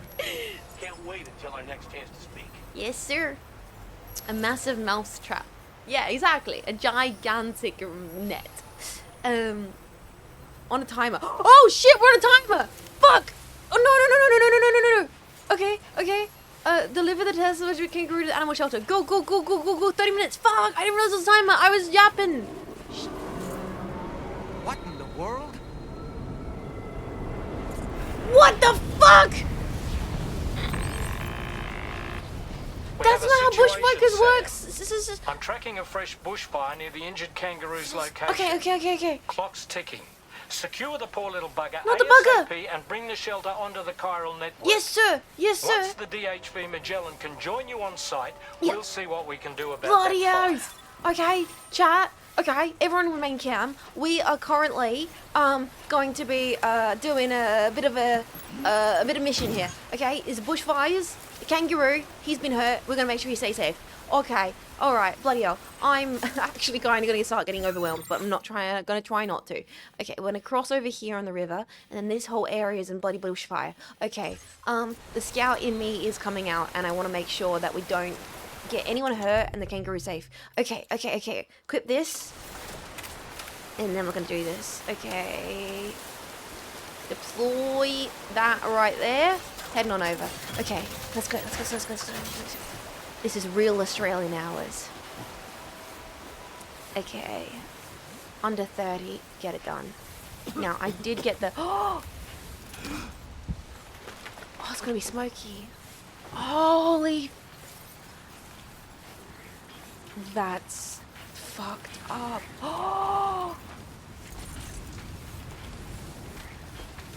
Oh my god, Kojima. Holy shit. Too real, man, too real. Hideo. Goddamn. Oh, fuck. Okay, look around here, be careful. Sam would not be safe here. So what I was talking about is where I grew up, a lot of people were part of like the RAF. Holy fucking hell! No, oh Jesus! Part of the bush fire. Fuck! We need to get away from here as quickly as possible. What are whales doing here? Not RAF. Not scouts. The royals. The Australian. What is it called? SES. The Australian firefighting. Jesus, whales are falling from the sky. CFS. Thank you, Voltron. The Country Fire Society, which is a bunch of volunteers often who get trained up to help fight fires because it's a real serious thing and they happen regularly. CFS. It's oftentimes a lot of volunteers. It's very serious. Oh my god. Okay, gotta be careful. Mexis, his partner, he is part of CFS, and it's genuinely such a regular thing where if you're a volunteer, part of CFS, you get all trained up properly to do it. Kangaroo? Is there a kangaroo here? Sam, over there. I see the kangaroo. Get close enough to put it in an animal carrier for transport. Did I get an animal carrier? Where was an animal carrier? Did I get one? Maybe it will just activate when I get closer. I did. Okay. Oh my god. You automatically get one. No, close. No. Triangle. Oh, how the... What the heck am I doing? What the heck am I doing? Okay. Get closer enough. Poor kangaroo. Square. Stay alive, mate! Oh my god! It's too heavy to carry on our back? That is okay. We have the floating carrier. Offload the floating carrier. Can we put this on the floating carrier?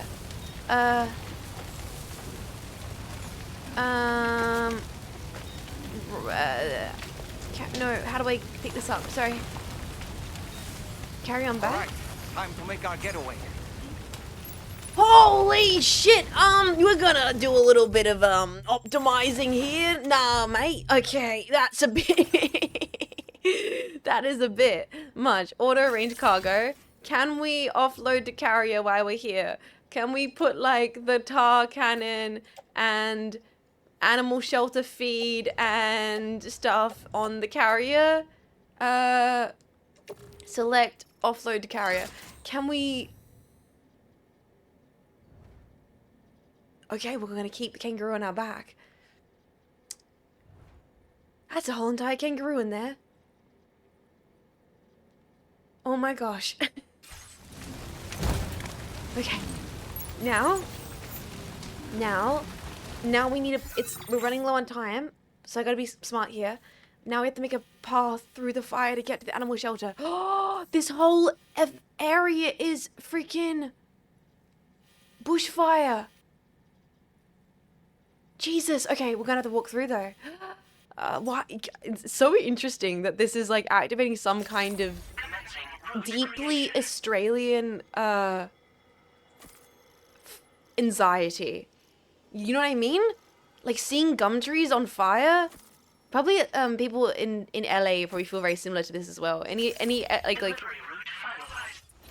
like packs of that description probably feel very similar. So where do we go now? We came up this way.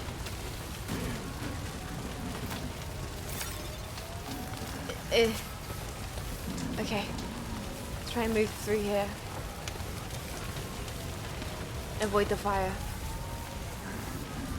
Oh man, Australian experience? There's like a specific kind of anxiety this is activating in me that like is marked as a dangerous location on your map, Sam. We could get trapped here by the bushfire. Let's keep moving to ensure that doesn't happen. Thank you for the heads up, Dolman. I appreciate it. Like, I'm not... The last thing I would... Ah! Shit!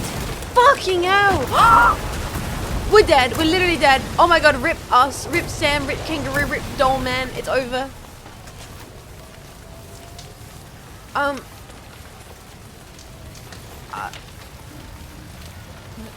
The last thing I would ever think to be depicted in a video game is an Australian bushfire.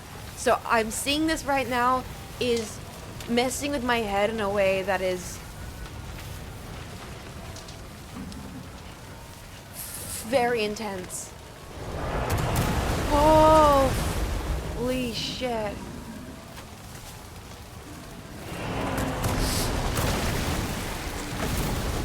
Oh god.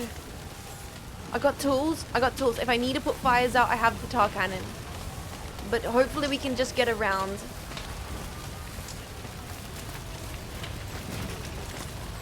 Hopefully we can walk around the fires, if possible. Through the fire and freaking flames. Alright, deep breaths, keep it calm, keep it collected. But sorry, people beforehand were like, wait, do fires actually happen that often in Australia? And, but yes, they do. So, Mexis's partner, he's part of CFS, and they're often volunteers, and they have like notifications on their phones if there's fires, and they'll have to be alerted. They have to literally stop everything they're going, and they can join to go help a fire. And there's been quite a few times that I've been hanging out with Mexis and her partner, and his phone will go whoop, whoop, whoop, whoop. And that is because he's getting notified because there's a fire in the area that he has to go to. And that happens a lot of the time.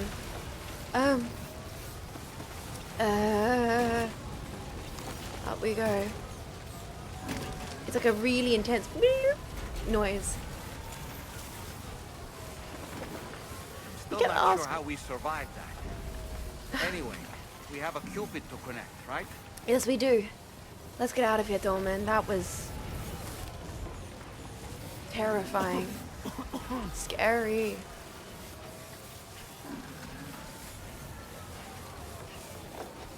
The smoke installation's crazy.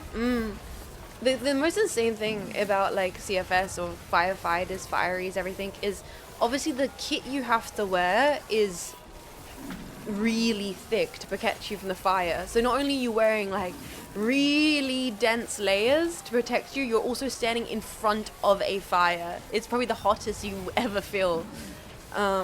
Because you got the heads, the mask on, the filtration mask, the hat, the boots, the jacket, the gloves, everything.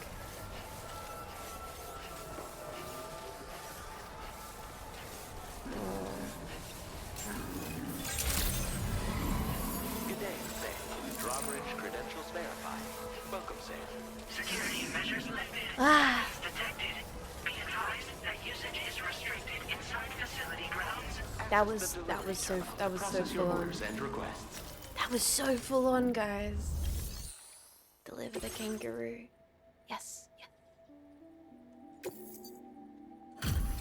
I can't believe I just delivered a kangaroo through a bushfire. What? What?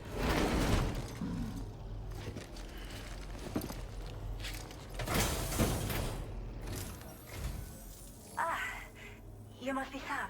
Hi. We've heard all about you from your friends at Drawbridge. You don't sound Go ahead Australian. and connect us to the chiral network. You sound like Scottish.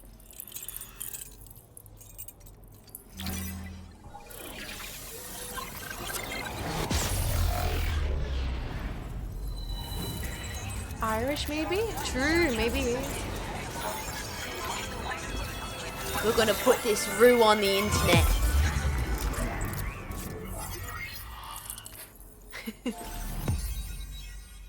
Oh, nice. Sounded Scottish. Wait, is this?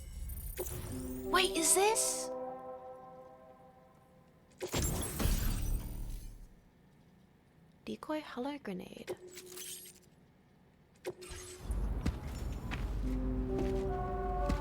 Connecting double A.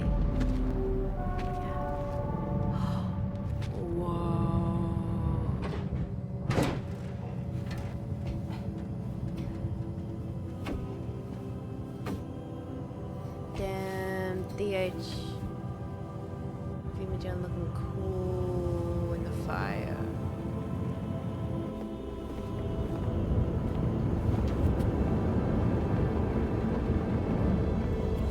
How powerful is this witch?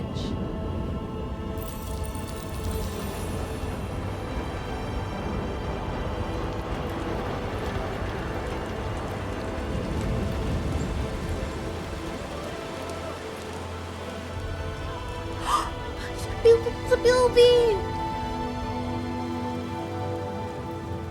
Thank you, Sam. Don't worry about the fire. Rainey will put it out for us. Tell me though, who is she exactly? Yeah, how... Asking the right questions, Sam. It's been about 6 months now, since I first heard about the girl who brought the rain.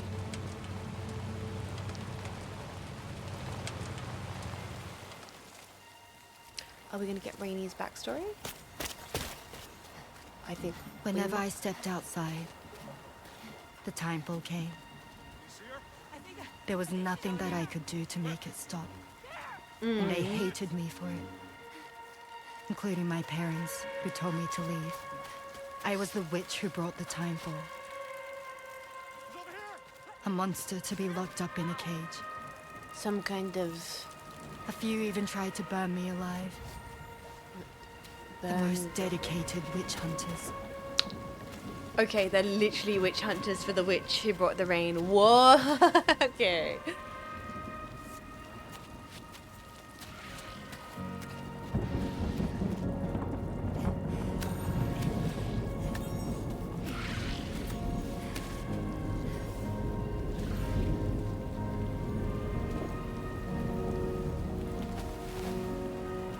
So I struck out on my own. Yeah.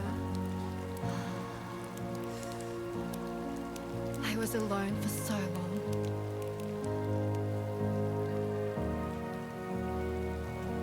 But aren't you pregnant? Wait. Bridget Foundation? On Bridget's foundation on her jacket. In desperation, I enrolled in a special UCA program. Ah. Hoping to find purpose as a mother. Hi there.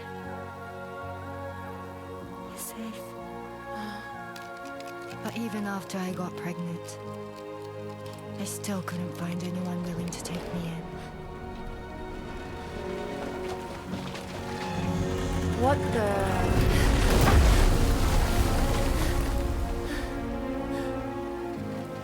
Wait, so she got pregnant after the rain stuff? That's crazy. What the heck? We don't say freeway in Australia. Yeah, exactly. They look like American signs. Did she like travel to Australia from America through the plate gate? Rainy, what the fuck? Oh god. I'm sorry. No. We need to leave right now. Please. God, get out of here! Oh my, what the?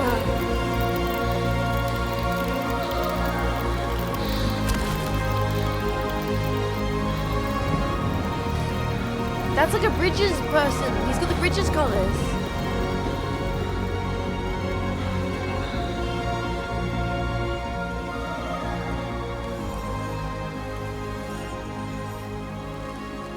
No one wanted anything to do with me.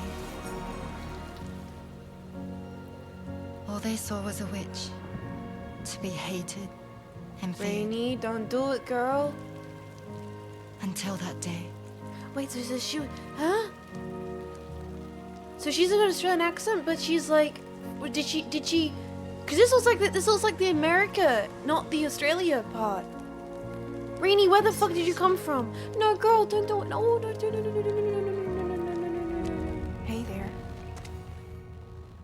You're Rainy, aren't you? Fragile, what the fuck? Who's asking? Someone who's been looking for you. For you and your power. You want my power? Why? You're a pharmacon. Medicine that can harm, poison that can heal. It's all in how you use it. Want to come work for me?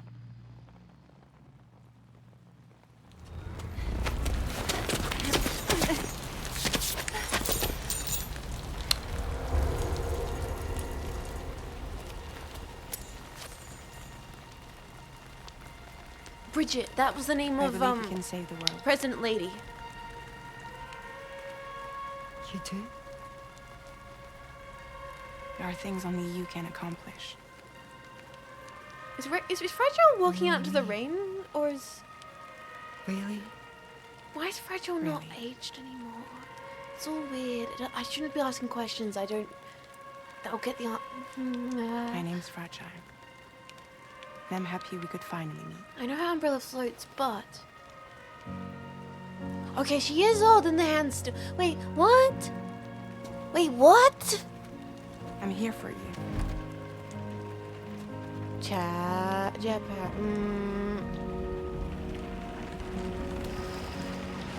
For both of you.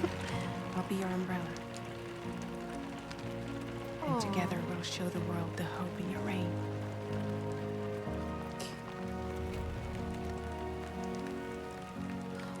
Come on. We wouldn't want the baby to catch a cold. Come on. Did she heal Fragile?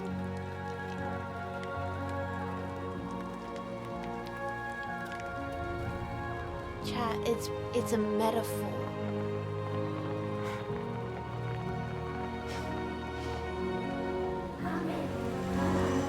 You're a metaphor. True.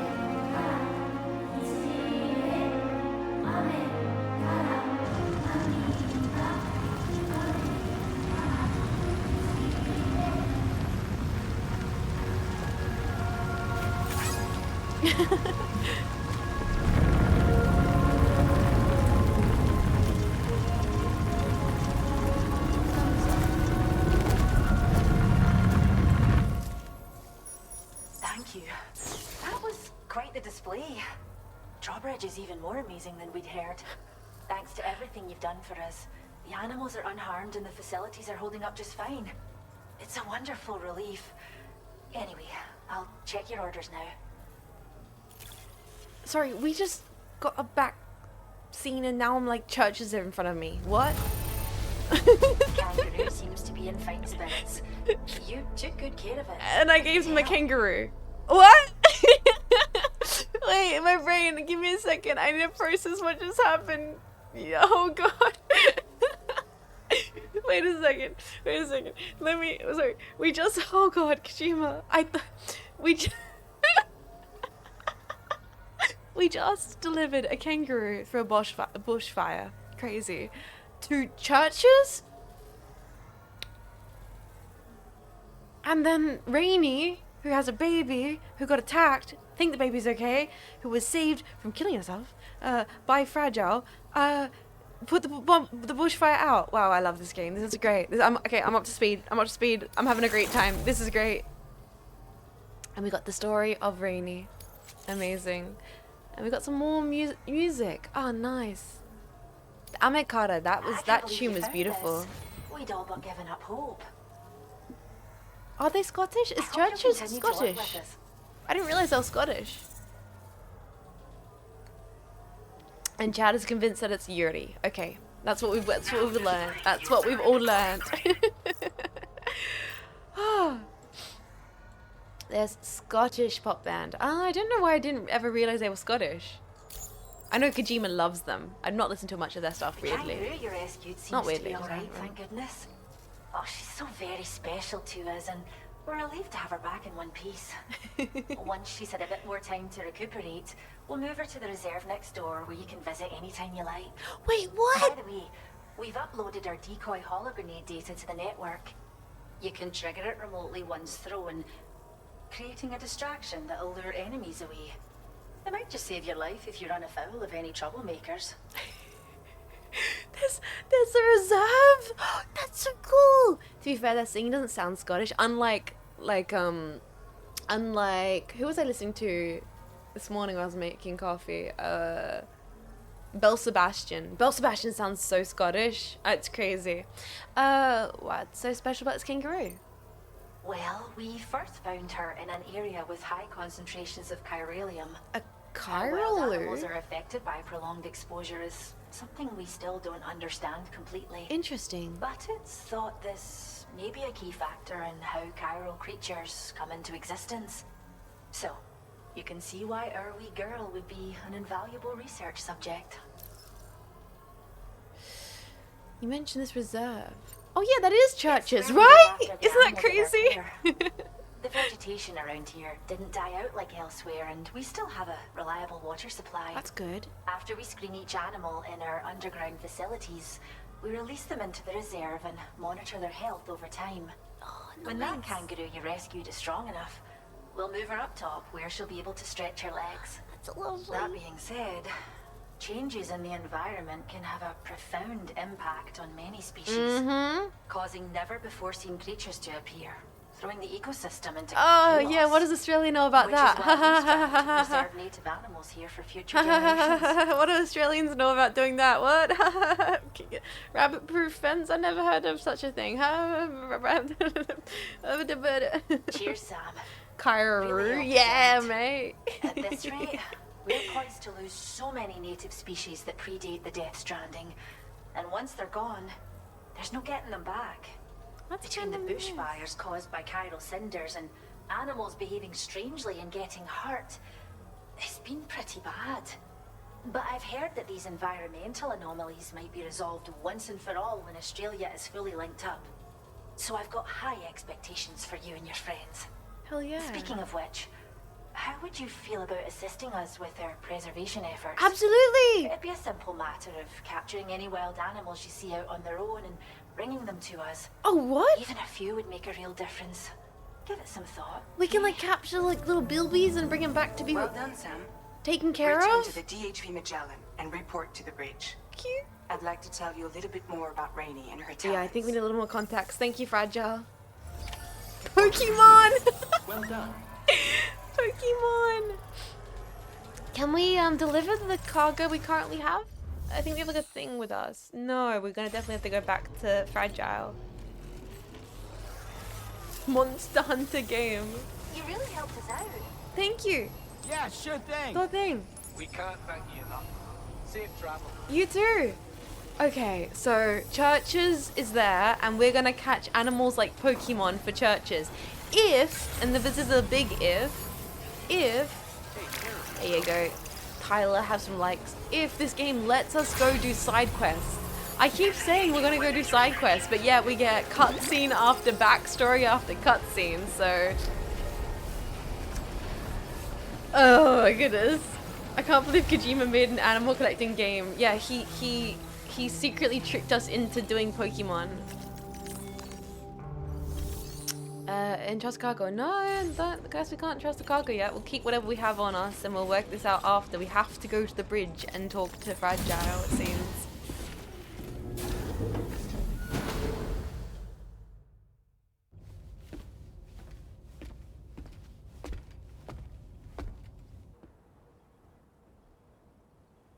So when she's inside, does it still rain? Like everywhere she goes, is it raining? Because it's not currently raining around the ship. When she's outside, Rainey's constantly surrounded by Ah, okay. Well, she answered my question. Sorry. But within My a bad. 1.5 meter radius of her body, My bad. a different kind of precipitation is observed. We call it core fall. Okay. Anything it touches is restored to an earlier state. In other words, it has the power to heal and repair, to counteract Timefall's effects. Okay. Sadly, people only see the Timefall, and not the remarkable woman standing in the eye of the storm. Still no signs of growth? I should be due any day now. If things were normal, that is. Okay. And But that's the how baby's Fragile still got stuck at killed. 7 months. She has still baby syndrome. Have you ever heard of it? Yeah, there was a lady in Mexico had that as I met well. a few preppers in Mexico that had Yep, something like that. that's right. They're not isolated cases. It seems to be happening everywhere. Okay. Though who knows if it's a syndrome or a symptom of something else. Simply put, the fetus stops growing at about 7 months. Mm-hmm. To be clear, it doesn't die, but it no longer moves, as if it's frozen in time. Several treatments, including C-sections, have been attempted. That's too early though. Unfortunately, removal from the womb invariably results in Yeah, death. that's not good. And while not all pregnancies are affected, it's yet another contributing factor to the already low birth rate. The Genetic Diversity Conservation Initiative just isn't enough to compensate. Okay. You got any idea what's causing it? There's speculation that it's due to an imbalance in the beach itself. Okay, beach will fucky I'm wucky. sure it's been explained to you before that countless individual beaches exist. I was A no way, multiverse of Clee, beaches, really? so to speak. Were you But put in they incubation? are all governed by an upper beach on a higher plane. Oh shit, the beach got layers now. Expansion of the chiral network to cover the whole UCA may have inadvertently disrupted the link to that beach. Or so they think. BB units were also 7-month-old fetuses. So it's not hard to believe that the beach might very well influence the unborn. While I can offer you no concrete answer, I can state that the plan to extend the chiral network into the Australian continent, to take it worldwide, is also intended to help restore balance to the aforementioned upper beach. And in doing so, it is possible that we may resolve the issue of still baby syndrome. That's good. God, the jacket she's wearing looks so real.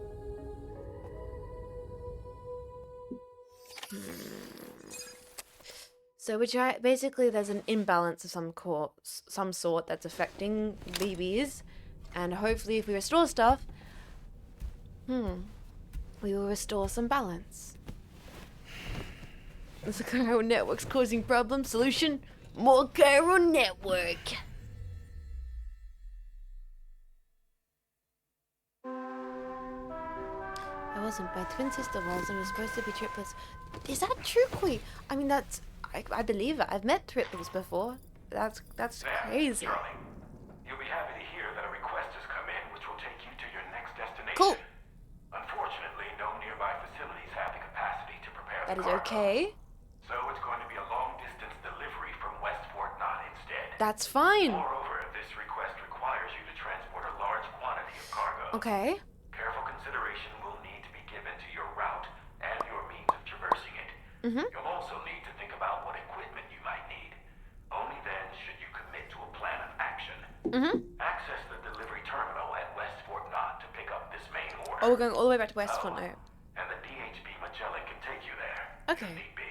What I think we want to do though, chart course, and then I can send it via the DMV Magellan or whatever. So what we're gonna do though is we also inverted. That's surreal, man. Kangaroo's feeling better. Sorry, not to jump away from that conversation, but hold on. No, how do I look at the messages? Social strand service. Grassroots activities. Nice work, Rainy. Keep it up. I made it rain at a few facilities.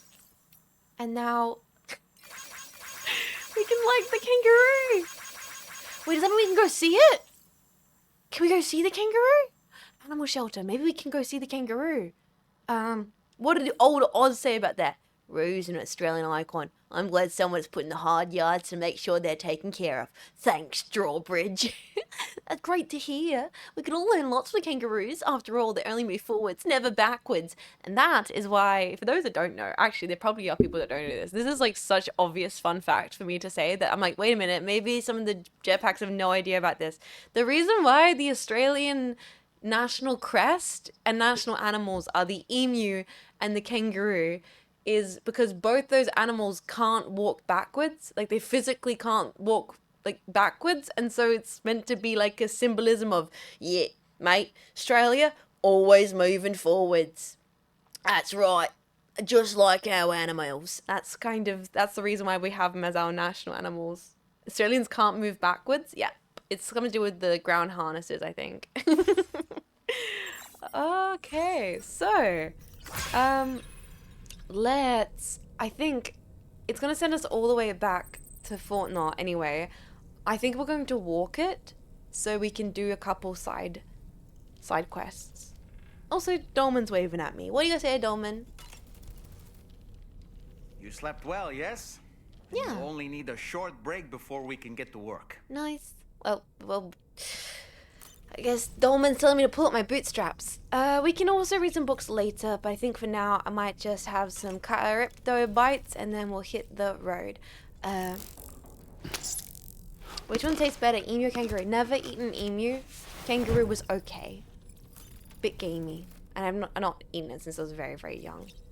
Go to surface.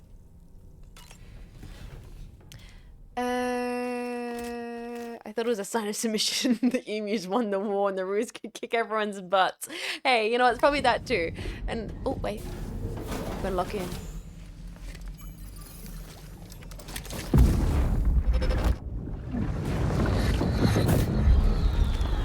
What?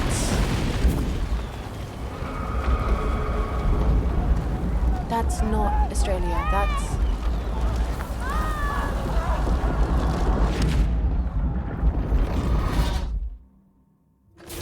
That seemed like a child.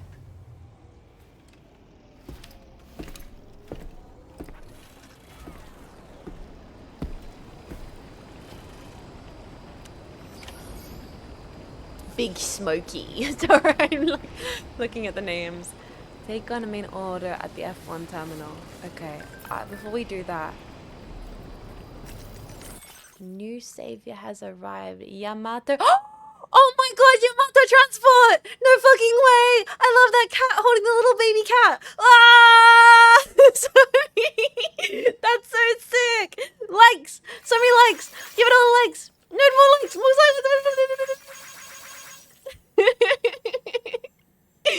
What the? That's crazy. Yamato transport cat logo sign is now available for use. Is it? Wait. Is it really? I love the Yamato cat transport sign on the monorail. Yo! That's like a real sign. For those that don't. You can get it at the garage. It drops a sign? That's so cool. It's a cat carrying the kitten sign. It's a real public transport sign in Japan. Yamato. Oh my goodness. That's so cool. There's someone at my house? What the fuck? Huh? It seems an order has been issued to deliver cargo from the animal shelter to my place, which, that's odd. The order came from my shelter, but there shouldn't be anyone there right now unless someone broke in. I've got a bad feeling about this. If you're too much trouble, could you head to the animal shelter and see if you can find out what's going on? Yes, I can. That is weird. And I'm also very much interested in doing side quests. So, let's do that.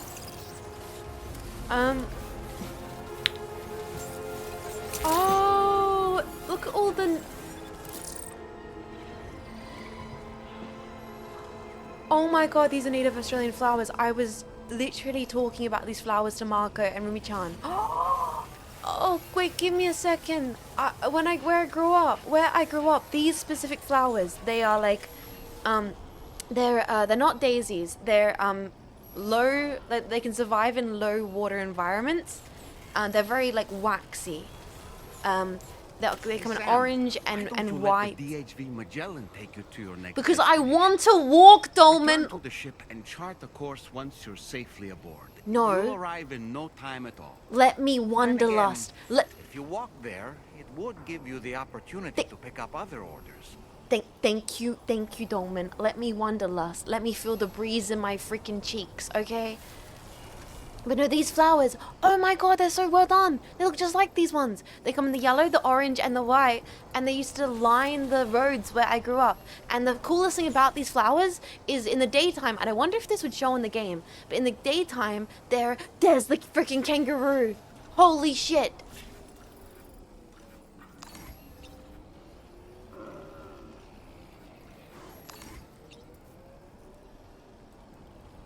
I can't believe we're in Australia.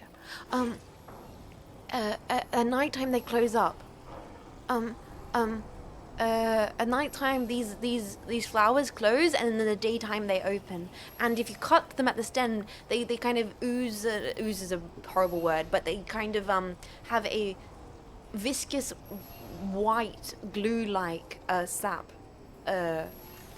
which is it's because I used to pick them as a kid, and my hands would get covered with it, and then it gets all gross. Like latex almost? Yeah, it's weird. So I want to go see the kangaroo. Ew, yes. Sorry, I'm losing my mind about these flowers, because I pointed them out to Marco and Rumi-chan yesterday. Does the wax make it hard for them to burn? Yes. So the reason why they have such a kind of thick sap is so they can retain lots of water and are able to survive in incredibly arid environments. And so that's why they grew where I grew up, because I grew up in a very arid area. And I saw them yesterday for the first time since I was a kid, and I pointed them out. I was like, oh my god, Marco, Rumi-chan, those flowers. Kind of like succulents. Yes, they're very similar to succulents in the way that they can survive. But the fact that they're flowers is very cool. Oh my goodness, it's a kangaroo. It's laying down.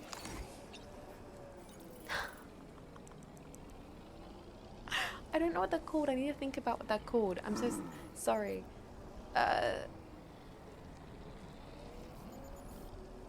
Chameleons? There might be that, actually. That sounds about right.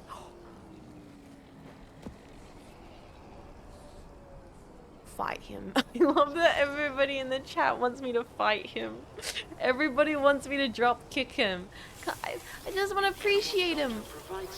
I can go outside anywhere in Australia and drop kick a kangaroo. Should you encounter such a specimen, please secure and deliver That's amazing. to the shelter facility or any This is so other nearby beautiful. facility. What the Your heck, assistance man? with This task is greatly appreciated. is my childhood backyard, man. This is crazy. I'm being doxxed right now. Hideo, stop doxing me live. This is crazy.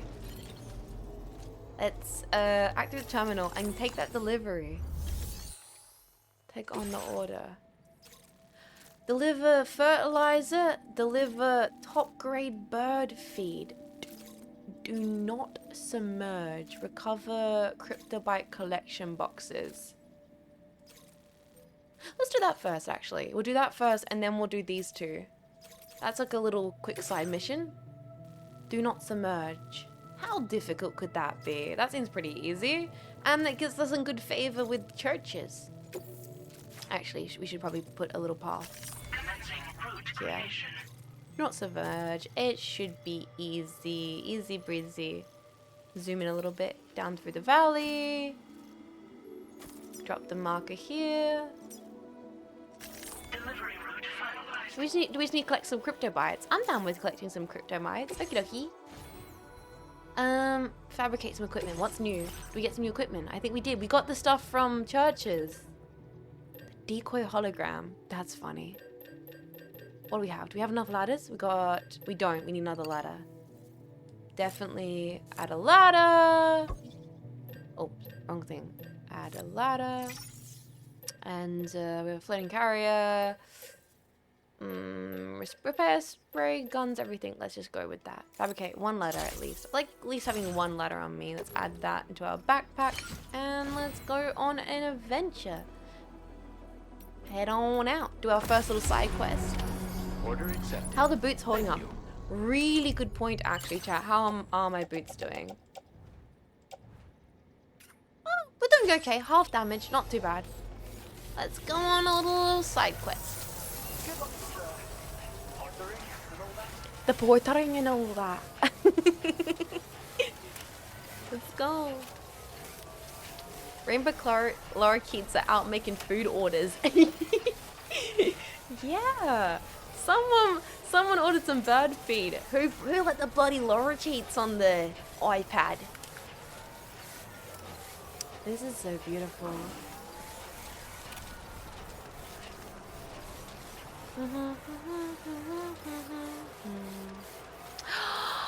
Oh, it would be so beautiful to go for a swim in there. Can we swim? Is there onsens in this game?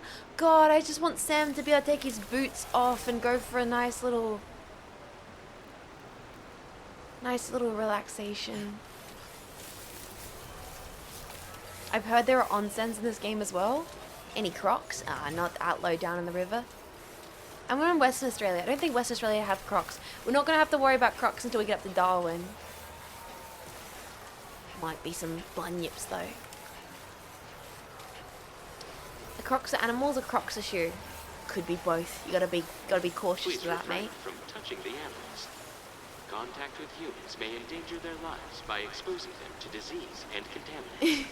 Part of me is like, you know what? Actually, I don't want to put a ladder here because I think it will affect the view. How deep's this? It's not that deep. Let's walk across. That way we don't affect the natural reserve. You know what? You know what I mean? Like leave no bad, nothing behind. Keep it clear of any little human stuff. Though I do want to get the amateur cat sign. Leave no trace. Yeah. Hike it out, mate. We'll be real hippies. Take only photos. Leave only footprints. True wanderlust. And maybe contribute to the piss, actually. You know what? Actually. That's a good love. Whoa!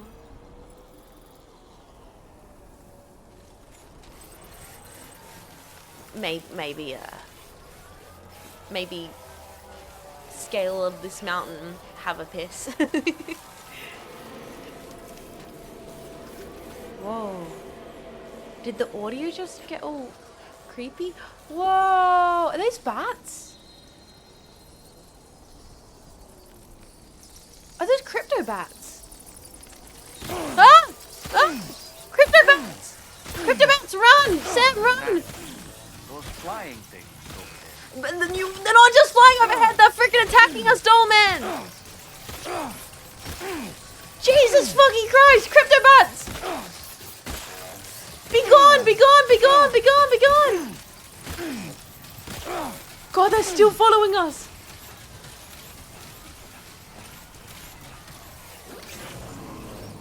Bloody hell. Are they still following? Oh my god, oh my god, oh my god. How do you tell the crypto bats to piss the fuck off?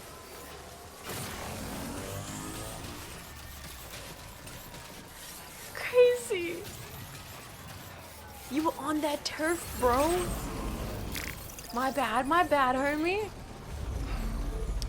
Alright, looks like this is the crypto bite collection. We can grab that. Nice. Grab that one too. Nice and easy. Maybe we'll also reorganize our kit here. Just a second. Auto arrange. Is there, what should we put this on the, I guess we're not too heavy. We don't need to put it on the trolley. And also we should check if there's anything else around here. Just a decent amount of crypto bites. Wait a second. Compact surveillance camera for Rainbow Valley.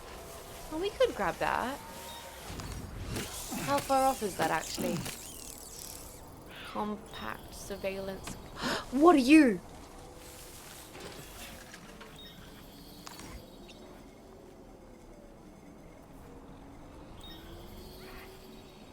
What the fuck are you?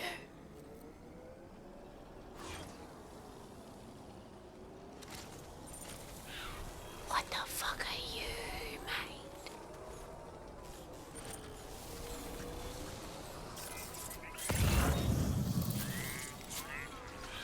Gotta catch 'em all, Pokemon.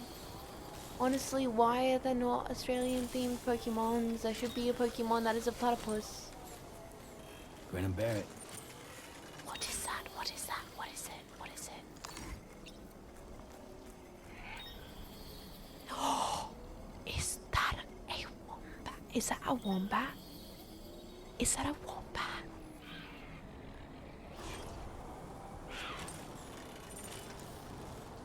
Oh my god, is that a wombat? No. Mate, come over here. Get your ass over here. Get your cheeks over here, mate. Nah, mate, get over here. Sam, there's an animal that appears to be on its Shut own. the fuck up, doorman! This could be a good opportunity to assist the shelter with their preservation initiative. It's a wombat! Oh my god! And it's shaking! Oh my god, it's a wombat! Oh my god, it's a wombat! Holy shit, I'm carrying a wombat! Look at this! It's rattling around in the case! Oh my god! You can lead the rescued animals in the facility. Yes, so we definitely will. What the heck?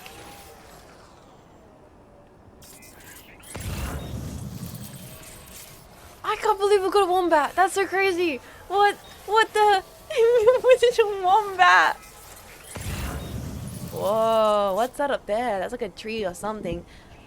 Fragrant sun candle and the combat security camera. Let's grab a couple of things because we are heading back to Rainbow Valley anyway, and we're not going to come out this far for a little bit. So we'll grab these items while we're here. The bats are crazy, man.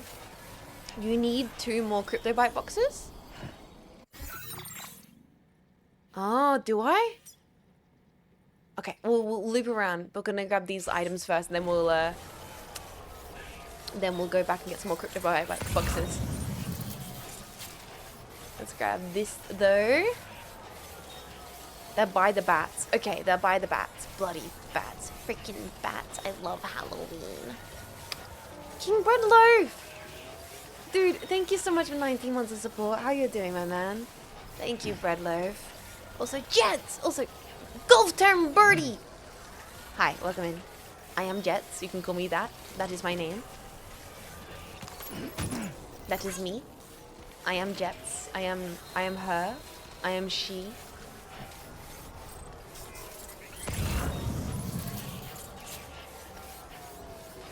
Is that a massive crypto bite pile? Ooh, we can get some Barossa Valley Shiraz as well here. Noble wine, it seems. You're that guy. I'm that boss. I'm that chief, bro. Climb me, climb. Climb me, kangaroo down, split. Climb me, kangaroo down. I'm terrified of the bats, bro. Terrified of the bats. That's the candle. Where was the vine?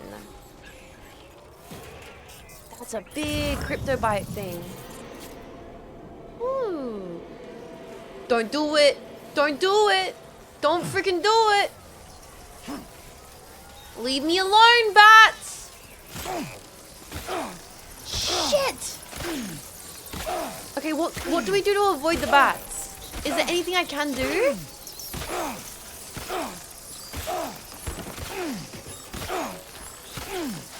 Because I'm just getting damaged. Ah! Bats might be carrying a BT virus? I don't know, what do I do? Start punching? Because it's just hurting me. Like, is there any way for me to avoid the bats? Use EX grenades or time full shelter. Okay. Do I have any grenades? I got a smoke grenade? I might eat some crypto bites or something because, like, perform photosynthesis. Eating one will restore stamina temporarily, most easier for holding breath and cancer balance. This will charge your body. Shoot! Like, oh my god! Please fuck off, bats! Smoke it out. Piss on them. Thanks, chat. Oh, I should piss here. This is a great spot to piss. I would piss here if I wasn't being attacked by bats. Fine. We're gonna... Leave me alone. They're still attacking me through this. Oh my god, please, go away.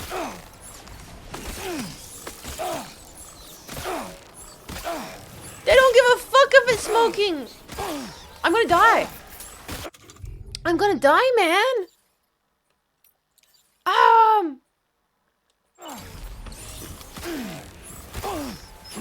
Oh my god, I don't know what to do. This sucks. I don't know what to do. Get rid of them. The container is now ruined? Oh god, that sucks. I wasn't warned about bats and to bring things to protect myself against them. Oh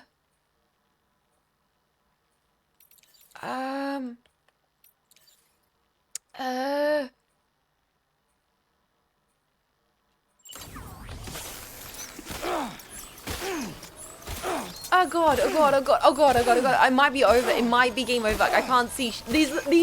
Okay, you guys wouldn't be as annoying if I could work out what the fuck to do to get away.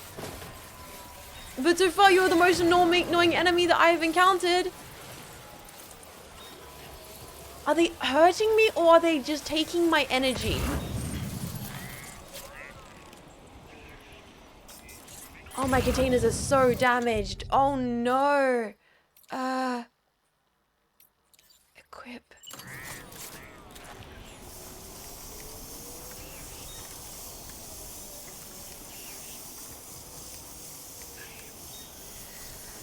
Whew. Eat an electrobite? I thought I was. You know what? I'm not going to. I'm not going to because I feel like these bats steal energy. So if I don't have any energy, maybe they'll leave me the fuck alone. You know, like maybe, oh, I wish the wine in that chaos. Is the wombat fine? I hope so. I think they'll just started eating your HP. Let's test this theory. Meanwhile, the wombat. Yeah, dudes, so rude. I got a little wombat guy on me. Have some respect.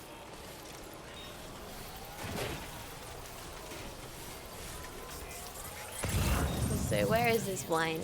Where is this wine, huh? Oh yeah, in my distraction, I forgot to piss on the mountain. We should probably go down this side, yeah.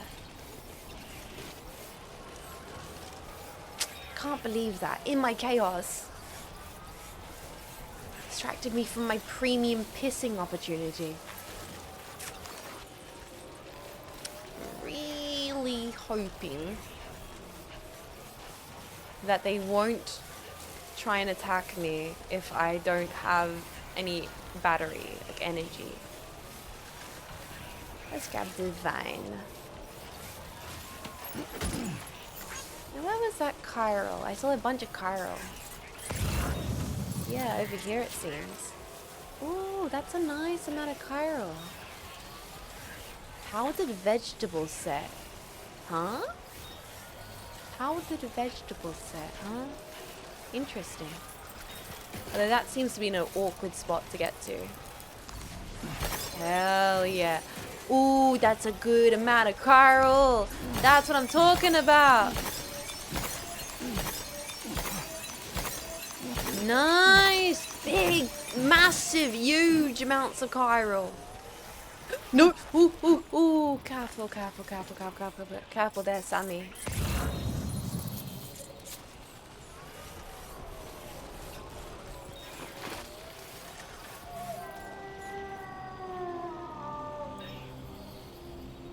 This is a good spot to piss. Yeah. All right. Get ready.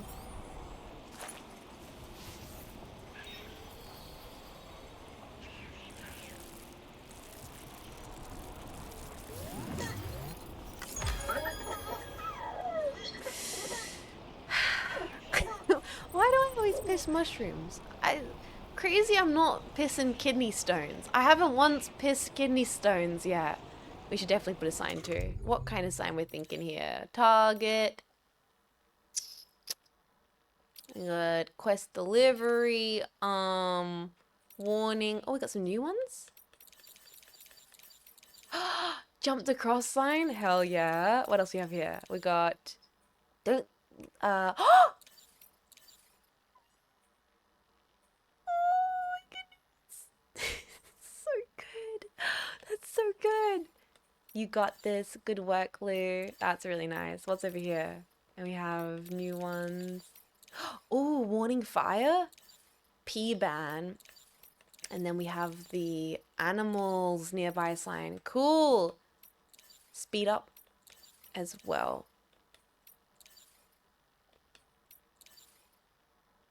Yeah. Perfect. Alright, now everyone will know what to do, boys. They'll know exactly what to do. Okay. Where are we heading now? Heading to get the sun candles, and then we'll head back to the animal facility. Just like real life, exactly. I hope that will be an appreciated sign. If you are on my server and you find the sign, and you piss on the perfect piss mountain, tag a girl. Let me know. Although I doubt there'll be anyone in the jetpack, unfortunately, in my server. But if there's any chances, piss right there in my honor. Or in your server, jetpack. I think... Okay. They're so evil and fucked up, but they're kind of beautiful. I hate that.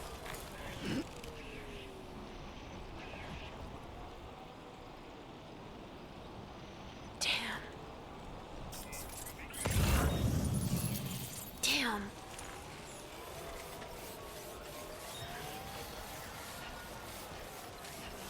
They're really pretty. And terrifying. Okay, let's go get that candle. And try not to get attacked again. Because we've had a tiny little bit of battery come back, so that doesn't seem good.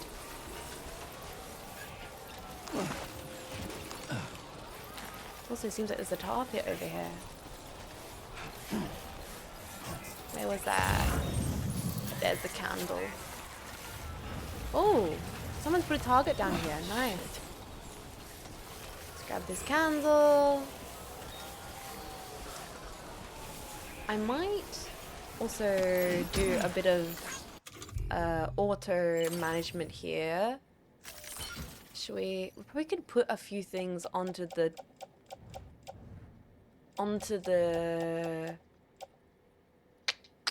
should we put the wombat? The fact that I have a wombat.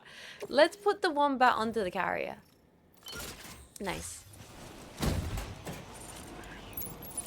And let's grab the cargo down here.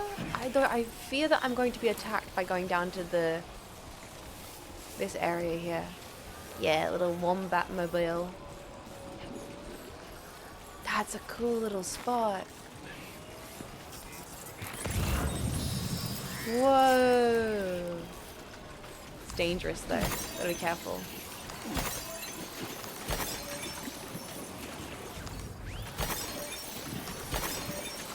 Whoa.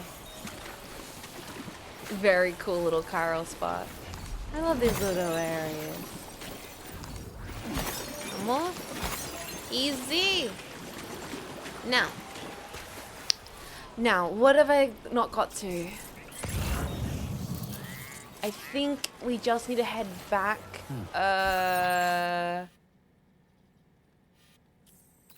Head back here, because I don't think we've gotten all of the cargo yet. Someone said there was some more I needed to pick up. So let's see if we can head... Commencing route creation. Up here.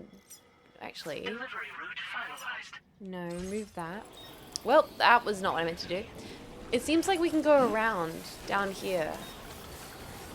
There's 2 more I need. Okay.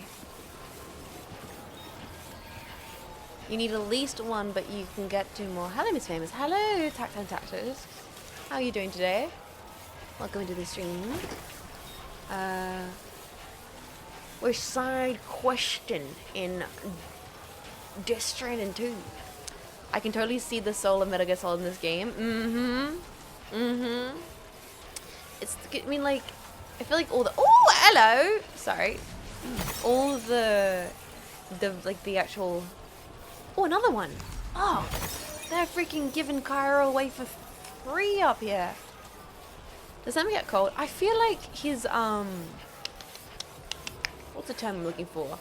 His suit, his uniform must have a pretty good thermal layer. Like, they're not sending him out here. I feel like Porter's uniforms must have to have some kind of newfangled hypothermics kind of cryptobite figurine. Yes, we're gonna grab that. Where to it? Climate control. Exactly. Who's to say? I was about to say who's to say it's not like one of those like, oh, piss regulated, but sand piss is outside the suit, so we know that to be not the case. Grab this, grab that, and grab this one here. Getting heavy. You know what? We're going to optimize the kit again. Confirm. Grab these 2 boxes here. Select multiple. Bam, bam. Grab those. Offload them onto the carrier. Easy. It's not practical to have piss regulation systems in suits, you know. Who found that out? NASA. Buzzkills. Those pencil pushers.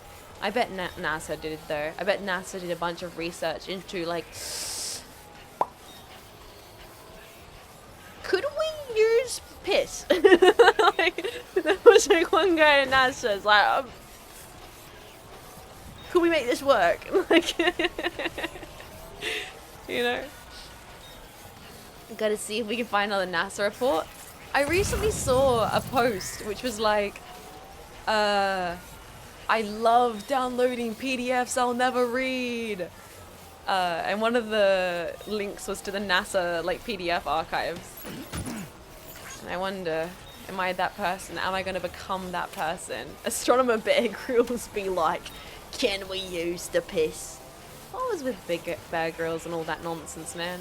Although I will admit, I did like Bear Grylls as a kid because I did Scouts. Like I did Scouts, and I've talked about this before in stream. Although a lot of people do not believe me, and I understand why.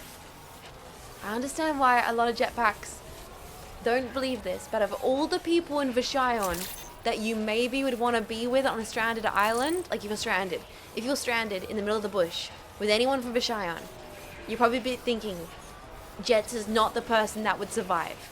But I have you to understand, I am. I did Scouts for years, and I was a bit of a dork about like, what if I ended up in a freaking plane crash? What would I do? And I like a lot of the childhood books that I read were like about that kind of stuff. Jets would last a week. I think I could do it. I actually think I could do it. If I was like randomly got like blown away and I was like on a hiking trip or a camping trip and I ended up in the middle of nowhere, I think I have enough random knowledge in my brain where I'm like, I know how to find water, I know where to go to find, like, I know how to locate myself, I know how to follow valley systems, I know how to build a structure to like live out the night in, I know how to make a fire, I know you know what I mean? I could do it. I could do it. Oh, that's such beautiful sounds.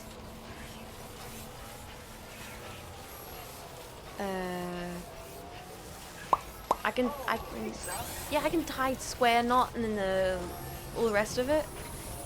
Make a fire without a knife. Using friction. It's pretty straightforward to make a fire with friction. Deliver and report. Yes, sir. Got the wine. We got. You know what? That is an impressive haul. That's impressive.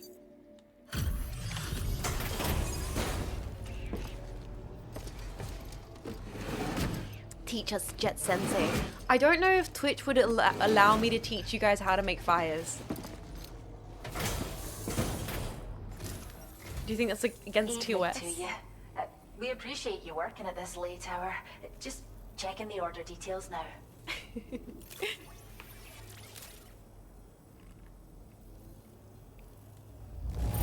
Yo! Look at this bounty. How'd you even get it all here? Wow.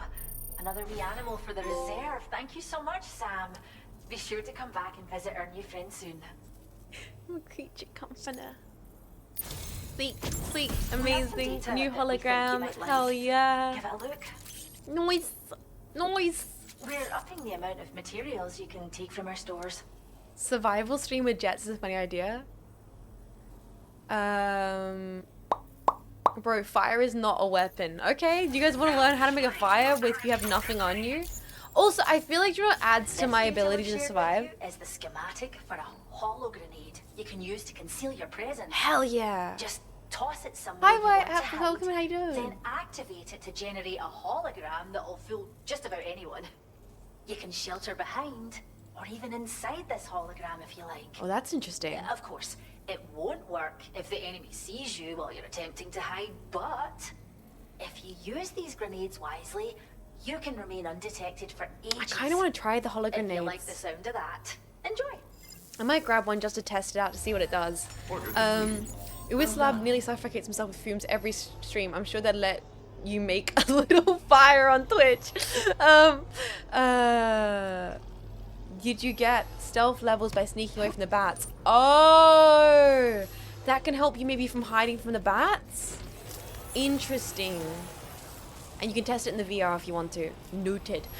Noted. Let's go back here and see what other orders you can take on. Okay. Fertilizer. Birdseed. Let's do that. Both of them. Easy peasy. So now we're gonna go this way, cut this. Hopefully, this whole area is now not on fire, so we can walk through here without a stress. Oop. Yeah, that works. We'll go with that. Okie dokie, okie dokie. Grab everything, whop it onto the kit. Place in the backpack. Actually, offload the carrier. Nice! I love my carrier. I know you guys were like, Jet's carrier's kind of dorky. Well, guess what, chat? I am dorky. We're gonna test that in VR, actually. But first, let's keep on strutting. Night walks with the boys. Thank you. Night walks with the lads. Night walks with the lads. Night walks with the lads. I like my baby trolley. Yeah. Wait, is this area now like charred because there's been a bushfire through here? Whoa, whoa.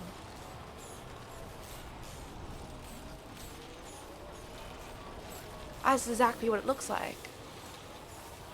And then what you'll notice if you go through areas where bushfires have happened, you'll notice that you can tell when a fires went through because in an area, because the trees will always kind of remain dark at the base of them, even if new life grows, because a lot of new life can grow from trees that have been burnt in a bushfire, which is interesting, right? I like seeing other borders. Yeah, me too, man. At some chiral.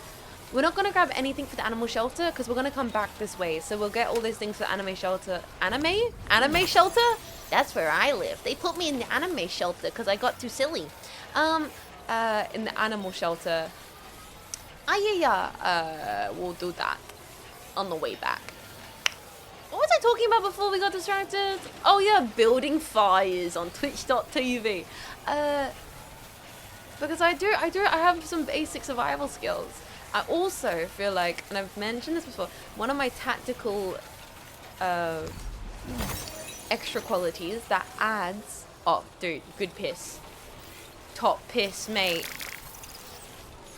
Hello! Hello! Good piss. Nice. Is that I do always stay over-prepared. I'm the one pal, the one friend that has like, I always have, like a nail file on me, protein bar, band-aids. I've always got a lighter on me in case it's necessary. Oh, I love how their bioluminescent the crypto bite bases are around here. Exactly. I've always got lighter, bottle opener, nail file, all that kind of stuff on me at any time in case it's important, because I wanna be the person where someone's like, oh shoot, do you have a pen? Do you have a piece of paper? I'm always like, yes. It's less of like mum friend and more of like the scout. It's not so bad. It's the scout in me, the like survival horror protagonist. It's the zombie apocalypse nature, Swiss Army knife kind of girl. Yeah, exactly. Where I want to be able to be like, all right, I can in any situation I can be prepared for it. And so that is an advantage. Like if I did get lost out in the bush, I would have lighter on me. I would have paper, so I would be able to make a fire. With everything I have in my bag currently, I could easily start a fire. That I shouldn't say out in public. Australian Police Force, that was, that's not, in an event of an emergency where that would be necessary for me to do and need, in Minecraft, I could possibly start,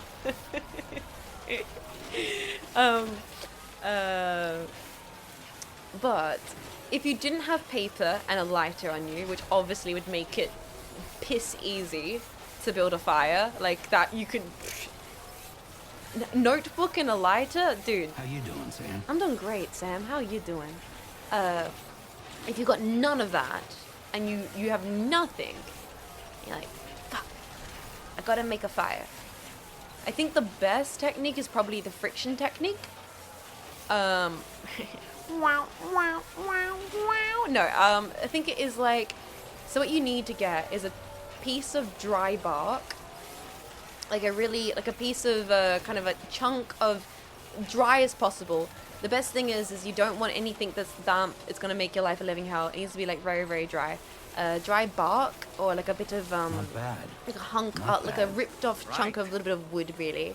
And then you want to get yourself any kind of super dry material, like it's anything close to hay, if that makes sense. Like the kind of quality of hay or dry leaf cover. Kindly. Something very, very, very, something like that. And you kind of want to with a very, very sharp stick.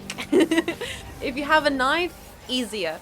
But a sharp pointy stick or a sharp rock works. You kind of want to create a divot in the bark, the peeled bark, or you peel the bark into strips or whatever. You want to create a divot into the chunk of wood. Then you want to fill that divot with the dry matter. And then you want to get a nice, what's that sound?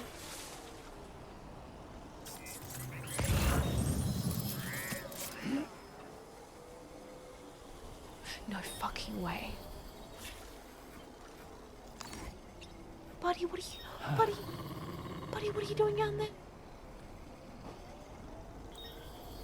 Buddy, what are you doing down there? We can't go deliver you. We're gonna go to get birdseed. Buddy, we can't do it. You could drink it. Talk to him. I don't want to get chlamydia, chat.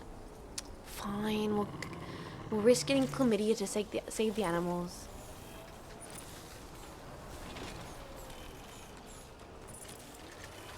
Okay, time for a...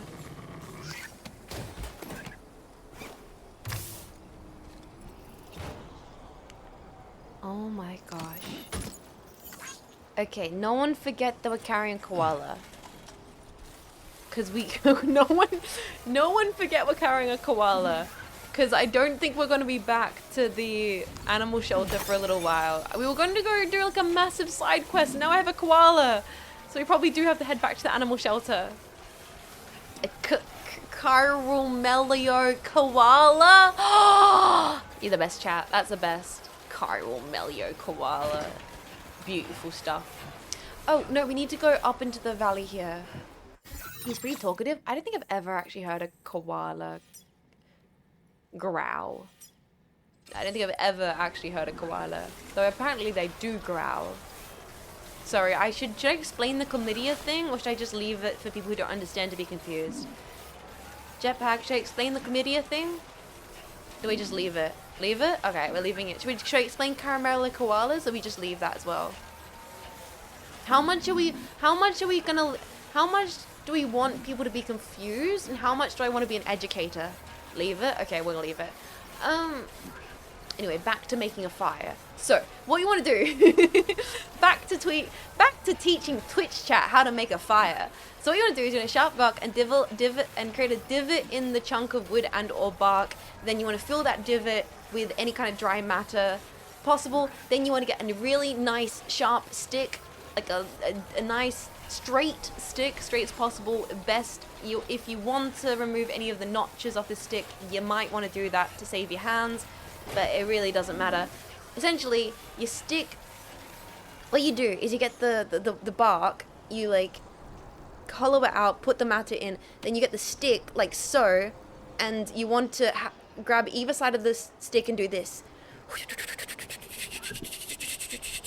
Like that. Go into the dry matter as fast as possible. And then you want to go... And it takes a long time, but if you do it and you do it well and you do it efficiently and it's dry, you can start a friction fire. And then what you want to do is you kind of want to create a smoldering kind of coal with in that, and have next to you an A-frame structure built for a small fire, possibly out of twigs and a little bit of dry bark. And then once you have the kind of the friction fire burning and smoking, you want to place that underneath your A-frame fire structure and then start nursing the fire until you get some kind of flame, and then you want to slowly build it up with larger and larger wood, and do not smother it until you get proper coals, and then you can put a big old log on that, and there you go. Fire. Easy as, mate. You can also use a 9-bolt battery and steel wool. Yeah, but you're not gonna like randomly find a 9-bolt and steel wool out in the bush. And if you do,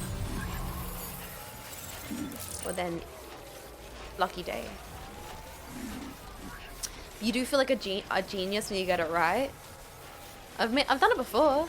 I did it before when I was in Scouts. Me and the lads, we got in a circle and we were trying to compete to see who could make a friction fire faster. I didn't win, but I came second. Oh, someone must have scaled down here. Nah, I think I'll take freezing to death in the wilderness. You know what? Power to you.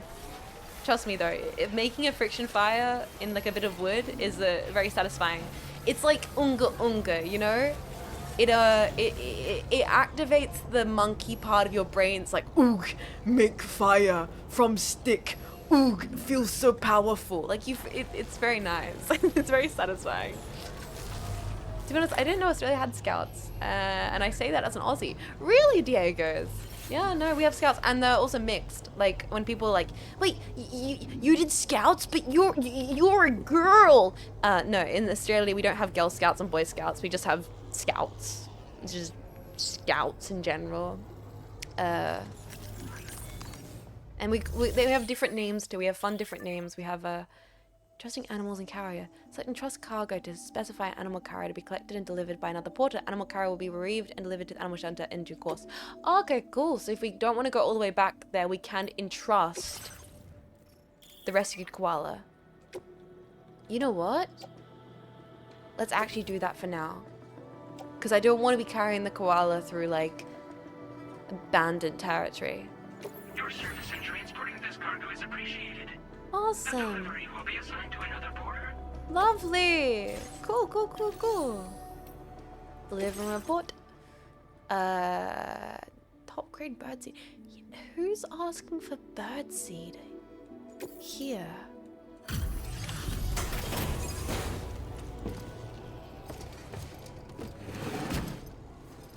You're a girl? Unsubbing. There. Fair.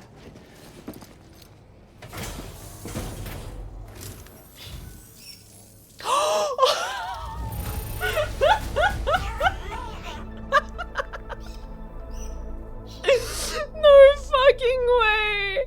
No way! The rainbow lorikeets actually were the ones who wanted the birdseed. What the?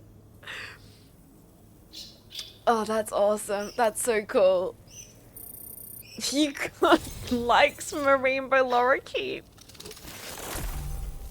Oh, amazing. Now displaying your current porter grade. Thank you, Hideo Kojima.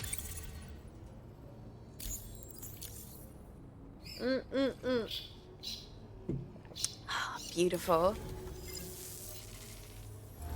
Okay. Order completed. Well done. Entry. My birds are geniuses.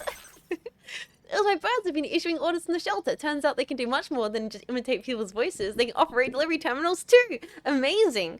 Absolutely incredible. Wait, did the bird tweet? Wait, did the bird comment? Sam, I want to see you again. Sam, I'm waiting on your delivery. Sam, I love you, Sam. I can't believe Rainbow Lorikeet is commenting on my mom's Facebook posts. That's great. Birds do tend to tweet. Actually, mods, VIP that chatter. That's a pretty good one.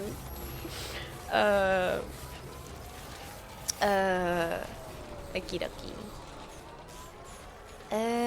Let's deliver the other thing and then keep on going on our little side quest. Yeah, no, Scouts was fun. They're called different things in Australia. It's like Joey's is the lowest level of Scouts in Australia. Then it's Cubs. Then I think the top levels are Dingoes. I think when you're like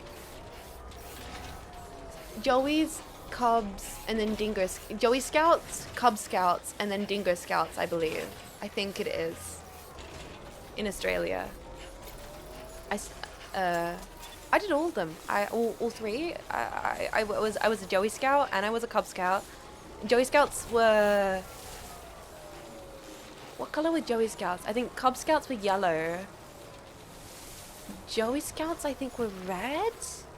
And then I can't remember. Keep it up.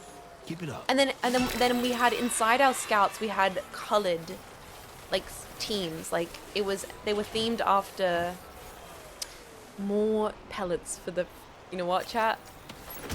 You know what, we're right here. Let's go deliver more birdseed to Laura Keats. And then I believe it was like they kept changing the top level. It was Dingo for a while, and now it's Rovers. Yeah, I think it was Dingo Scouts when I was... it's... In New Zealand, it's the same system, and our youngest is Kiaz. Interesting! Yeah, just 3 levels. Joey's older than a Cub. No, I believe Joey Scouts were the smallest, and then Cub Scouts were the middle, and then I think it was Dingo Scouts. And then we had subset names for our squads inside of it, and there would be like named after birds. There was like Tawny Scouts. I think it was like there were like Maggie Scouts, like after the magpies. Tawny after Tawny frogs, mouth owls. Barn Scouts after like barn owls. Oh no, I think they were named after owls or something. Like I can't remember distinctively, but they were like all themed after Australian animals, which was always very endearing. They deserve it. Yeah, honestly, I'm down with doing a delivery of birdseed. What do you think they'll say this time? Nutrient-rich pellets. God damn, they want that gourmet shit. I'm doing Uber Eats delivery for Rainbow Lorikeets right now.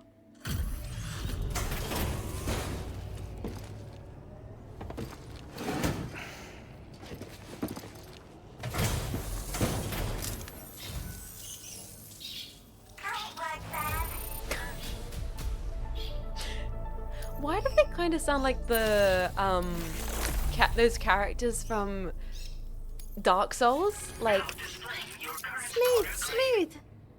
Yes, silky. Like why do they sound like Smooth and Silky from Dark Souls? Smooth. Yes, silky. Well done.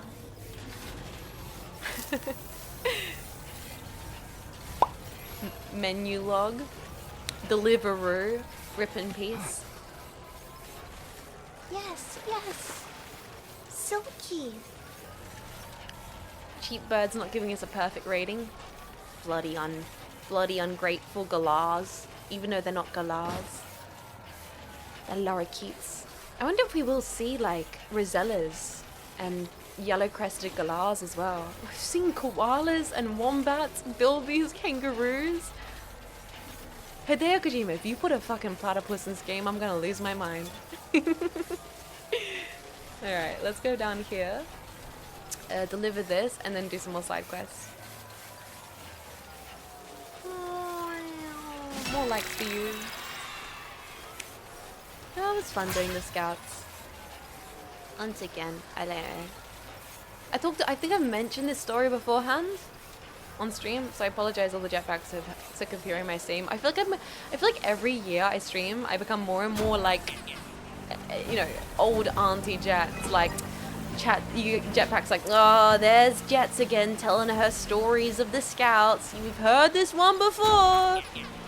But it was fun though. It was fun. Like, wait, in Canada they are beaver, cubs, venturers, and rovers. Oh, that's nice. Actually, I like that. I like hearing about all the different names of what you guys called them. Let's activate terminal here. What are we dropping off again? Deliver and report. Fertilizer, a candle, and a goddamn ring camera. Can you do your Werner Herzog impression? Unfortunately, like I said, I can only do Werner Herzog if it's me talking about jungles. Buddy, I'll never get bored of story time. I appreciate that, bro. I see you've returned. Glad to have you back. Why do you sound American? Information now. Is it because someone said he's meant to be the CEO of Sony or something? Bloody CEOs trying to act like I'm working men in their Cobra hats. I see through your bullshit. You think you're one of us, mate, because you're putting a pair of arm Williams. All the things you could have brought us. Where did you even find this? Thought I wouldn't notice. Alright. Glenn's happy. I believe this data could be of use to you. Okay. With my thanks. Oh, solar battery. Nice. Good. We're increasing the amount of materials allocated for your use. Make Sweet. the most of it. Will do, boss man. Will do. Nice. Okay. Solar generator can be attached to the jetpack. It uses solar power to automatically recharge your batteries over time. You're American sounding. I gotta skip your audio. I only want to hear true blue Aussies, okay, in my video games. Okay, what we need to do is, I think we have the chance now to do some side adventures. Okay. We can go recover pesticides. What we're gonna do, I think we're gonna go to the organic grown vegetables. Goddamn. We'll go to musician, and then we can do the musician side quest. Because why am I struggling to say musician quite like that? I am, aren't I? Because he has a couple side quests, and I did say for the next part of the game we are going to do quite a few side quests here. So I think it's time. Get cozy, guys. We are about to... Oh, we're about to start our little side quest adventure for the evening. How long have we been streaming? Oh, 5 hours. Damn. Unload to the carrier. Backpack customization. That's just the new thing, which is the recharge battery, right? Components, yes. We just got solar generator. Charges 7 batteries. Most effective during daylight hours and less effective during the night or at rain. It's kind of cool looking. I just like how it looks visually in the backpack. You know what? Let's make it. Yeah, sick. I like the vibes. Let's head out. Order accepted. Thank you. In case you're drunk. Nah, it's Monday morning. Too early to get on the beers, even as an Aussie. Let's go up the mountain.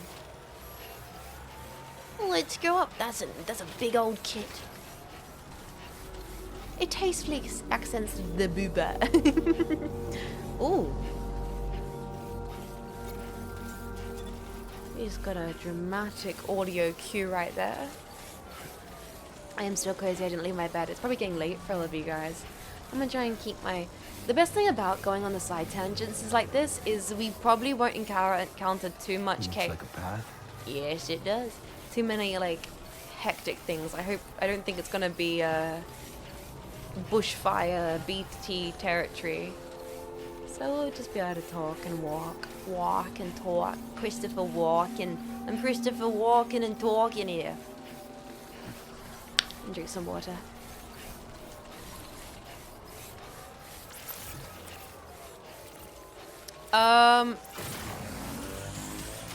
Express? Wait a second, how quick do we have to be with this? Should I been on a bike? Hold on! Wait, this is a time mission? Wait, the veggie's going bad? Oh shit, wait, I thought this was gonna be calm. I thought this was gonna be chill. I thought this was gonna... Wait, hold up. Wait, I didn't realize it was gonna have to be me running. Shit! 3 AM here, but we're drinking. Dude, Golf, if you gotta go to sleep, my man, take care of yourself. I will try not to scream and shout. And let it all out. Scream and shout and let it out. We go on and on and on and on. We really should have taken a bike.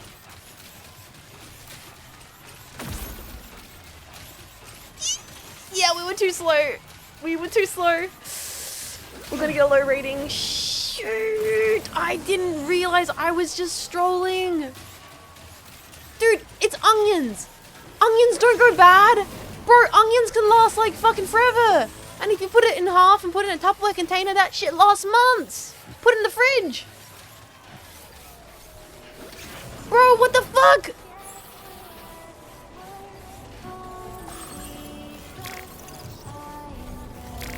Oh, this is bullshit. Not bad. This is bullshit. Not bad. Uh-huh. I can't believe he's like, I need my onions delivered in 2 minutes. He better tip me extra. I'm so... God damn it, I'm slightly over.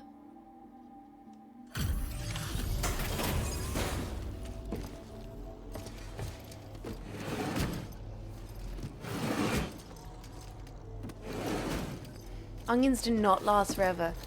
I like use my red onions for weeks. Well, we meet again. Hi, sir. Just bringing up the orders. 27 seconds.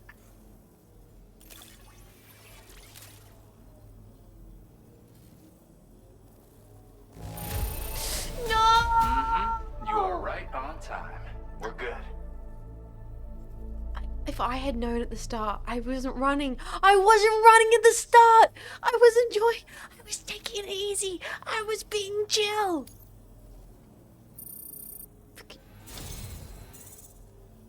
That's Sam, you really are incredible. But you need a gift, not praise. okay. He still gave me a shotgun, so I'm fine with that.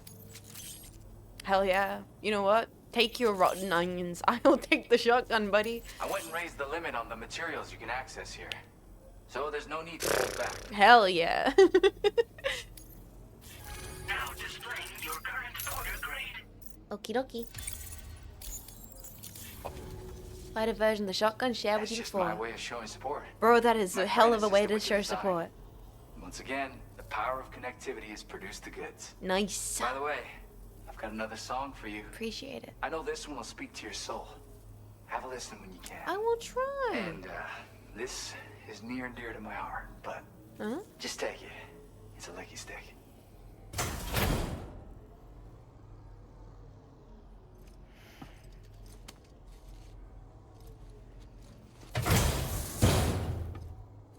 Licky stick.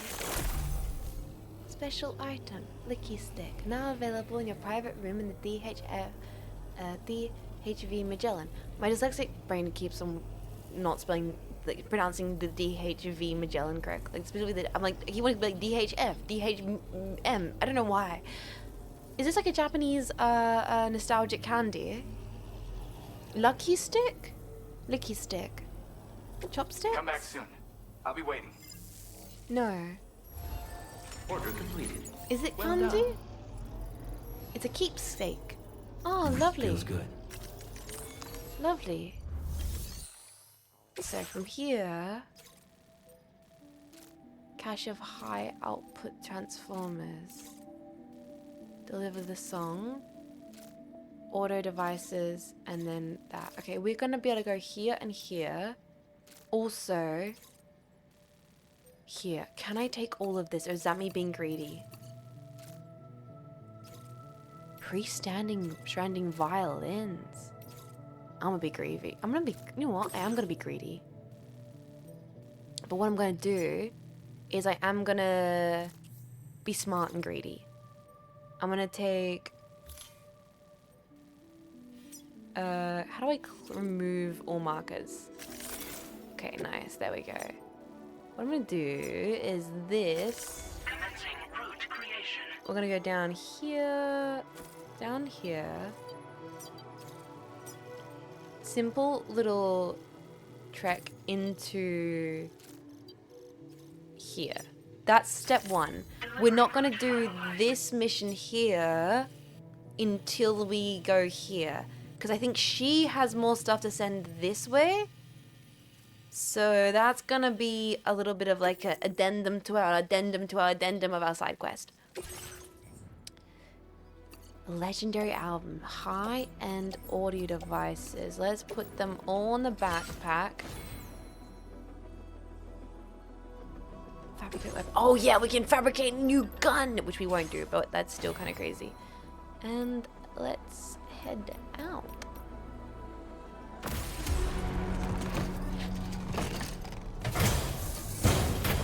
That's a lot, my kit. But we can also put stuff on the trolley now, I think, which I might do. Up this way, cargo management confirm. Optimize? Or is that as optimal as it can get? Wait a second. Let me put this, this, and this onto the carrier. Perfect! Sweet. Sweet. And we keep on walking. Big and keep on there, keep on burning.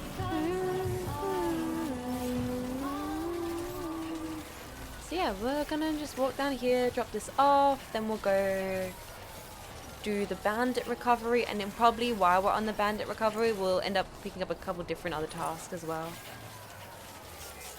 Nice. Lone Commander.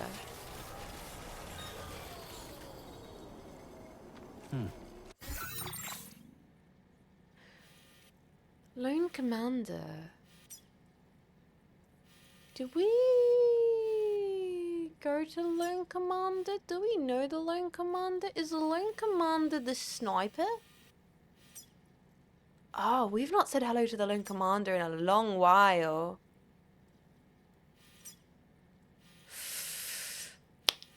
We really haven't went that way quite a while, have we? What is that doing all the way out here? Well, got it now. We really are buckling in for a long side quest. They look like cheap disposable top 6 stars. I mean, someone did that. So maybe they are just like cheap disposables. This looks like the way to go. It does. Like lucky chopsticks. No, Kojima in his way to name a character, he probably is the sniper. Oh my god, is that another animal? Oh, more porters. Hello. Yo. Hi. Hello. Is that another wombat?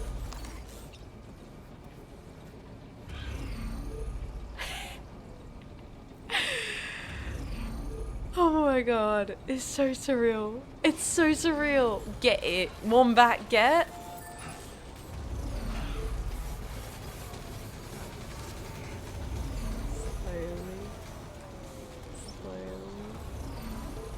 Slowly. Sam, if we're not in a position to deliver an animal directly to the shelter, we should leave it at the nearest facility. Don't worry, Dolman, we definitely will. Is that like... It feels like one of those things where it's like, there should be a way to carry that. Like, we should not be able to turn the wombat container from upright to sideways. Like, there's probably... Also, that really looks quite too small for a wombat carrier. Rescued, all caps. Yeah, rescued. Though I do want to find a bilby. If we can find a bilby, that would be great. Fluffy pajamas for the musician. Oh, brilliant. Let's grab the water purifier though, because we are heading to the environmental.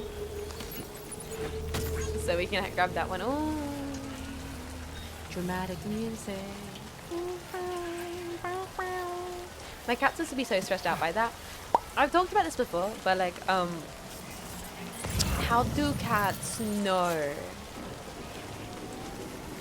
Miyama, she's a slut for a small cozy little container.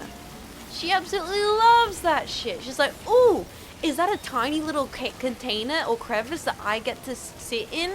Wow, my favorite. I can't believe you would give that to me. That's amazing. I love hiding out in a little nook and crevice. Ooh, that's my favorite. But then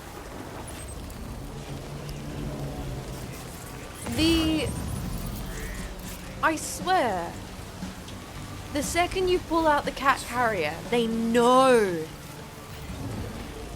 Goddamn, they know. They can sense the bad juju, the evil on that. They're like, but not that one. Ooh, not that one. I love every single tiny little box, but not that one. That box right there, don't fuck with that box. child, you've never seen this box before in your life. How do you know it's evil? They just know. They just know. And it could be a brand new cat carrier. Looks entirely different from any other cat carrier. One of those cat carriers that doesn't even feel like a cat carrier. It's way more like a luxury condo. Freaking Uber XL. Uber luxury. And they know still. Like, you can't fool me, dear human. I can sense the foul odor emanating from this box. Really does baffle me. 'Cause I'm not all like the kind of person where I think that my cat can truly understand me, but sometimes I'm like, you kinda can, because I always like wonder and worry about falling into the kind of fear of projecting your own emotions to animals. Humans love doing that, and it's very endearing. It's one of our best, like, it's a very human quality. Be like, the animal is sad, the animal's happy, because we love projecting our feelings onto them. And oftentimes it's just the animal is hungry. But sometimes I'm like, no, but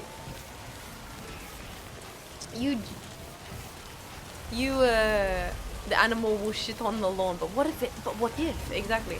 But sometimes, yeah, Mima will be able to understand the evil box from the good box, and I'm like, how the fuck? I thought you only crave food, crave warmth. Like, whenever Mima lays on me in the wintertime, I'm not like, she loves me. I'm very much like, she's using me for warmth. You know? I am very understanding that for the most part I am a convenience to my cat, and that is why she tolerates me, but it's also she's a convenience to me, and that's why I tolerate her. It's mutual convenience, you know, the best kind. But my cat goddess, yes, that's what I'm gonna say though. If that is the case, why does she consistently know when I'm sad? Huh? Weird. Why does she know the one box is better than the other box? Huh? Weird.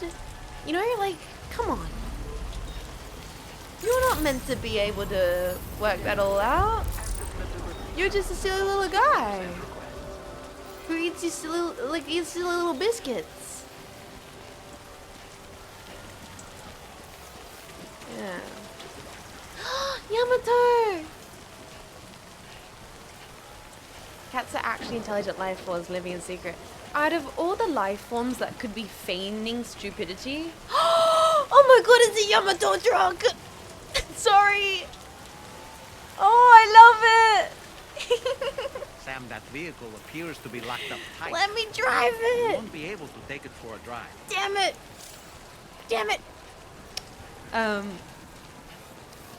Out of all the animals that were faking, that could be possibly faking their stupidity to get favors, I feel like cats would be up there. And I also respect that. Get in the garage, buddy. Maybe it's time. Maybe we're gonna make ourselves a truck. Chat. Jetpack, I think we're gonna make ourselves a truck. We're taking on too many side quests. Maybe it's time for truck. Octopuses are gonna take on the planet we finally mess up. True. It's true. Alright. Keep on keeping them. I think I do want a truck though. Because the world building being depends on you. It's a valuable skill for her. It's true. Ooh, shiny floor. Thanks so much for stopping by. Yeah. Anytime. Can I ride the monorail? I'm back. How are you? I'm doing good, Bartek. We gooey dance. Hey, mine's heavier. Mine's heavier is a great expression. That's the spirit. Yo! Fun supporters hanging out here. Hi, guys. Keep on keeping on. Keeping on, keeping on.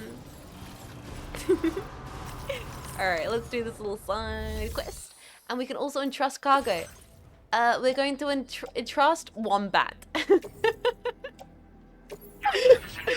this cargo is appreciated. The delivery will be assigned to another porter. Someone else is going to take care of the Wombat, boys. Let's deliver and report. We get all these ones. We can deliver the music.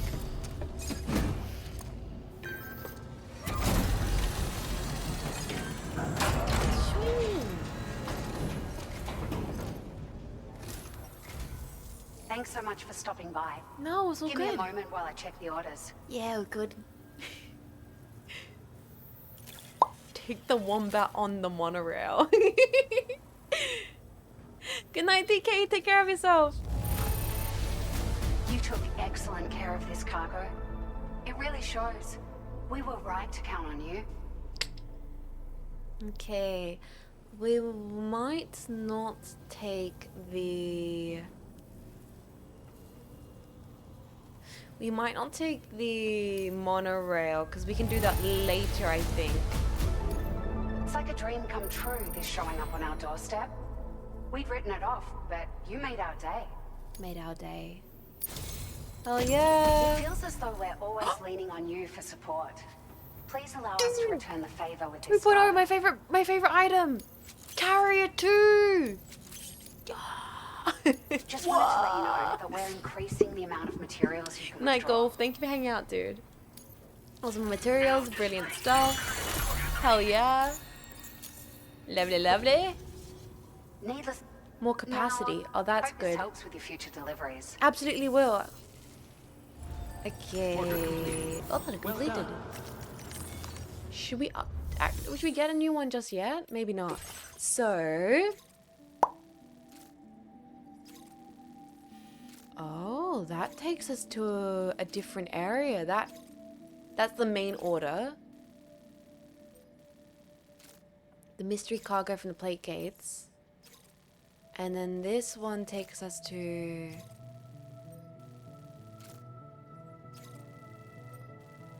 Recover vehicle paints lost during delivery.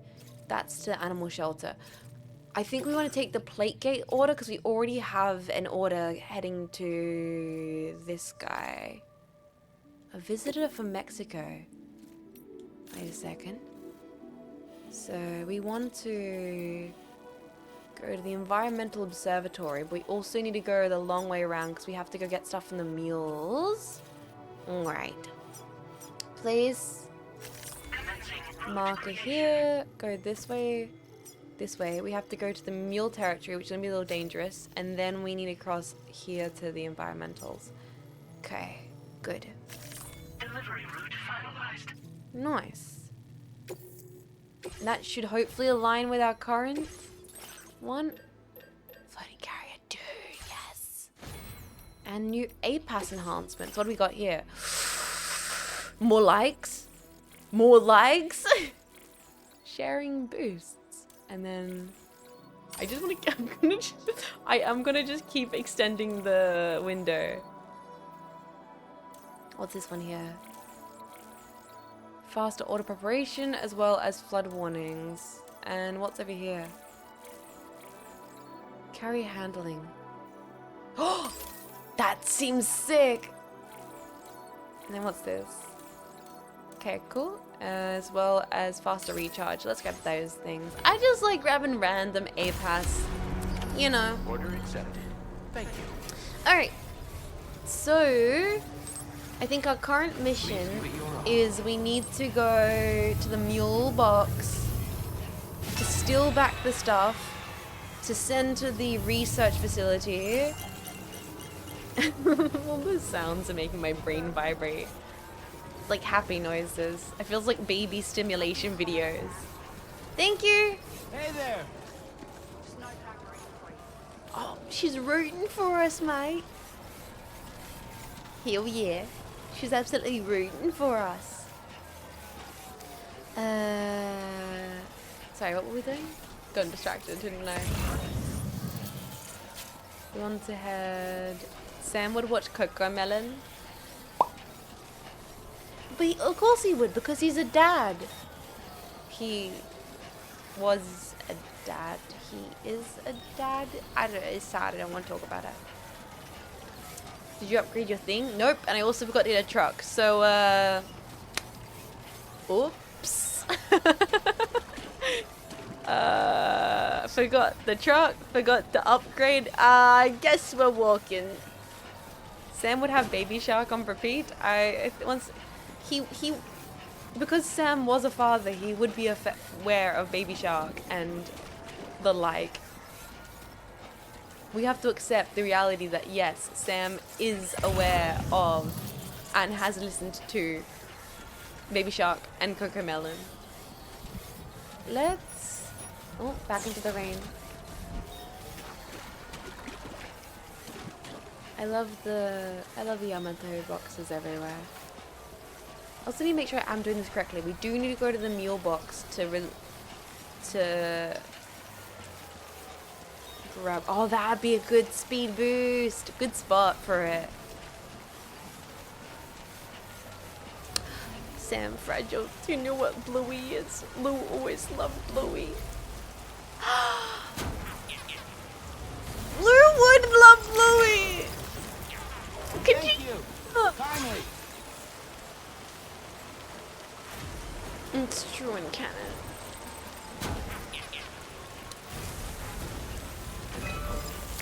Okay, so I need to focus though, because we are going to be going into... Does this mean that Lou would have had an Aussie accent? No. Because the only reason Sam's connecting Australia is because Lou died and now he's trying to process his trauma. Wait a minute, does that mean that Lou died for Australia?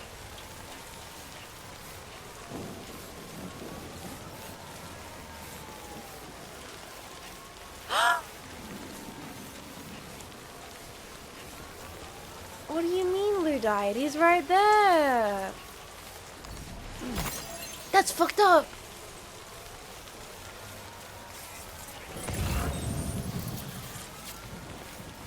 That's fucked up. I think they're probably gonna ask Sam to do this anyways. He just had to get traumatized first. Is this the Western Environmental? Yeah, just double checking because I think we'll grab that pack while we go here. So current thing is we need to... So what's the thing we have to do here? We have to get the item from the mules? How do I make sure I can see my current objectives? Cargo orders, here we go.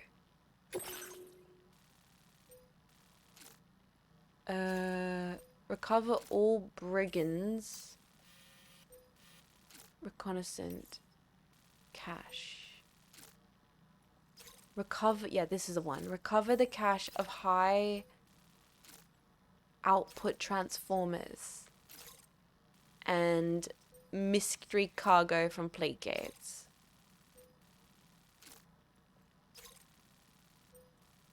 Oh wow, these are definitely side quests. Okay, so we gotta go sound devices, which we take to the Western Environmental Observatory. Then we need to go see Old Oz and get stuff for him. And then we need to go all the way back to the plate gates. Okay. Okay.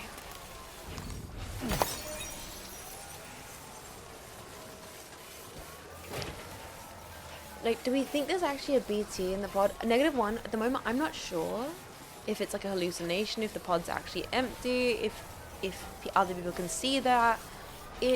Can some people see it if they have chiral BT sensitivity? Can some people not see it? I think it's probably one of those situations where I like to smile and nod. The whole that Kojima might over-explain it, or he might not. Like, yeah, can high-level Dooms people see it? Can people who play Doom on Nightmare mode see BB? It's ambiguous until the plot says. Exactly. And you have to also understand that like the plot might not say it. Like, it might never be revealed, and we have to accept what will be over-explained to us and what won't be. Now, are there still bandits over here? Or did we clear them out?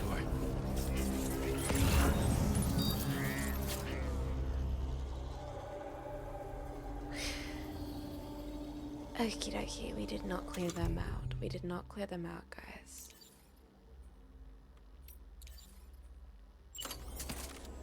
I don't have a bowler gun. I just have a shotgun.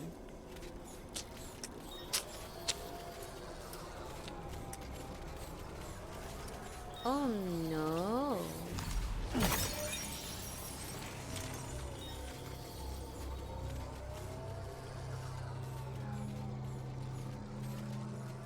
Lots of people have liked my path. That's so nice. Look, we see that chat? What you looking for, dumbass? Shh! Sam, they're literally right there!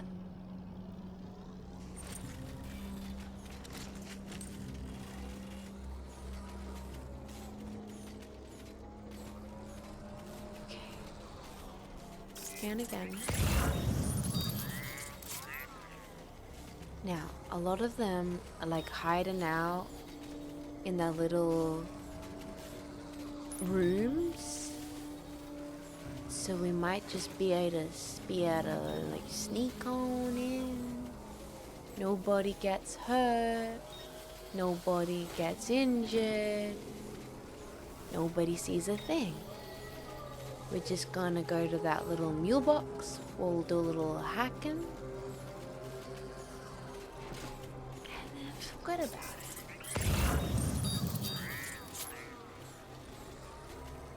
Right? Hi, Ultimate. How you doing? Welcome to the stream. Hope you're having a lovely day. Like, I don't pay attention to them. They don't pay no attention to me.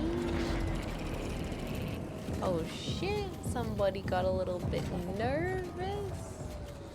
Oh, no.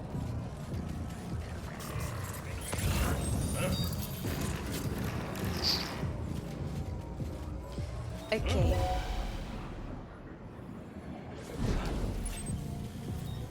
Okay, guys. I think we might be killing some guys. I'm sorry, I'm gonna murder you!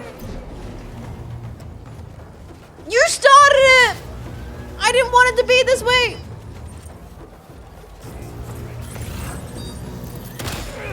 Oh my god, chat!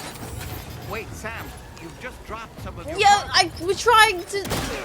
Oh my god, he's dead. No, he's not. Now he is! Ah! There goes my cargo. We should not have the riot weapons. Oh, my cargo's gone. Fuck, oh my cargo's gone.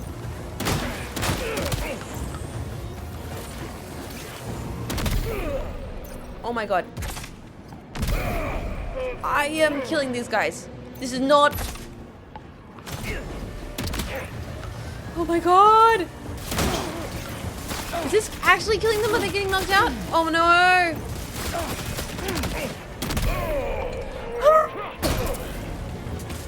Can I CQC them? What was CQC again? Point blank! Fuck!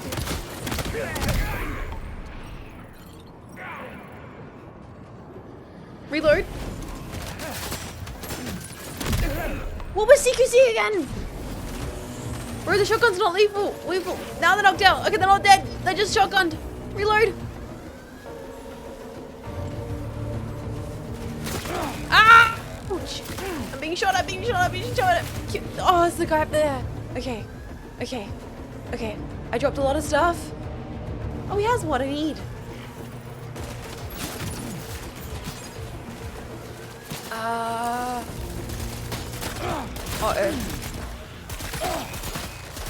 Hey, buddy, can you stop that? Right in the butt! right in the cheeks.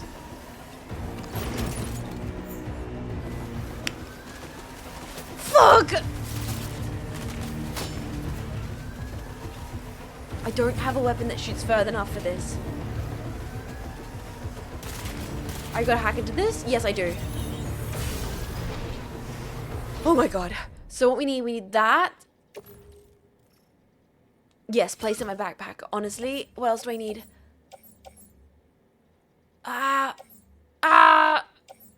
guess we can grab that too. I guess we can grab that too. Maybe getting a little bit too greedy. Ow, ow, ow, ow, ow. Okay, can I maybe optimize my kit? Yes, yes please. Auto range cargo. Can we possibly maybe put these very heavy things on to the carrier? Yes, please.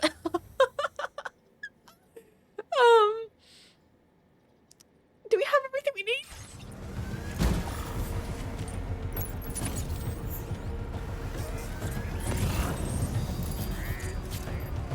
I know I'm getting shot at. Do we have everything we need? I don't know if we do. Ow. You know what? I can take these bullets if I have everything I need. Ow! Ow! Ow! You son of a bitch.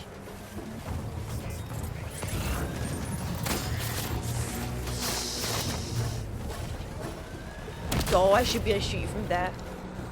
Uh-oh. Shit! I lost cargo again, didn't I? Sorry, that was a safety shot. Did I get everything? I think I have everything. Let's just get the fuck out of here. You ruined your cargo? You know what? At least it's gonna be delivered. Is it gonna be delivered in one piece? I can't promise that. Do you still have the wombat? No, thank God. Oh, don't like that. Flash.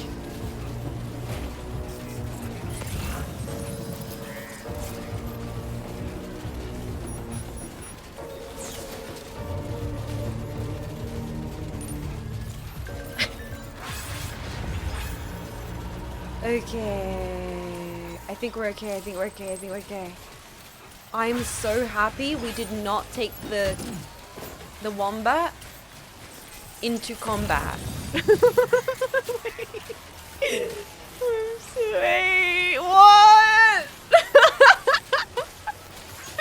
I'm so happy we didn't take the wombat into combat. That should be the fact that that's a thing that exists in this game is ridiculous. Did we get what we needed though? I think we did. I think we got everything we needed. Stop playing the combat wombat. Check your cargo.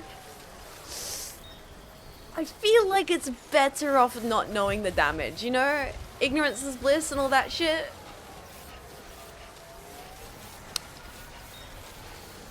I'm just staying clueless. Oh no, she's getting loopy. It is like dinner time. I normally don't stream this late. Normally I end stream before this hour. This is like I've not streamed this hour in quite a while. Your package is just bullets. Like the package is all dinged up, torn to pieces, full of bullets. And they're like, "Did you got my delivery?" Yeah. I think. Give me a break. You're like, we were bleeding from multiple orifices. We might be able to raid Marco. We've been on a raid Marco a couple times. But we could probably, yeah, we might probably be able to. I'm still in the flow, guys, honestly. Local quarters, being able to feel safe is awesome. Bro, do you just see what I went through? Safe? I think save is a suggestion. Alright, let's go stand over here and see if we can recover some of our kit by standing here. The car will heal us a little bit. Still gonna get an A for this. This might end up being our lowest rated job, I think. There's a high chance that we get a pretty bad grade for this.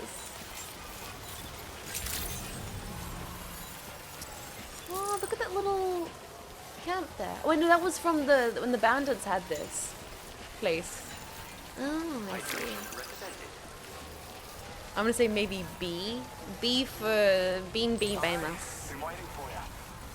Sorry, had to take a few bullets to the head, but I'm here. Okay, deliver and report. Oh no, we missed one! Fuck.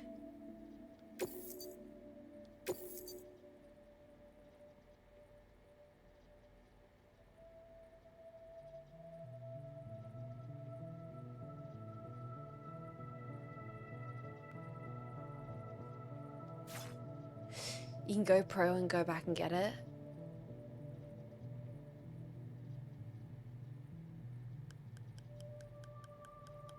Should we go back and get it?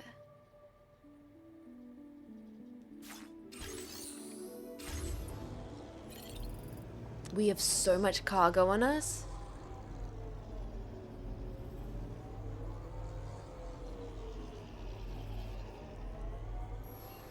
We could put it in the locker.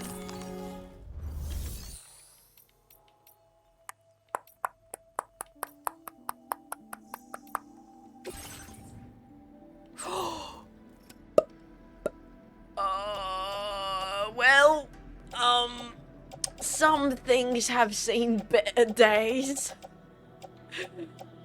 Oh, let's just, we're gonna just grab these, right?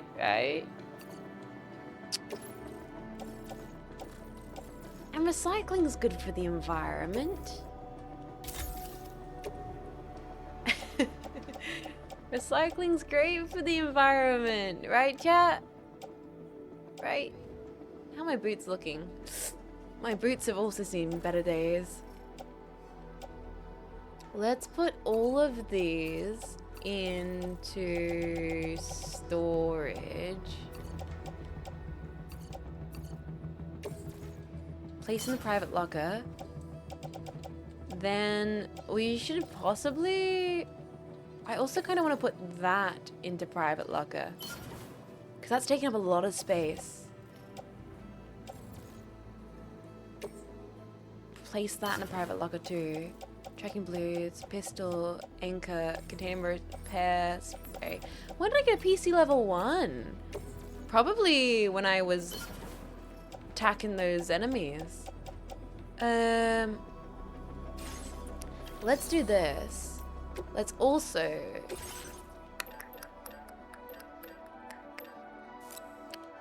My beloved. Hell yeah. Bowler gun. Hang it on the tool rack. We're ready to go! You got Death Stranded. I did. We have to finish what we started. Once again, my mom taught me one thing. And that was, finish what you started before you start another project, which is a thing I don't always listen to, but I try to. It lives rent-free in the back of my mind, and it often is a constant reminder of my hubris. Okay. We're going back here.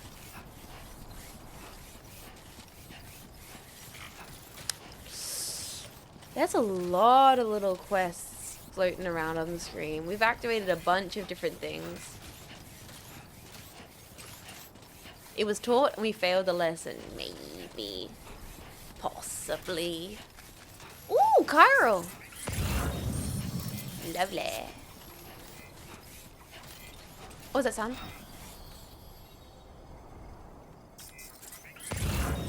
Keep it up. Keep it up. Do you guys hear that?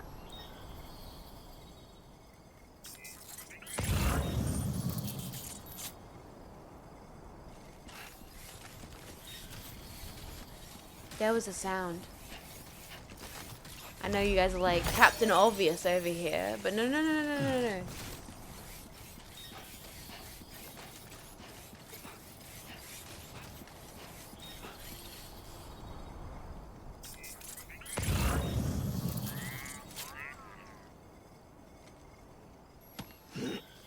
was like a creature sound.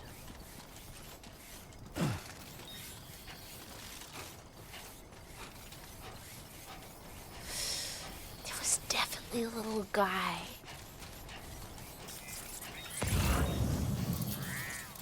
I heard little guy noises.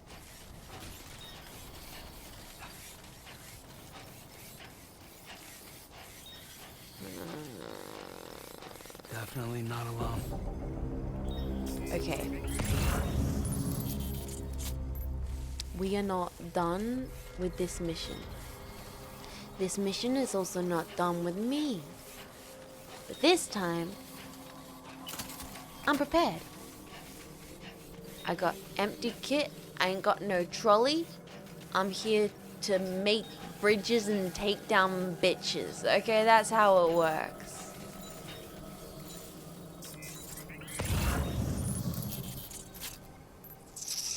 Did I not take everything I needed? I'm gonna deliver them. Yeah, deliver them into the hands of God with my bowler gun. That definitely doesn't actually kill anyone, because murder is bad.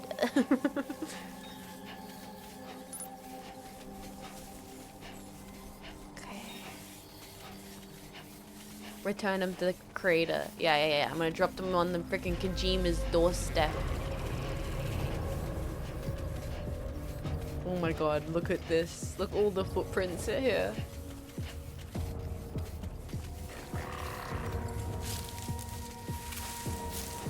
Did we not get everything from this box?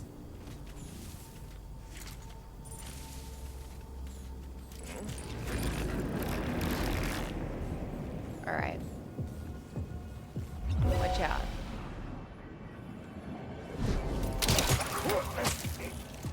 How do we see QC? How QC? Is it circle? Is it square? Is it triangle? What is it?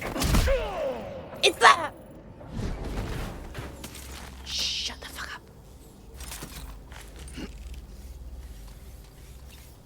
Okay. Did we not get everything?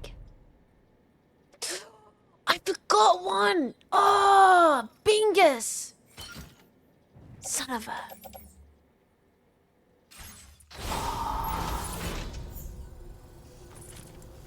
We were right here, and now we're leaving.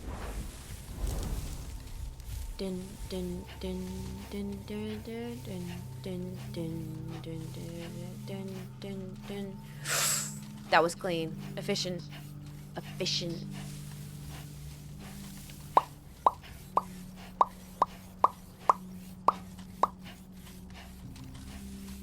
And don't even realize. Great job, boss. That's why you're the best. Boss, you killed a child. Okay. Let's grab the bike. You know what? We deserve a treat, boys. We're gonna go on a bike. We're gonna bike it back. As a little treat. Up on the ride.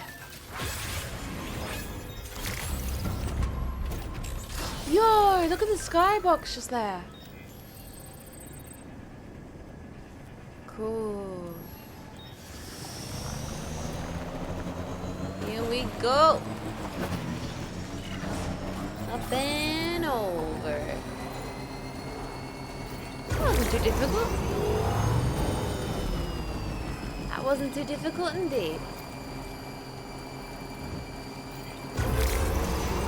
I wonder if we'll still get a low grade because one of the packages was severely damaged. Well, not severely, like definitely damaged enough for it to be notable. Let's find out. Let's find out.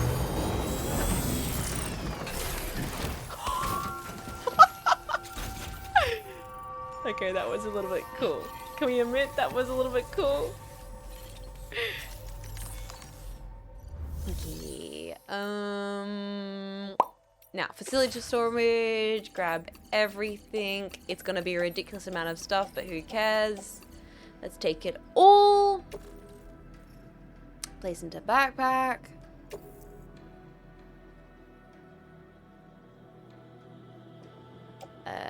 Load onto the tri-cruiser, I guess. What can we not carry? Place in backpack?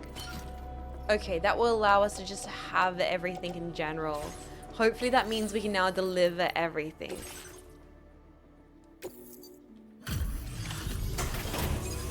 And then we'll get the level 2 carrier. Yeah.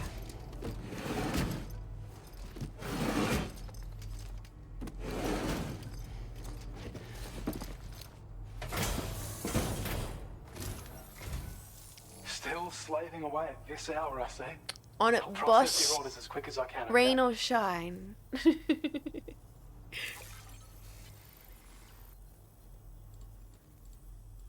We've really got into the little flow state at the moment, haven't we? Oh, you know what? Could have been worse. Could have been worse. It's, oh, it was 6% damage. Oh, just. I don't know where you found this. I'm sure glad you...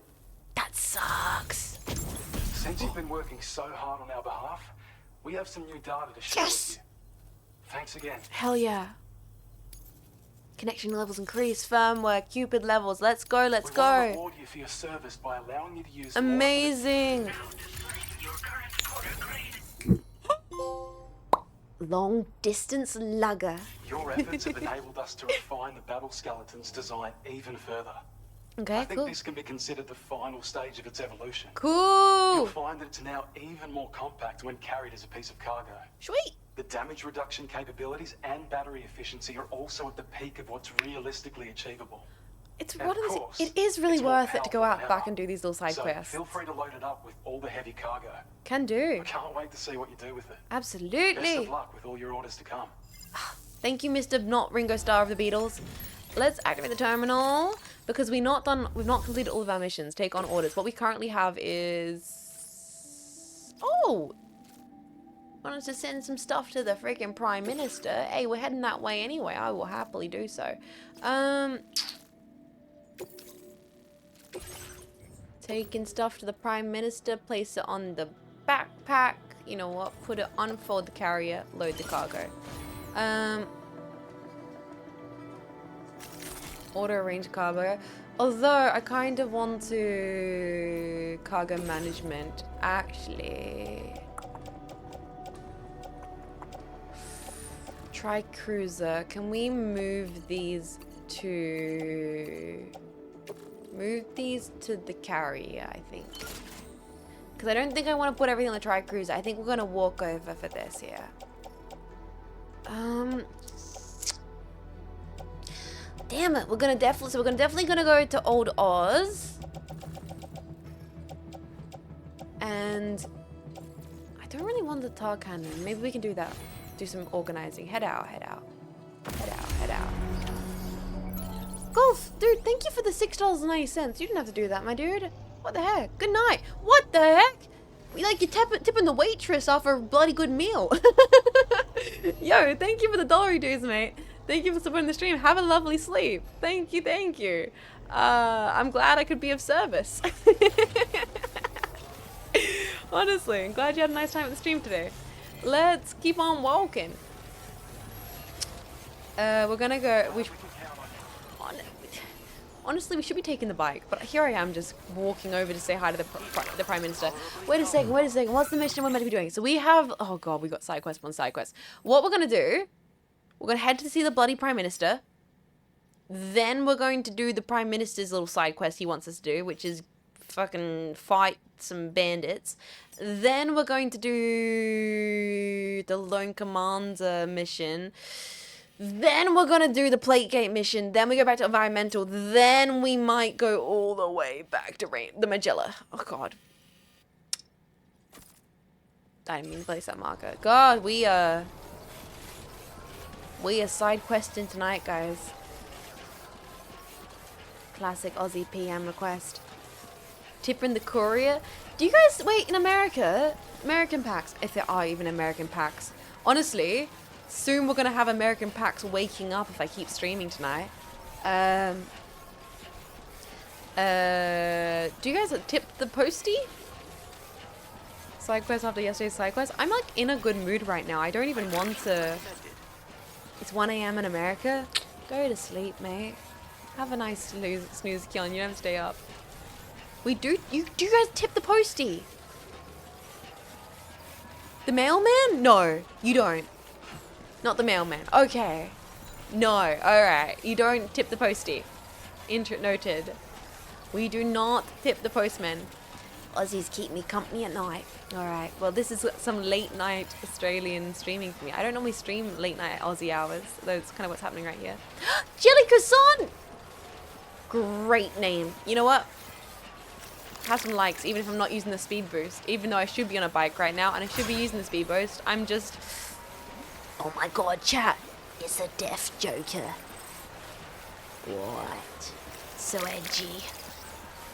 God damn, but he's badass. But that's not badass. Are we running on the highway? Yeah, we're getting our steps in. Possibly I should have taken the trike, but... You know, sometimes you realize too late what you should have done, and we're just gonna commit to things now, chat. Alright, I'm stubborn. I'd rather commit to this. Food delivery, yes. Hairdressers, yes, but not the postie. That is interesting. Tipping culture is fascinating to me as an Australian who comes from definitely a not tipping culture in any regard. Ooh, Cryrl. We'll grab those supplies on the way back to the observatory if we remember to. Otherwise, for now, so we do have to fight the. Should we do that first?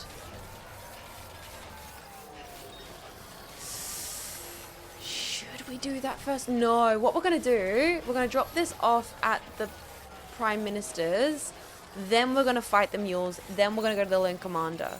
No.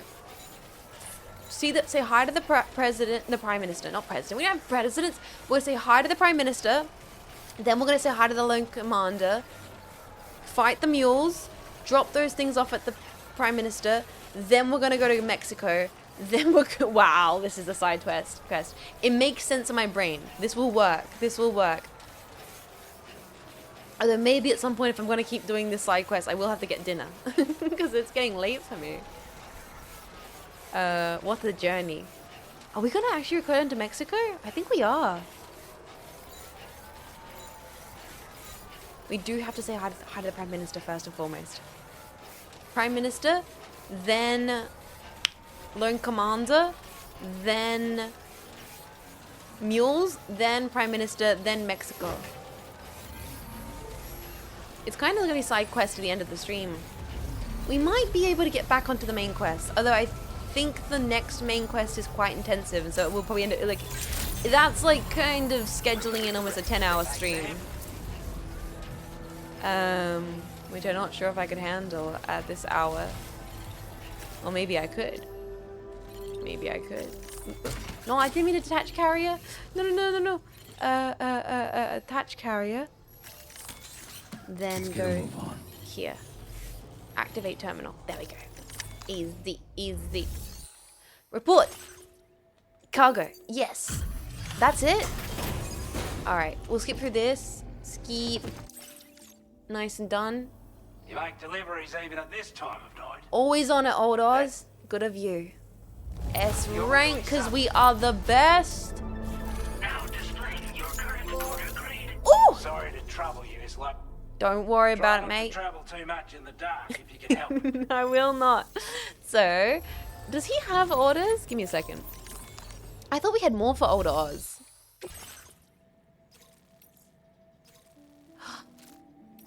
God, he does. Oh, I'm getting caught up in the side tangents, chat. Oh, I really want to complete all those orders. I'm looking at those orders like, oh yeah, I can complete those. Appreciate your hard yakka. You too, old Oz. I'm just looking at it like, yeah. I bloody could. I bloody could do that. Can we take the carrier up the ladder?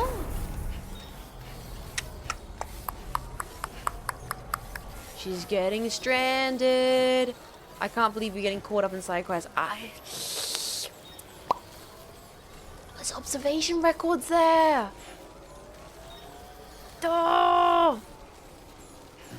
We could. Guys. Can we climb the ladder? Grab ladder. Can we... Nope, turns out you cannot bring the carrier up the ladder. There we go. Well, we found that out. So... we're going down. It is... Orion, what the heck? What the... Thank you. Nope, stop it. Sam, stop that. Hey, Orion, thank you for 5 to the community. You didn't have to do that, dude. Attach carrier. Wait, I'm trying to... Oh no, the carrier's really close to the ladder now. This is awkward. Oh, attach carrier. Let's get a move on. Higgs somewhere like, wow. Let's grab the rope. Can we keep the carrier if we go use the rope?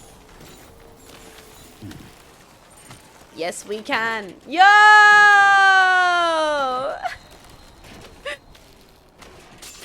No, we can't. Fuck! Oh, thank you for the impulse kindness, Ultimate. That is very generous of you, and you didn't have to do that. No, stop!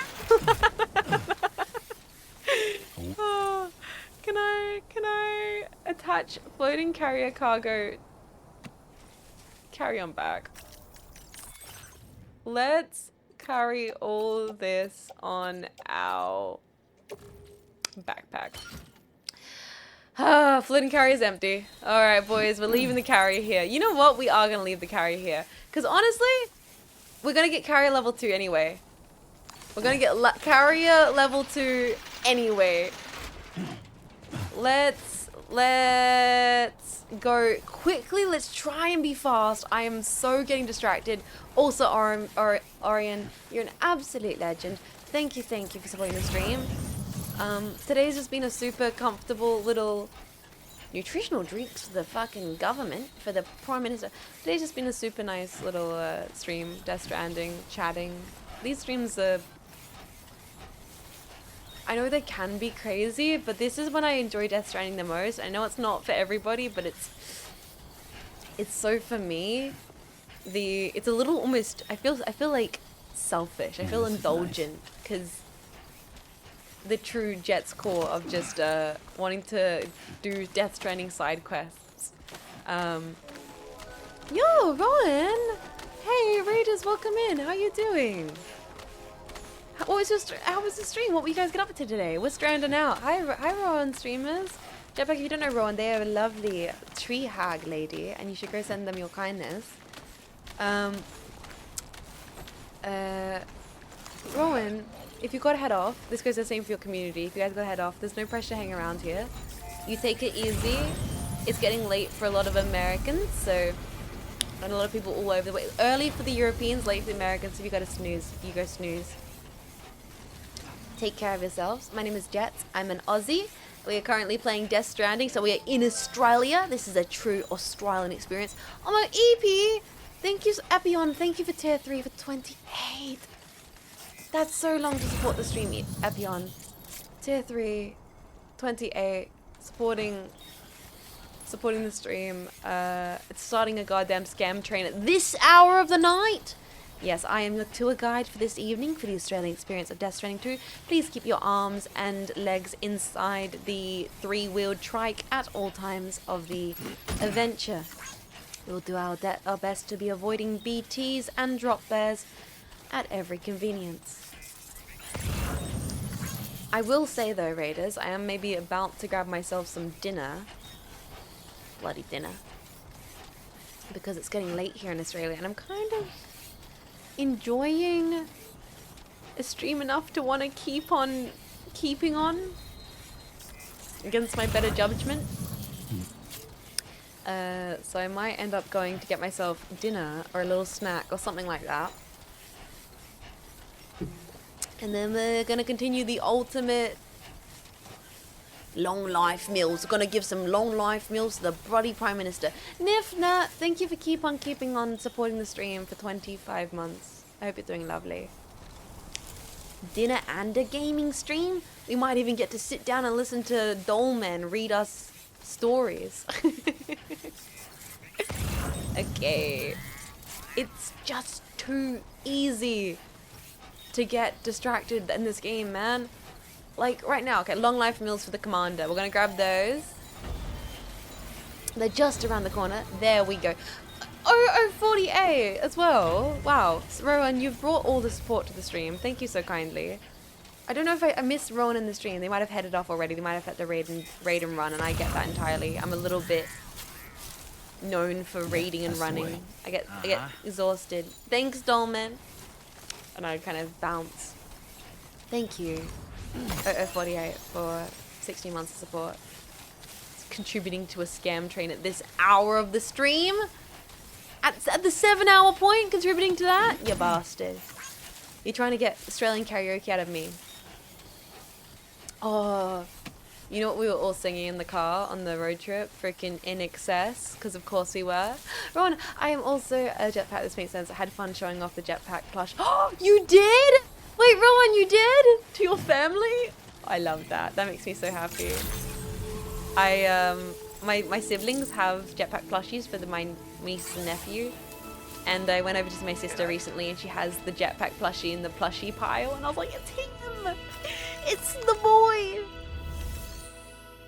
Deliver and report. Whoo! That's a lot of good stuff. A lot of vitals analyzer. Is a lone commander okay? There you go, family appreciates a good tiny bump. I'll have you know, Rowan, okay? The jetpack double cheeked up on a Thursday. Ain't no tiny touche. Welcome in, XX your furry. Thanks for coming all this way. Of course, dude. Sit tight while I check the orders. Absolutely, mate. Good on ya. I don't know where you find the energy to do all this work, but I'm glad you do. Hell yeah. Leveling up, Porter grade. See you next time, mate. Let's see if he's got any orders here. Seems like he might actually. What do you have? Take on orders. Recover time for resistant tents in lost BT area. Time resistant time for tents. Oh, it's a speed mission. You want to do it? You know what? Why we're bloody here? Let's get it done. Let's get her done, chat. We're bloody in the area. Oh. Place that one there. Place that one there. We can do it. It's quick, in and out. Next step. Okay. Alright, let's head on out, boys. It says quantity, not time. Alright. Well, either way. Very impressive work, Sam. Thank you, Sam. The packs are packed. Yes, indeed. Well, quickly, I need to stop. But the best side missions are so good. We're gonna have so many items in the end game that I'll never use. Because I've done so many side quests and we've got every single option of every single item. You can quit whenever you want. Can I, Clown Wrangler? Can I actually? I should be going making myself a little snack. Come on, Sammy boy. But here I am, trekking through the night, doing side quests for the Prime Minister. I'm gonna head to bed. That's all good. Take care of your Dustman. My tummy's literally grumbling. Time full 10. 1 of 4. Oh, that is heavy. Okay, oops. My god. Some medical supplies. Where's the other one? Time full 10. Oh, we're gonna have to reorganize this kit here. 4 of 4. Okay. Ooh. Oh no. Okay, that's a lot of kits. We have to be careful here. Let's confirm this. Auto arrange it. I do have a PC level 1, so if I wanted to, could I make myself something? I possibly could. Also, I don't really need this container repair spray. We can't necessarily recycle it on the go, can we? Hopefully I can do this. Where is the next one?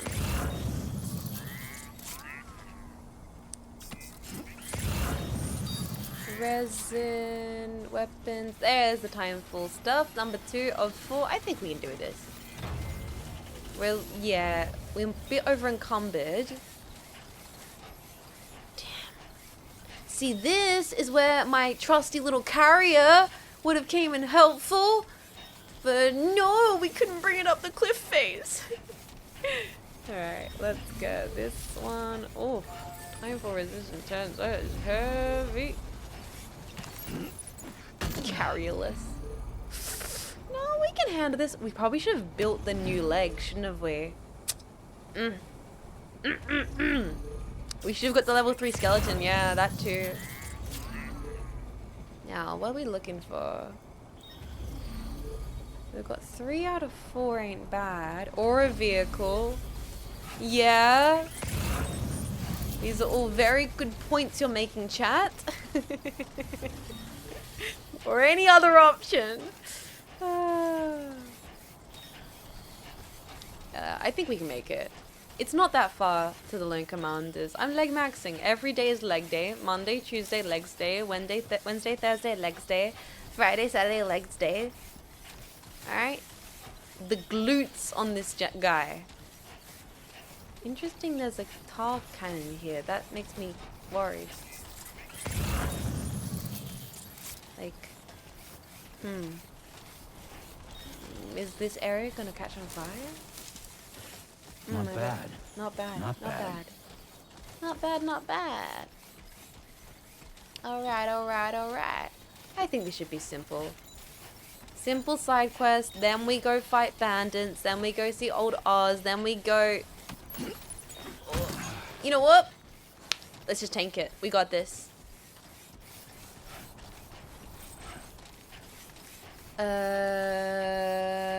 Now how do we get back?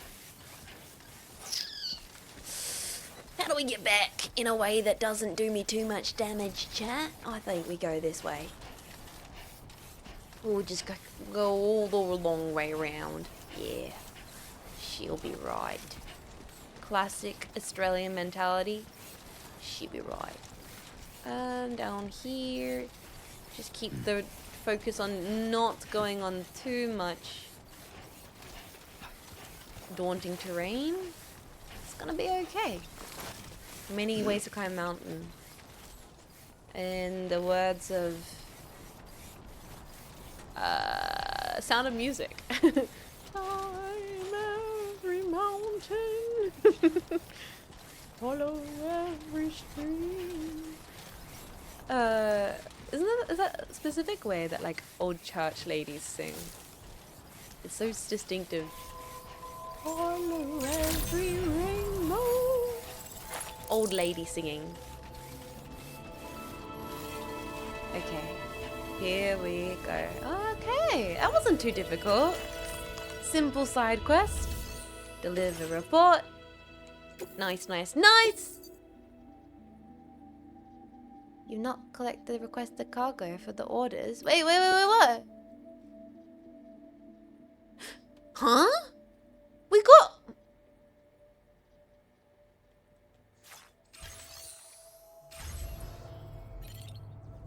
We definitely got all of them.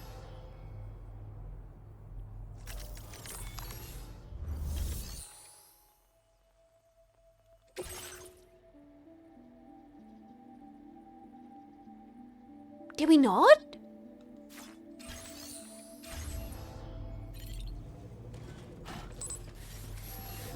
There were 4 tents and another thing. Oh no!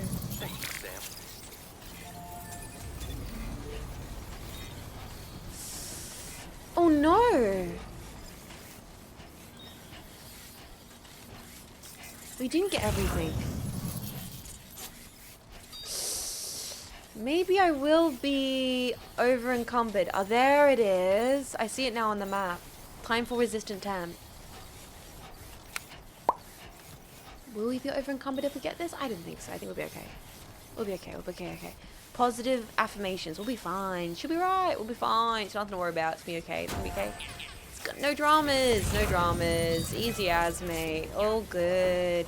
Don't need to stress or worry. Guys, I think my brain's turning a little bit into sludge. I also have almost been streaming for 7 hours. Maybe I'm taking on a little bit more than I can chew right now. I can feel my brain. I'm tar-brained. I'm just repeating sentences and words, and that's how I know I've been streaming for a little bit. When I start just repeating the same kind of nonsense again and again. Okay, let's get this. Oh, that's a lot of stuff.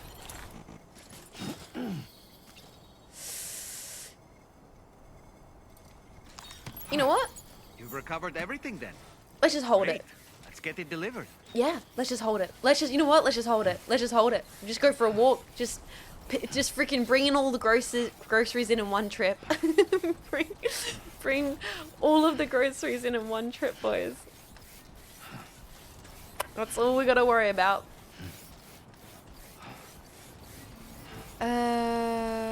It is way later than I usually stream, so I can sense my mind slipping. Let's... Nice and easy. Right. Nice and easy. We're all in agreement. We can do this. Should we maybe call it after the Lone Commander mission? Because, I can feel that back pain. Yeah, you know what? It's even just looking at Sam right now is making me tired. Ooh, that's a nice orange-colored bike. I like it. Maybe we'll call it. It's... Ooh, L2, shoot my rate. We're okay. We're okay. Ooh. Maybe what we can do is we can pick up this next week. Because they've got a lot of side quests to do. There's the... There's like multiple ones for the Prime Minister. And then we are going to possibly be fighting bandits. And I don't want to be doing that on Sludge Brain.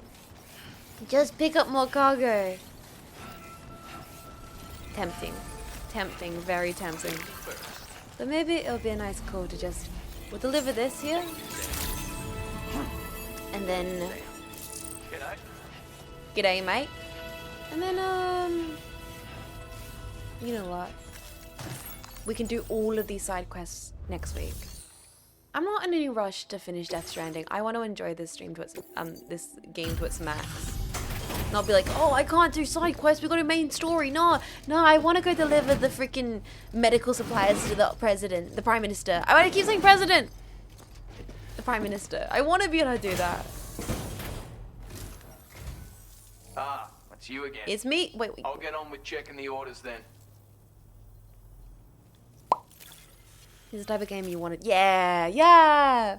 And I did drive for 10 hours. So, Would you look at all this? Thank you so much. Where on earth did you find this? I'll be sure. Yo! We're almost 5 stars. You're right, I reward the hard yakka you put in. Take this data with my compliments. Lightweight tranked sniper. Okay, but is it silenced? Still noisy. Damn it. I feel like we're not going to get the silence trank until we complete level 5 from him. I'm going to increase your material allocation, just so you know. And if we get like a silence tranquilizer from him, oh, that would be so good. It's actually worth it. Packs more easily. Actually worth it. It's still loud. Then again, They're going to notice. Skilled enough so shooter. use it to your heart's content, and come back again soon. Okay. I bet the final star from him is absolutely a silenced sniper. No more orders from him currently. Okay. Wow, I have too much in my kit. I need to recycle some things. Let's fabrication management, recycle and store. Oosh. Oosh. Get rid of the shotgun, get rid of the container repair spray, get rid of the PC, get rid of this and this. Absolutely. Get rid of that, recycle all of that. Yes, okay. Can we now manufacture? I kind of want to fabricate equipment. Definitely want to fabricate level 3 skeleton, as well as fabricating more boots with the fur. And not a floating carrier just yet, but definitely later. Put them on. And put those ones on as well. Whoo! No, wait. Equip it. Yeah. State of the art. Okay. Okay, chat, stop me. Jetpack, tell me to stop streaming. Tell me to stop right now. Tell me, please, because I am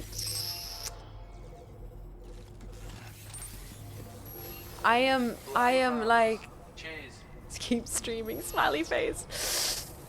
Because I'm like, oh, we could at least go see the Prime Minister. Yamaro! Like, you know, like, while we're here, like, you don't want to keep the Prime Minister waiting. You should stream for another hour, another 3 hours, another bajillion hours. 12-hour stream. Ah. Facility with repairs materials, that's pretty good. Let's grab that. What's around here? There were definitely some things for old Oz. I swear I saw them. Climbing anchor all the way for West Fort Knot. Government, yes, nutritional drinks for the Prime Minister. Oh man, I so easily. Why does this? I'm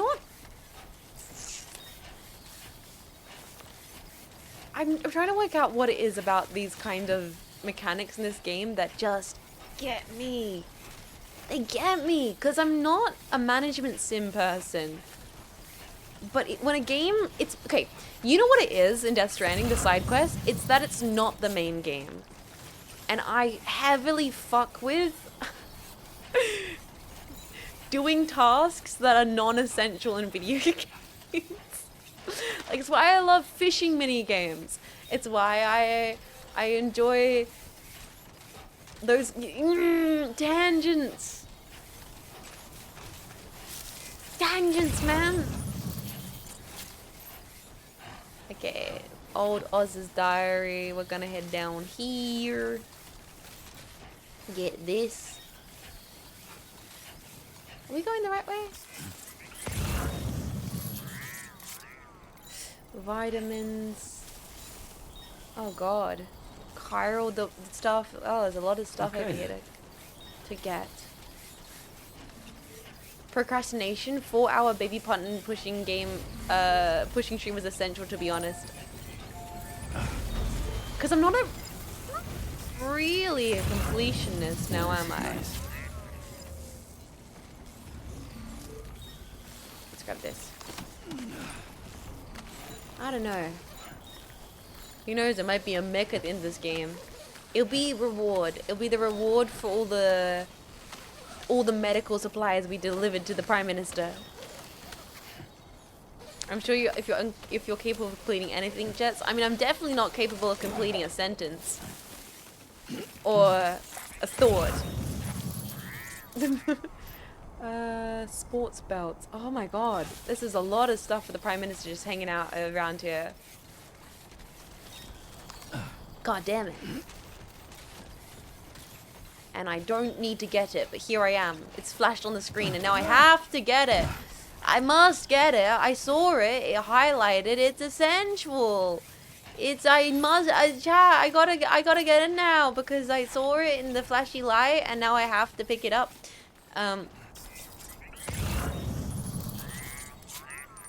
What's that? Is that where's the sports belt? God damn it. God damn it. You know what? I'm happy. Everyone seems to really like my ladders. Oop, nope. Okay, where do we go now? Where do we go now? Oh, where is it? Where is it? Where is it? Where is it? Sports belt! Commemorative medals! Oh, Jesus Christ, the Prime Minister loses a lot of bullshit, doesn't he? Fucking hell. Mr. Prime Minister! This is like, everywhere we turn is more cargo from the Prime Minister. It might be the loot goblin mentality. Fucking medals and bottles of wine. God damn it. What else? I swear we saw more bullshit around here. What was it? Where was it? Vitamins. There they are. There's the vitamins. James! Hey! Thank you so much for 7 months of support. How you doing, buddy? Welcome in. James303, thank you for supporting the stream. Hope you're having a lovely day. We're having a late stream in which I am getting distracted grabbing vitamins for the Prime Minister. You know what? Hey. Hi. Oh, mine's heavier. Hey, mine's heavier, buddy. Let's grab this here. This here. Okay, now.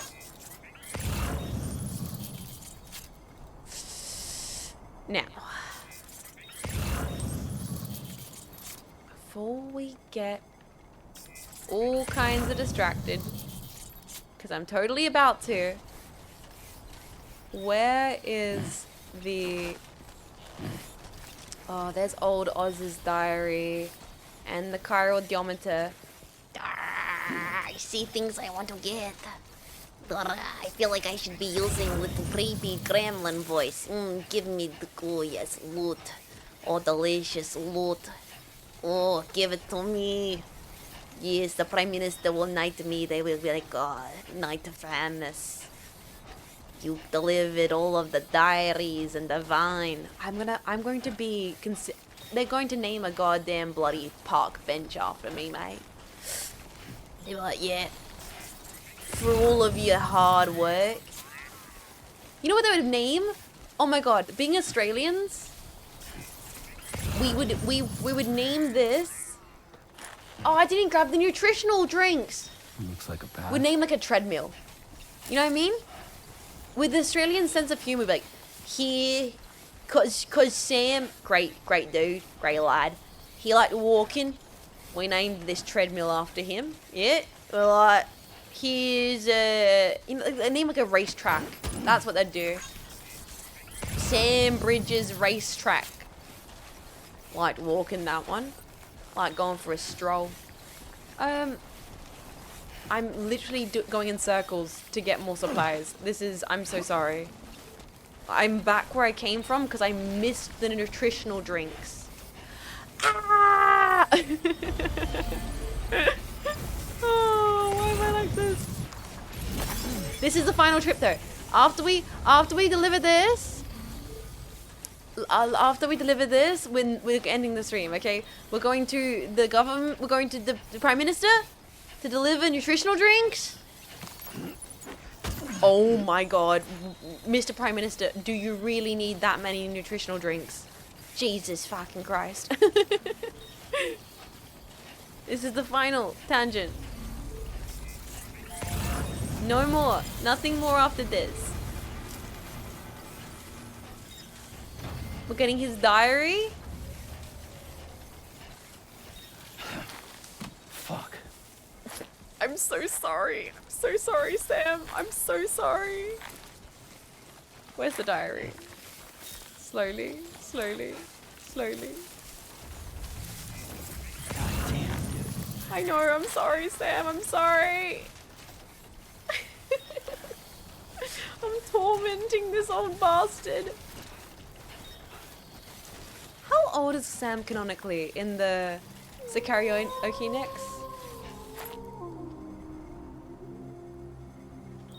God, this game's beautiful. The Prime Minister's gonna love us, chat. It's gonna be all worth it. Here we go. Got some diaries. Easy peasy. Then we get the medical supplies. And then we go say hi to the Prime Minister. There they are. There they are. Oh my god, there's stuff for Rainbow Valley all the way out here? Damn. They're gonna make a monument in my name. I assume he's 40 to 50 in game. Whoa. Let's grab the ladder. Ladder? Hardly. Okay. This looks like the way to go. Yes. Easy, nice and slow. He's around 40, but time 4, who knows? Good point. 40, damn. Vintage whiskey. Bloody hell. They're freaking delivering vintage whiskey to the Prime Minister. Old Oz on the rocks. G'day to you, Mr. Prime Minister. You better be happy. The amount of shit that we're about to deliver. Crazy.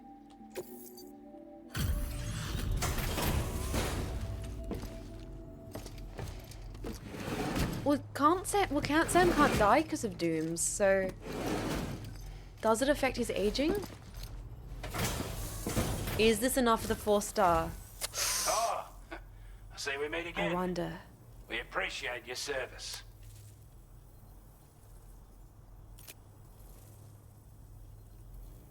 Time after time you've been there for us. You're a saint. Oh, thank you, Mr. Prime Minister. Oh, I'm like, it's not a 4-star. I feel like we maybe deserved a 4-star, but I'm not gonna complain. He is the Prime Minister. You know what? We're getting that 4-star tonight, boys. I need validation from the Prime Minister. All right? It's important. Also, I have too much shit in my backpack. Can I need it. Chat, it's bloody important. You know it. I know it. We all know it. Model of creature. Who's that for? Facility repair. Western environmental. That's for the Western environmental. The bloody Western environmental. What do you want me to do? Oh, you also want me to go to the bloody Western environmental. Fuck. Fuck. Nah, fuck it. We're gonna get this stuff for the Prime Minister. Then we're gonna go to Western environmental. Fuck. No, but we need to go before we go to Western environmental. We need to go to the we have to go to the freaking thing to get the thing for the thing. No. We're gonna do this. No, we can do this. We can do this. Perhaps you should take a break. No, you take a break. You take a break. I need to take a break. I'm perfectly normal, put together, sane and rational, and totally know how to form sentences 7 hours into stream.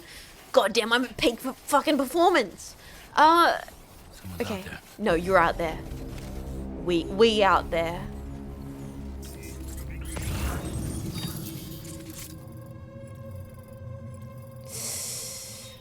That's a lot of bloody equipment, mate.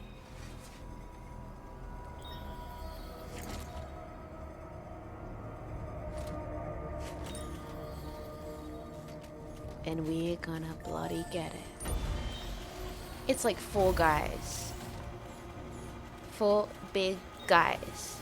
5 big guys? I don't know what the lyrics are to that.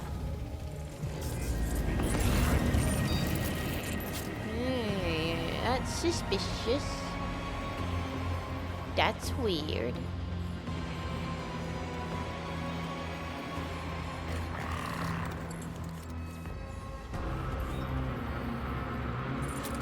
Nope.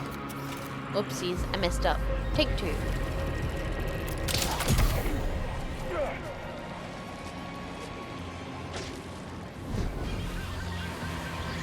He's confused. That's okay. He should be.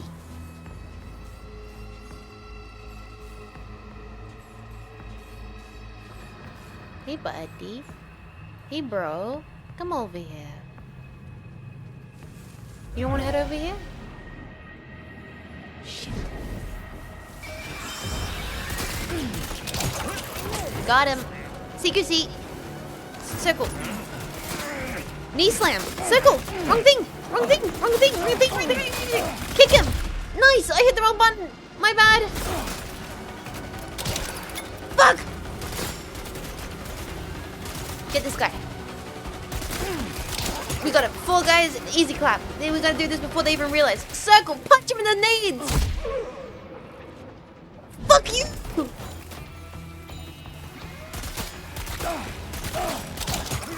Got him. Fuck him up. Easy. Easy. Take that. That's for the Prime Minister. Wait, Oops. Sam, you've just dropped some of your cargo. Yeah, thanks. I might have hit the rock face and knocked it off the top. Thanks. Thank you. Thank you very much. Okay, grab that for the Prime Minister. Grab that for the Prime Minister. Honestly, it could have went worse. Well done, Sam. That's the last of the cargo. Woo! Let's head to our destination and make the delivery. Let's do it. I think we were meant to do this side quest a while back and we got very distracted and forgot about it. So it feels good to finally get it completed. Yeah, I'm the strongest, not elbows, Cleo. We're talking true bloody Aussie. Old Oz. Alright, that's my freaking Prime Minister.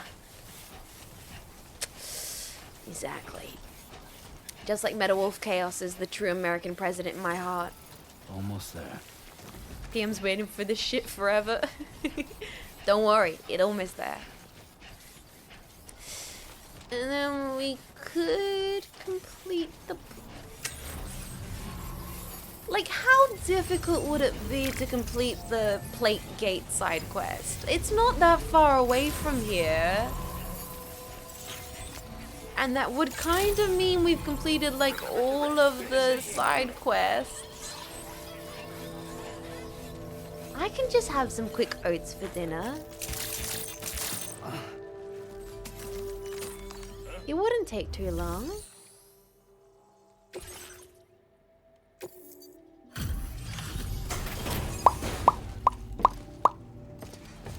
I think we should do it. I think we should do it, boys. I think we should do it. Yeah, some Uncle Toby's? Exactly, Parker. Maybe one more side quest. Well. Retrieved that cargo from those troublemakers, did you? Yeah, mate. We're all very grateful. Oh, thank Oz. Now, let's review the order details. Let's do it. Let's do it. This has been such a cozy stream. I've really just wanted to keep streaming. I'm just having so much fun. I love the Stranding, man.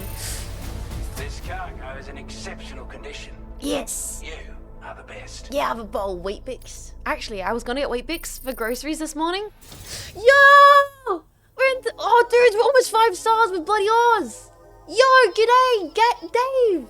Dave, Raiders, yeah, came at the perfect time because I was gonna end stream, but I'm kind of caught inside quest heaven, and You're a rare breed, mate. You know I'm that? a rare breed. It's only Bloody right that I g'day, trust welcome this into to you Raiders. My name's Jean Faymas, but you can call me Jets. And I'm connecting the Chiral network across Australia like the true bloody Aussie that I am. Now, Jetpack, if you don't know Dave, you should. He's great. Dave's wonderful. Go send Dave your kindness. He's a true legend. Yes, let's go. APAS increasement. Got our hands on those bastards gear now. Oh, we got them bastards. That's all thanks to you. Thank you, With old this Oz. tech, we should have no trouble whatsoever monitoring and tracking their movements from here. Sweet. Also, something tells me you've earned the Lone Commander's respect. Oh, really? Call it a hunch, giving you more imposing aura. I reckon the Golden Fist and the Island Inventor will be keen to meet with you. Who? Huh? Mr. Prime Minister, what are you talking about? I'm Aussie aura farming. But yeah, sorry. Raiders, if you gotta head off, it is very late for a lot of Americans, and Europeans, it's probably way too early. So if this is a weird time for you, you gotta skedaddle. I respect it. No pressure, hang around. But it is nice to meet you all. I'm Jets. I'm Aussie. I'm Australian. I did literally spend my weekend delivering packages across Australia. That might sound crazy, but that's what I did. I went on a drive with a VTuber friend and their roommate. We drove total of almost 17 hours across 3 states to deliver her packages. She had her life in storage and helped her move across state. And then this morning I woke up and we're now doing the same thing in Death Stranding. What are you talking about, mate? I'm talking about what are you talking about, Mr. Prime Minister? Golden Fist? He's a combat specialist who used to be stationed at Cape Fort Knot, which was a settlement located to the north of West Fort Knot. Okay. Anyway, he was a champion boxer, so he Boxer, excelled at close-range engagements. Good afternoon, As one would Ragrets. expect. One time, when he heard a group of trigger-happy arseholes were getting ready to attack Cape Fort Knot, Bastards. he went out alone and took the Alone? lot of them down with his bare hands. That's crazy. I'm honestly not sure how he's getting on these days. You should check in. But if you could bring him into the chiral network, you would gain the support of a powerful ally. But that is like, that's a real side quest. Strange sort of fella, if I'm being honest. He set up shop on an island he never leaves, so he could devote himself to his research. Really? And if you head north from here, past West Fort Knot, you'll come across a lonely island just off the coast. Oh. As for this research, I've only met him once myself. wanna and I meet couldn't these make guys head nor now. tail of whatever the hell it was he was trying to build. Heads or tails, such an Perhaps you'll Australian have better luck than expression. me if you decide to So pay him a visit. Aussie. You're damn right I do. His skills as a soldier and leader was second to none. Bloody a marksman like you wouldn't believe. And not just with a rifle either. He once captured an enemy outpost with nothing but his custom handgun for company. If you can find a way to gain his trust, I'm sure he'll have something of value to teach you. But the poor bloke still holds himself responsible for the death of his comrades. Mm. Wrongly, in my opinion. Mm. The way I see it, if he couldn't save them, then no one could. Damn. Is Sam the only person with a normal name? Oodles of Noodles, and his name is Sam Porter Bridges. His name is Porter Bridges. Even Sam is not free. It's a miniaturized version of the expanded ammo container we gave you before. Wouldn't have been possible to make it without your support. No matter the firearm you're using, you'll definitely want this in your kit when you go into combat. Mm-hmm. Got a lot riding on you and your plans for the continent. So don't let us down, mate. Not at all, Mr. Prime Minister. Order So, well done. did he just give me side quests to go see? Okay, he wants me to send these two over. We are gonna grab those two because we're heading back that way anyway. I know you're like, Jess, what are you doing? I'm doing side missions and I can't stop. I can't stop. Order range cargo. Backpack customization. That is the new upgrade from the Prime Minister, which is a new component, which is a, what was it? It was like an updated, it was this one. Oh, whoa. Large compact ammo container. That's kind of sick. Not that we need it right now, but we'll keep it in mind for the future. Then there's also a new A-Pass. Didn't mean to do that. Meant to go back to A-Pass. We're gonna wait till we get some more memory though. And then we'll head out. Guys, Order accepted.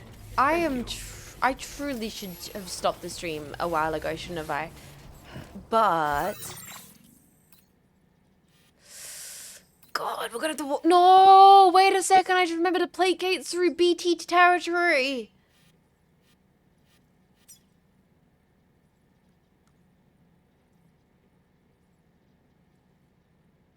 Just one more. Just one more.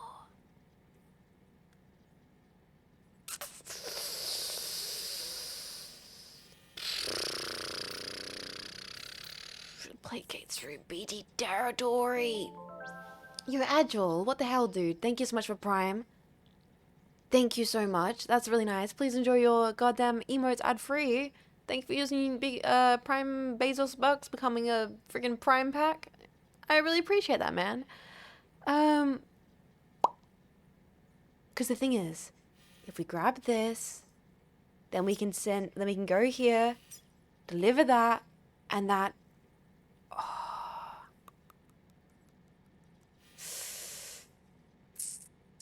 We gotta do it. We gotta do it. We kind of gotta do it. I think we gotta do it. Yes, sir, Mr. Prime Minister, sir. So wait a second. How do we? No. Okay. Commencing route creation. Guys, this is a silly idea, but I'm doing it. I'm doing it. I'm doing it. I'm doing it. I can't stop. I can't stop. I'm sorry. I'm sorry. We're gonna complete it. We're completing the side quests. We're completing the side missions. Okay.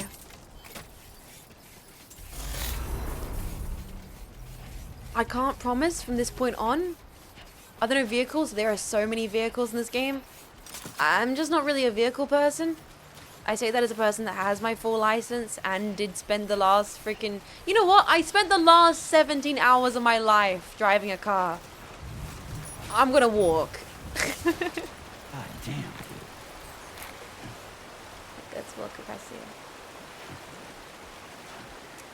Let's walk. You should probably eat something. Nah, I'll be fine. We get this done. The quicker we get this done, the quicker I get some dinner. We're gonna do this. That's what you said last time. It's okay. The slow dissolving of my psyche, that actually adds to the content, right? Right? The less I can form words or even basic interesting conversation, content, right? Yeah. I'll just start. Oh, wow. Yeah, I should really be going into BT territory while I'm delusional. You know what is really singing in the car chat? They're very close now. They were singing Never Tear Us Apart by NXS. And the whole entire time I've been trying to think of how does that song start? Because my brain keeps thinking about the second verse, not the first verse. Which is the one where it's like, we should live for 1,000 years. If I hurt you, I'll make wine from your tears. I told you we could fly. We all have wings. Some of us don't know why.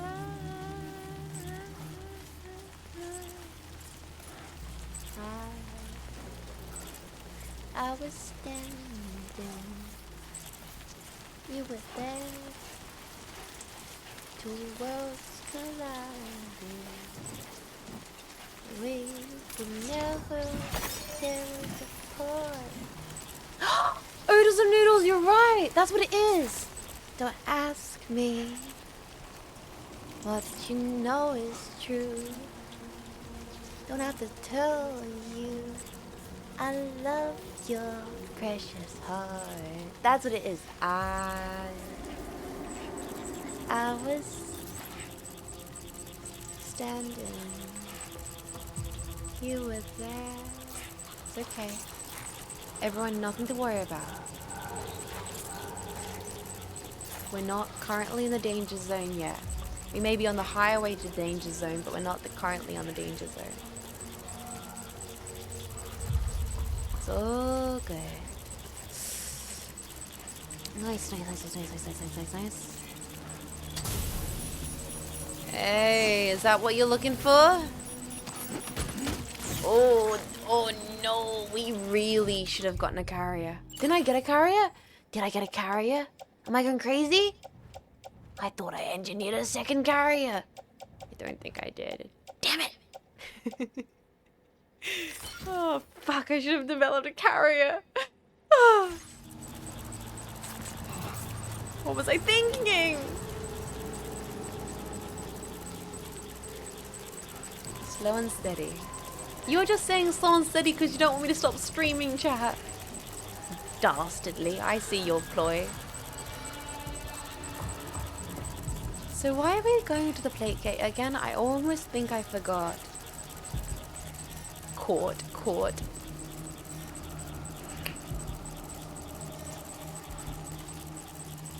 We have to collect information for the facility. You're right. Fuck it. We will send it. Are we delivering packages to Mars?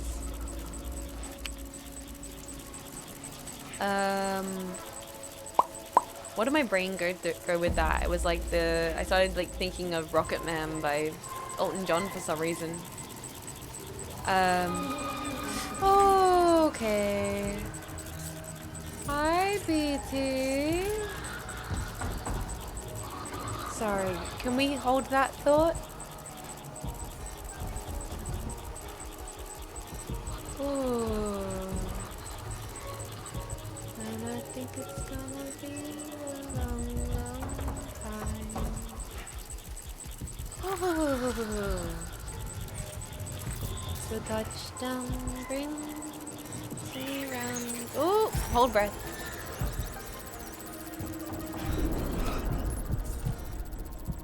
Hold your breath, Sam.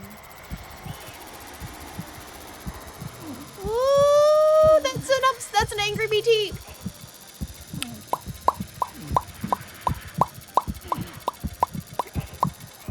Not good, not good. Breathe.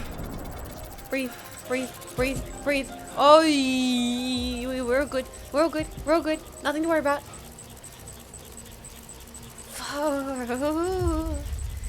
We are okay. It's all okay. I want to get that Cairo because I'm greedy. Yeah. Nice. Okay. Let's get out of. Oh. Cairo Rain is not playing nice with our packages though. Surely we're almost where we need to go.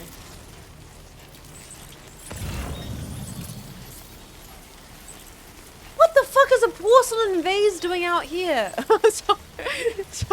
What? Impressive. Okay. For the Rainbow Valley? Of all places?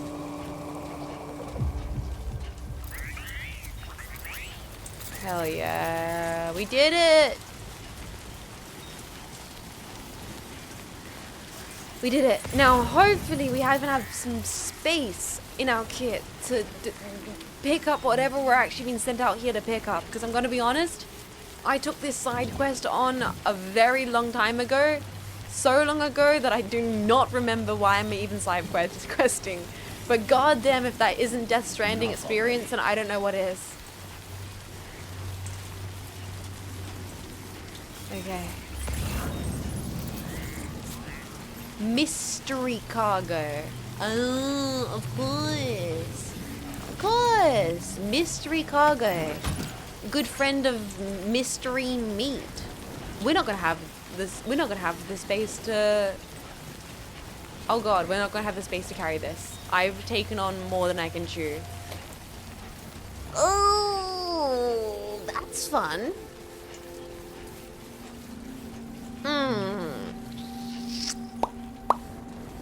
Should be right.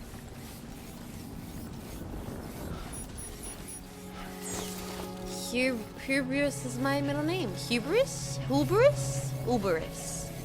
Hubris.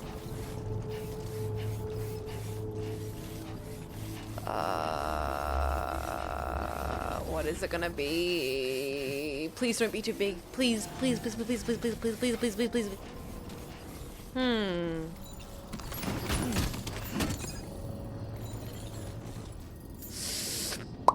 So.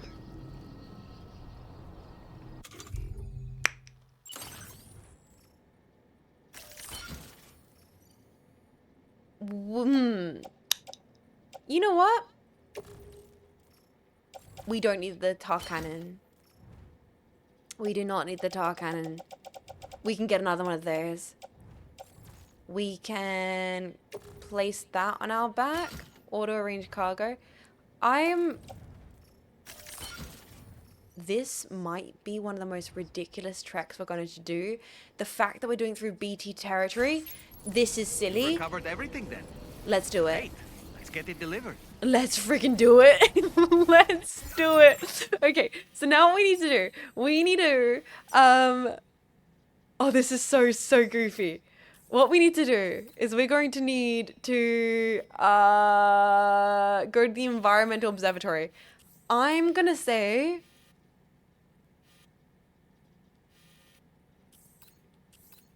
we kind of beeline it. I think we beeline it. We can get it done today. Here, here, here, here, here, and we go there, and we go here, and we go like so. Yep. My eyes are falling out of my head. We should have ended stream a while ago. We're gonna do it. We're making this damn delivery. Chat. Where is this in Australia? My backyard? Actually, real.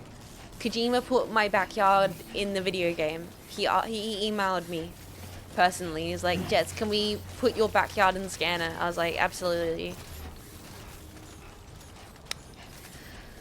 Okay. He scanned my feet too. Wouldn't you like to know, chat? Wouldn't you like to know, huh?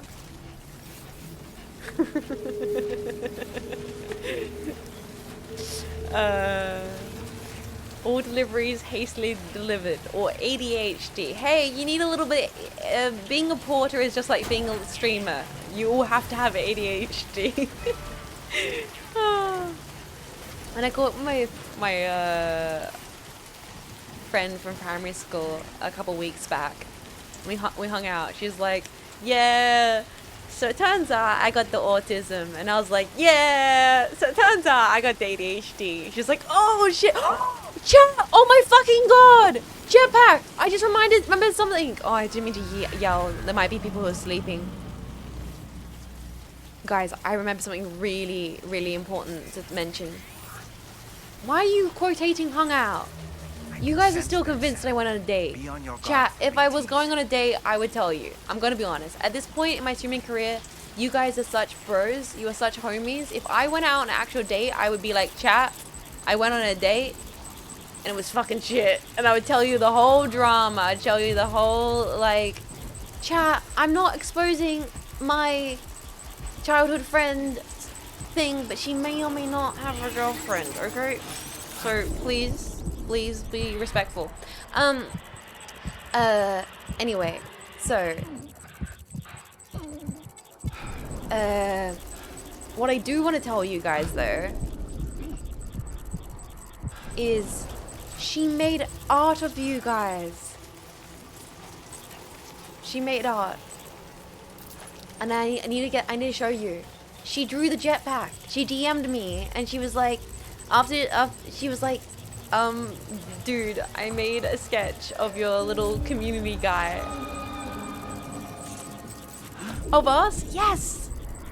Yes, of you guys! She drew you guys! Okay, before I will show you after I stop freaking out about the fact that we,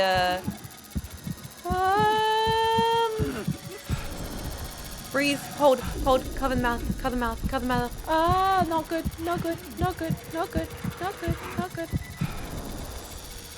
Hold, cover, live, Sam. Okay, We're fine. We're fine. We're fine. We're fine. We're fine. We're fine. We're fine. We got this. But yeah. I have to show you guys. I'm gonna grab it for you and I'll show you the art. And if I forget today, I'll definitely show you tomorrow, okay? If I forget before the end of the stream, I'll show you guys the art tomorrow before stream. But she drew the jetpack and I literally screamed. I was like, dude, this is so sick. They're going to love it.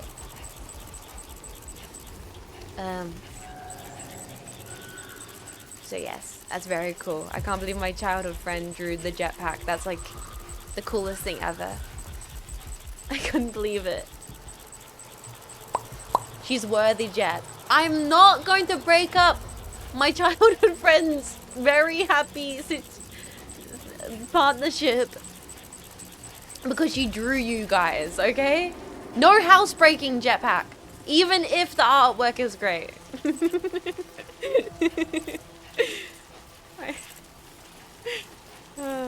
Jets is a home wrecker. Home wrecking. Yeah, chat. I'm not home wrecking a thing because you guys like my childhood friend, best friend.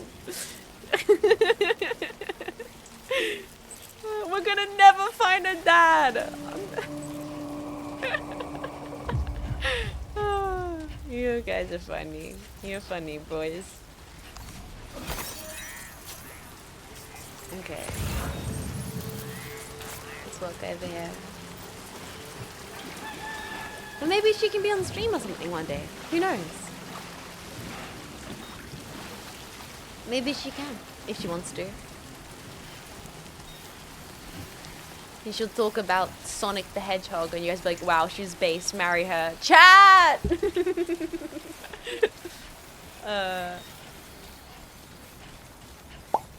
Why is the tomboy still awake? Author, I'm asking myself the exact same questions. How are you doing, Arthur? I can't believe the Europeans are here now. Goddamn cottonmouth. Oh, Sam's dehydrated, man. Oh, my bad. Let's fix that quickly. Yeah, there we go. Tomboy is awake because of Kojima. Yup. Honestly, that is the ultimate answer to the question. Put away the gun, Sam. I'm awake because Hideo Kojima. It's nearly 12 PM, so it shouldn't be a surprise. How the Europeans are going? How you doing, EU boys? I'm playing games tomorrow. We're waking up 9 AM stream tomorrow, playing Soul Reaver. You know what? Out of all the games we could play after streaming Death Stranding for like over 7 hours, Soul Reaver's gonna be fun. I really like it. I think I'm keeping Soul Reaver in the schedule because it's kind of cozy. I don't know how many people are hyped about Soul Reaver. Like I expect it to be a little chill stream, but like they feel like gonna be like little comfy streams, little low stakes, nothing serious. Kind of don't have to be too crazy. Be there in no time. They can just solve some puzzles, do some combat. They can be little streams. I'm glad you liked it. Yeah, it hit some reason. It's a little mellow stream. God, these kits have seen better days. You know what? We're gonna try and do our best to make it look nice at least. Yeah, we go. Like new. Fresh. Ace Combat? Oh yeah, that's another thing. Heads up for anyone hanging out still at this hour of the stream. We will be wrapping up soon. So I should say this at the end of the stream. Not now. But yeah, what a cool stuff coming up this week. Ace Combat. Doom 16. Gonna be good. Gonna be good. Let's drop these packages off. And then it ain't bad. Although, oh my god, we got so distracted. We never ended up checking out the places old Oz was talking about. What was he mentioning? He was talking like Lone Commander, government base, something mine? Like he was talking about like the Golden Fist and something. But I can't see them on the Map. We'll have to work out what he was talking about. I wonder if that is the one on the island he was talking about. Maybe if we get 5 stars from the Lone Commander, then that opens up the other locations? Yeah, the Gold Fist and the Island Inventor. Could be this place? Yeah, maybe that's the other guy. And that, or down here maybe? There's some stuff down here. I wonder if this island is the Lone Inventor. We'll do those next week. I'm getting very distracted. We'll definitely complete those side quests next week. But we need to complete this side quest today because Also, that crater does have a particular heart shape. Now that you mention it. It's a quick run. Clueless, I know what you're doing. Stop it. Stop it.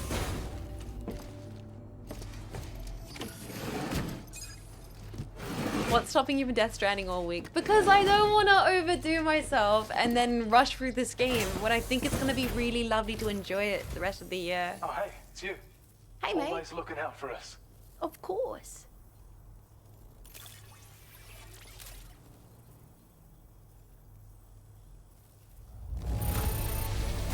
It's hard not to smile when you receive something that's been handled with such love and care. Thank you, Ringo Starr. Woo! We'd already written this off as lost. Come on. Maximum likes. Oh, we're so close to getting 5 stars. Oh, I'm like, we could do it. We could do it. We could get 5 stars from all these characters. We could do it. Thanks so much for stopping by. Of course. You take care of yourself now. Will do, boss man. What's on your terminal? What's the task you want me to take on?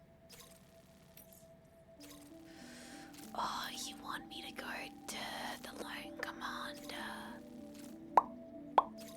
That would probably 5-star him, wouldn't it?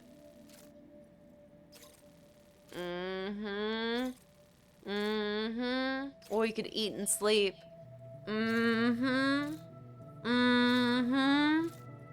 know what? What we're gonna do? The last thing we currently have, what's our ongoing ones? What's our current ongoing mission? We have, I think we have 1 active mission.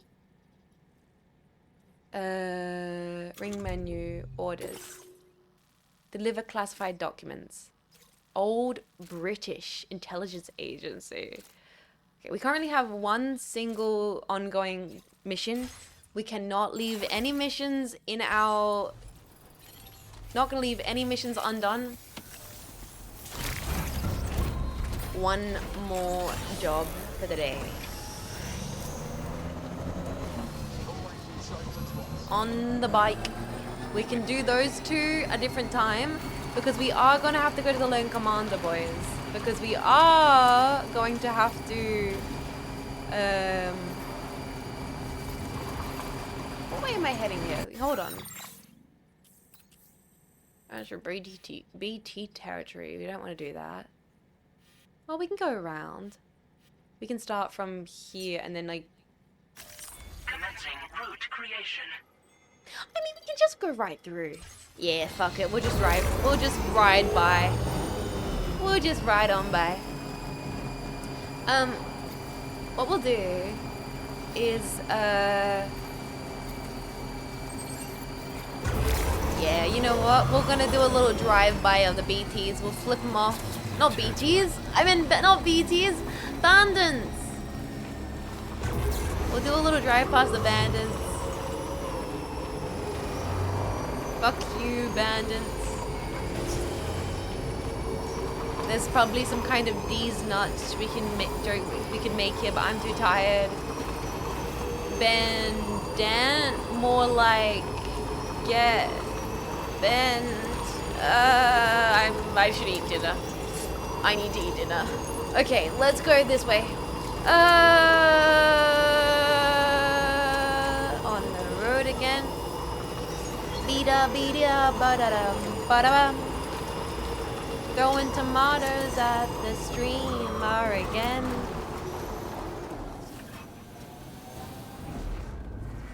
That's just impressive, honestly.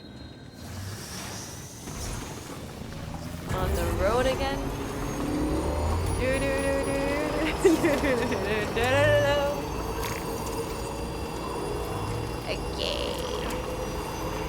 Let's go deliver this and call it a day, boys.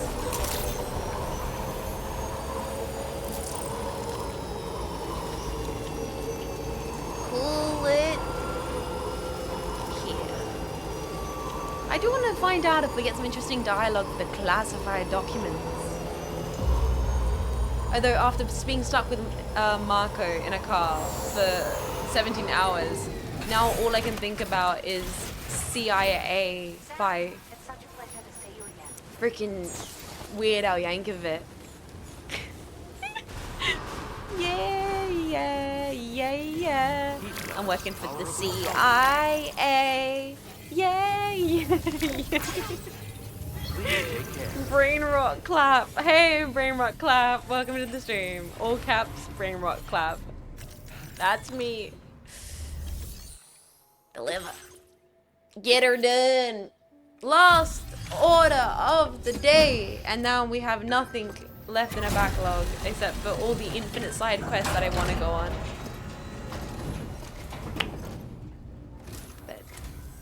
Welcome.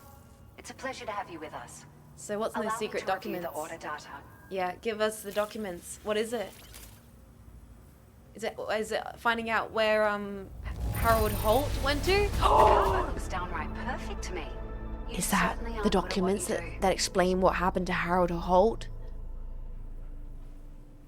Will we finally know?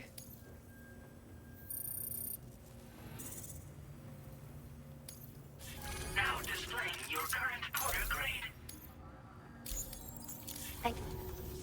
Business again? No information? Really? Order completed. Well done. Well, there you go.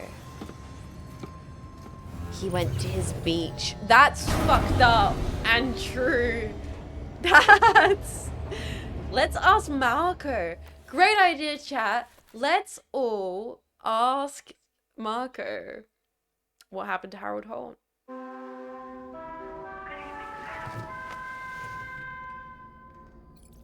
Good place to leave it. Get up. 2 more showers. I forgot that I made all these posters, BB. I forgot I did that. Okay, boys, time to save system. Save game. New save. Here we are. Classified documents.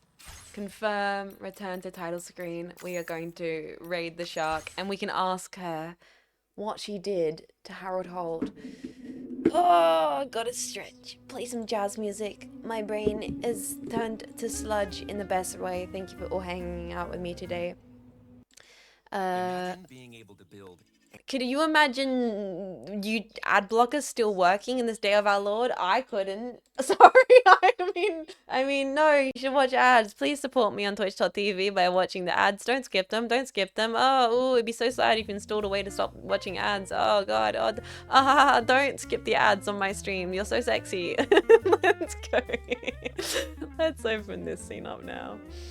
Don't do that. Oh, no, don't do that. No. Okay, where's the chatting screen? It's this one here, isn't it? Chrome-based skill issue. Bro, I like Google Doc. I like Google Sheet. I like Google Drive. It sucks. I use all those things regularly, so I don't want to change over from Chrome. You can still use them on Firefox? Oh. Well. Guys, my brain's turning off. Let's go raid Marco. Thank you for hanging out with me. I really appreciated it. I will show you guys the cool art tomorrow. That's not me baiting you into watching the stream tomorrow, but it kind of is. So I'll see you tomorrow. I'll show you guys the cool art in the art share in the morning, as well as meme share. We're playing freaking Soul Reaver. I hope to see you all there. Be lovely to the shark. Raid message. What happened to Harold Holt? Holt? How do you spell his name? Hold?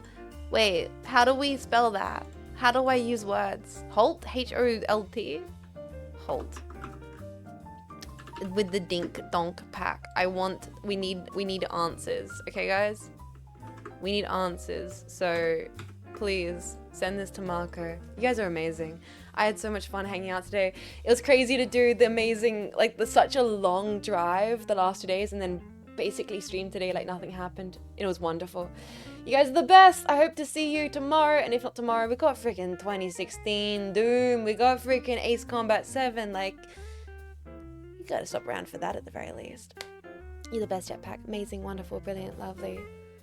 Lovely, lovely. And until next time, just in case I don't get to see you next time, that's all good, because at least this time I get to say Jetpack, jetting out. Thank you lots, Jets. Just Stranding 2 is fun. Cheered up my day. I'm so glad.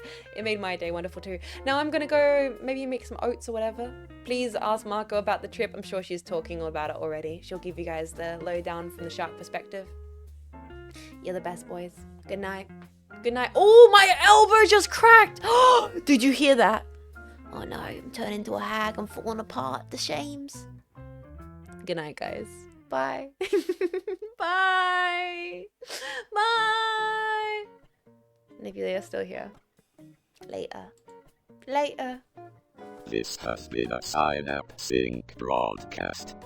Cynapse Inc. linking you with a safer tomorrow.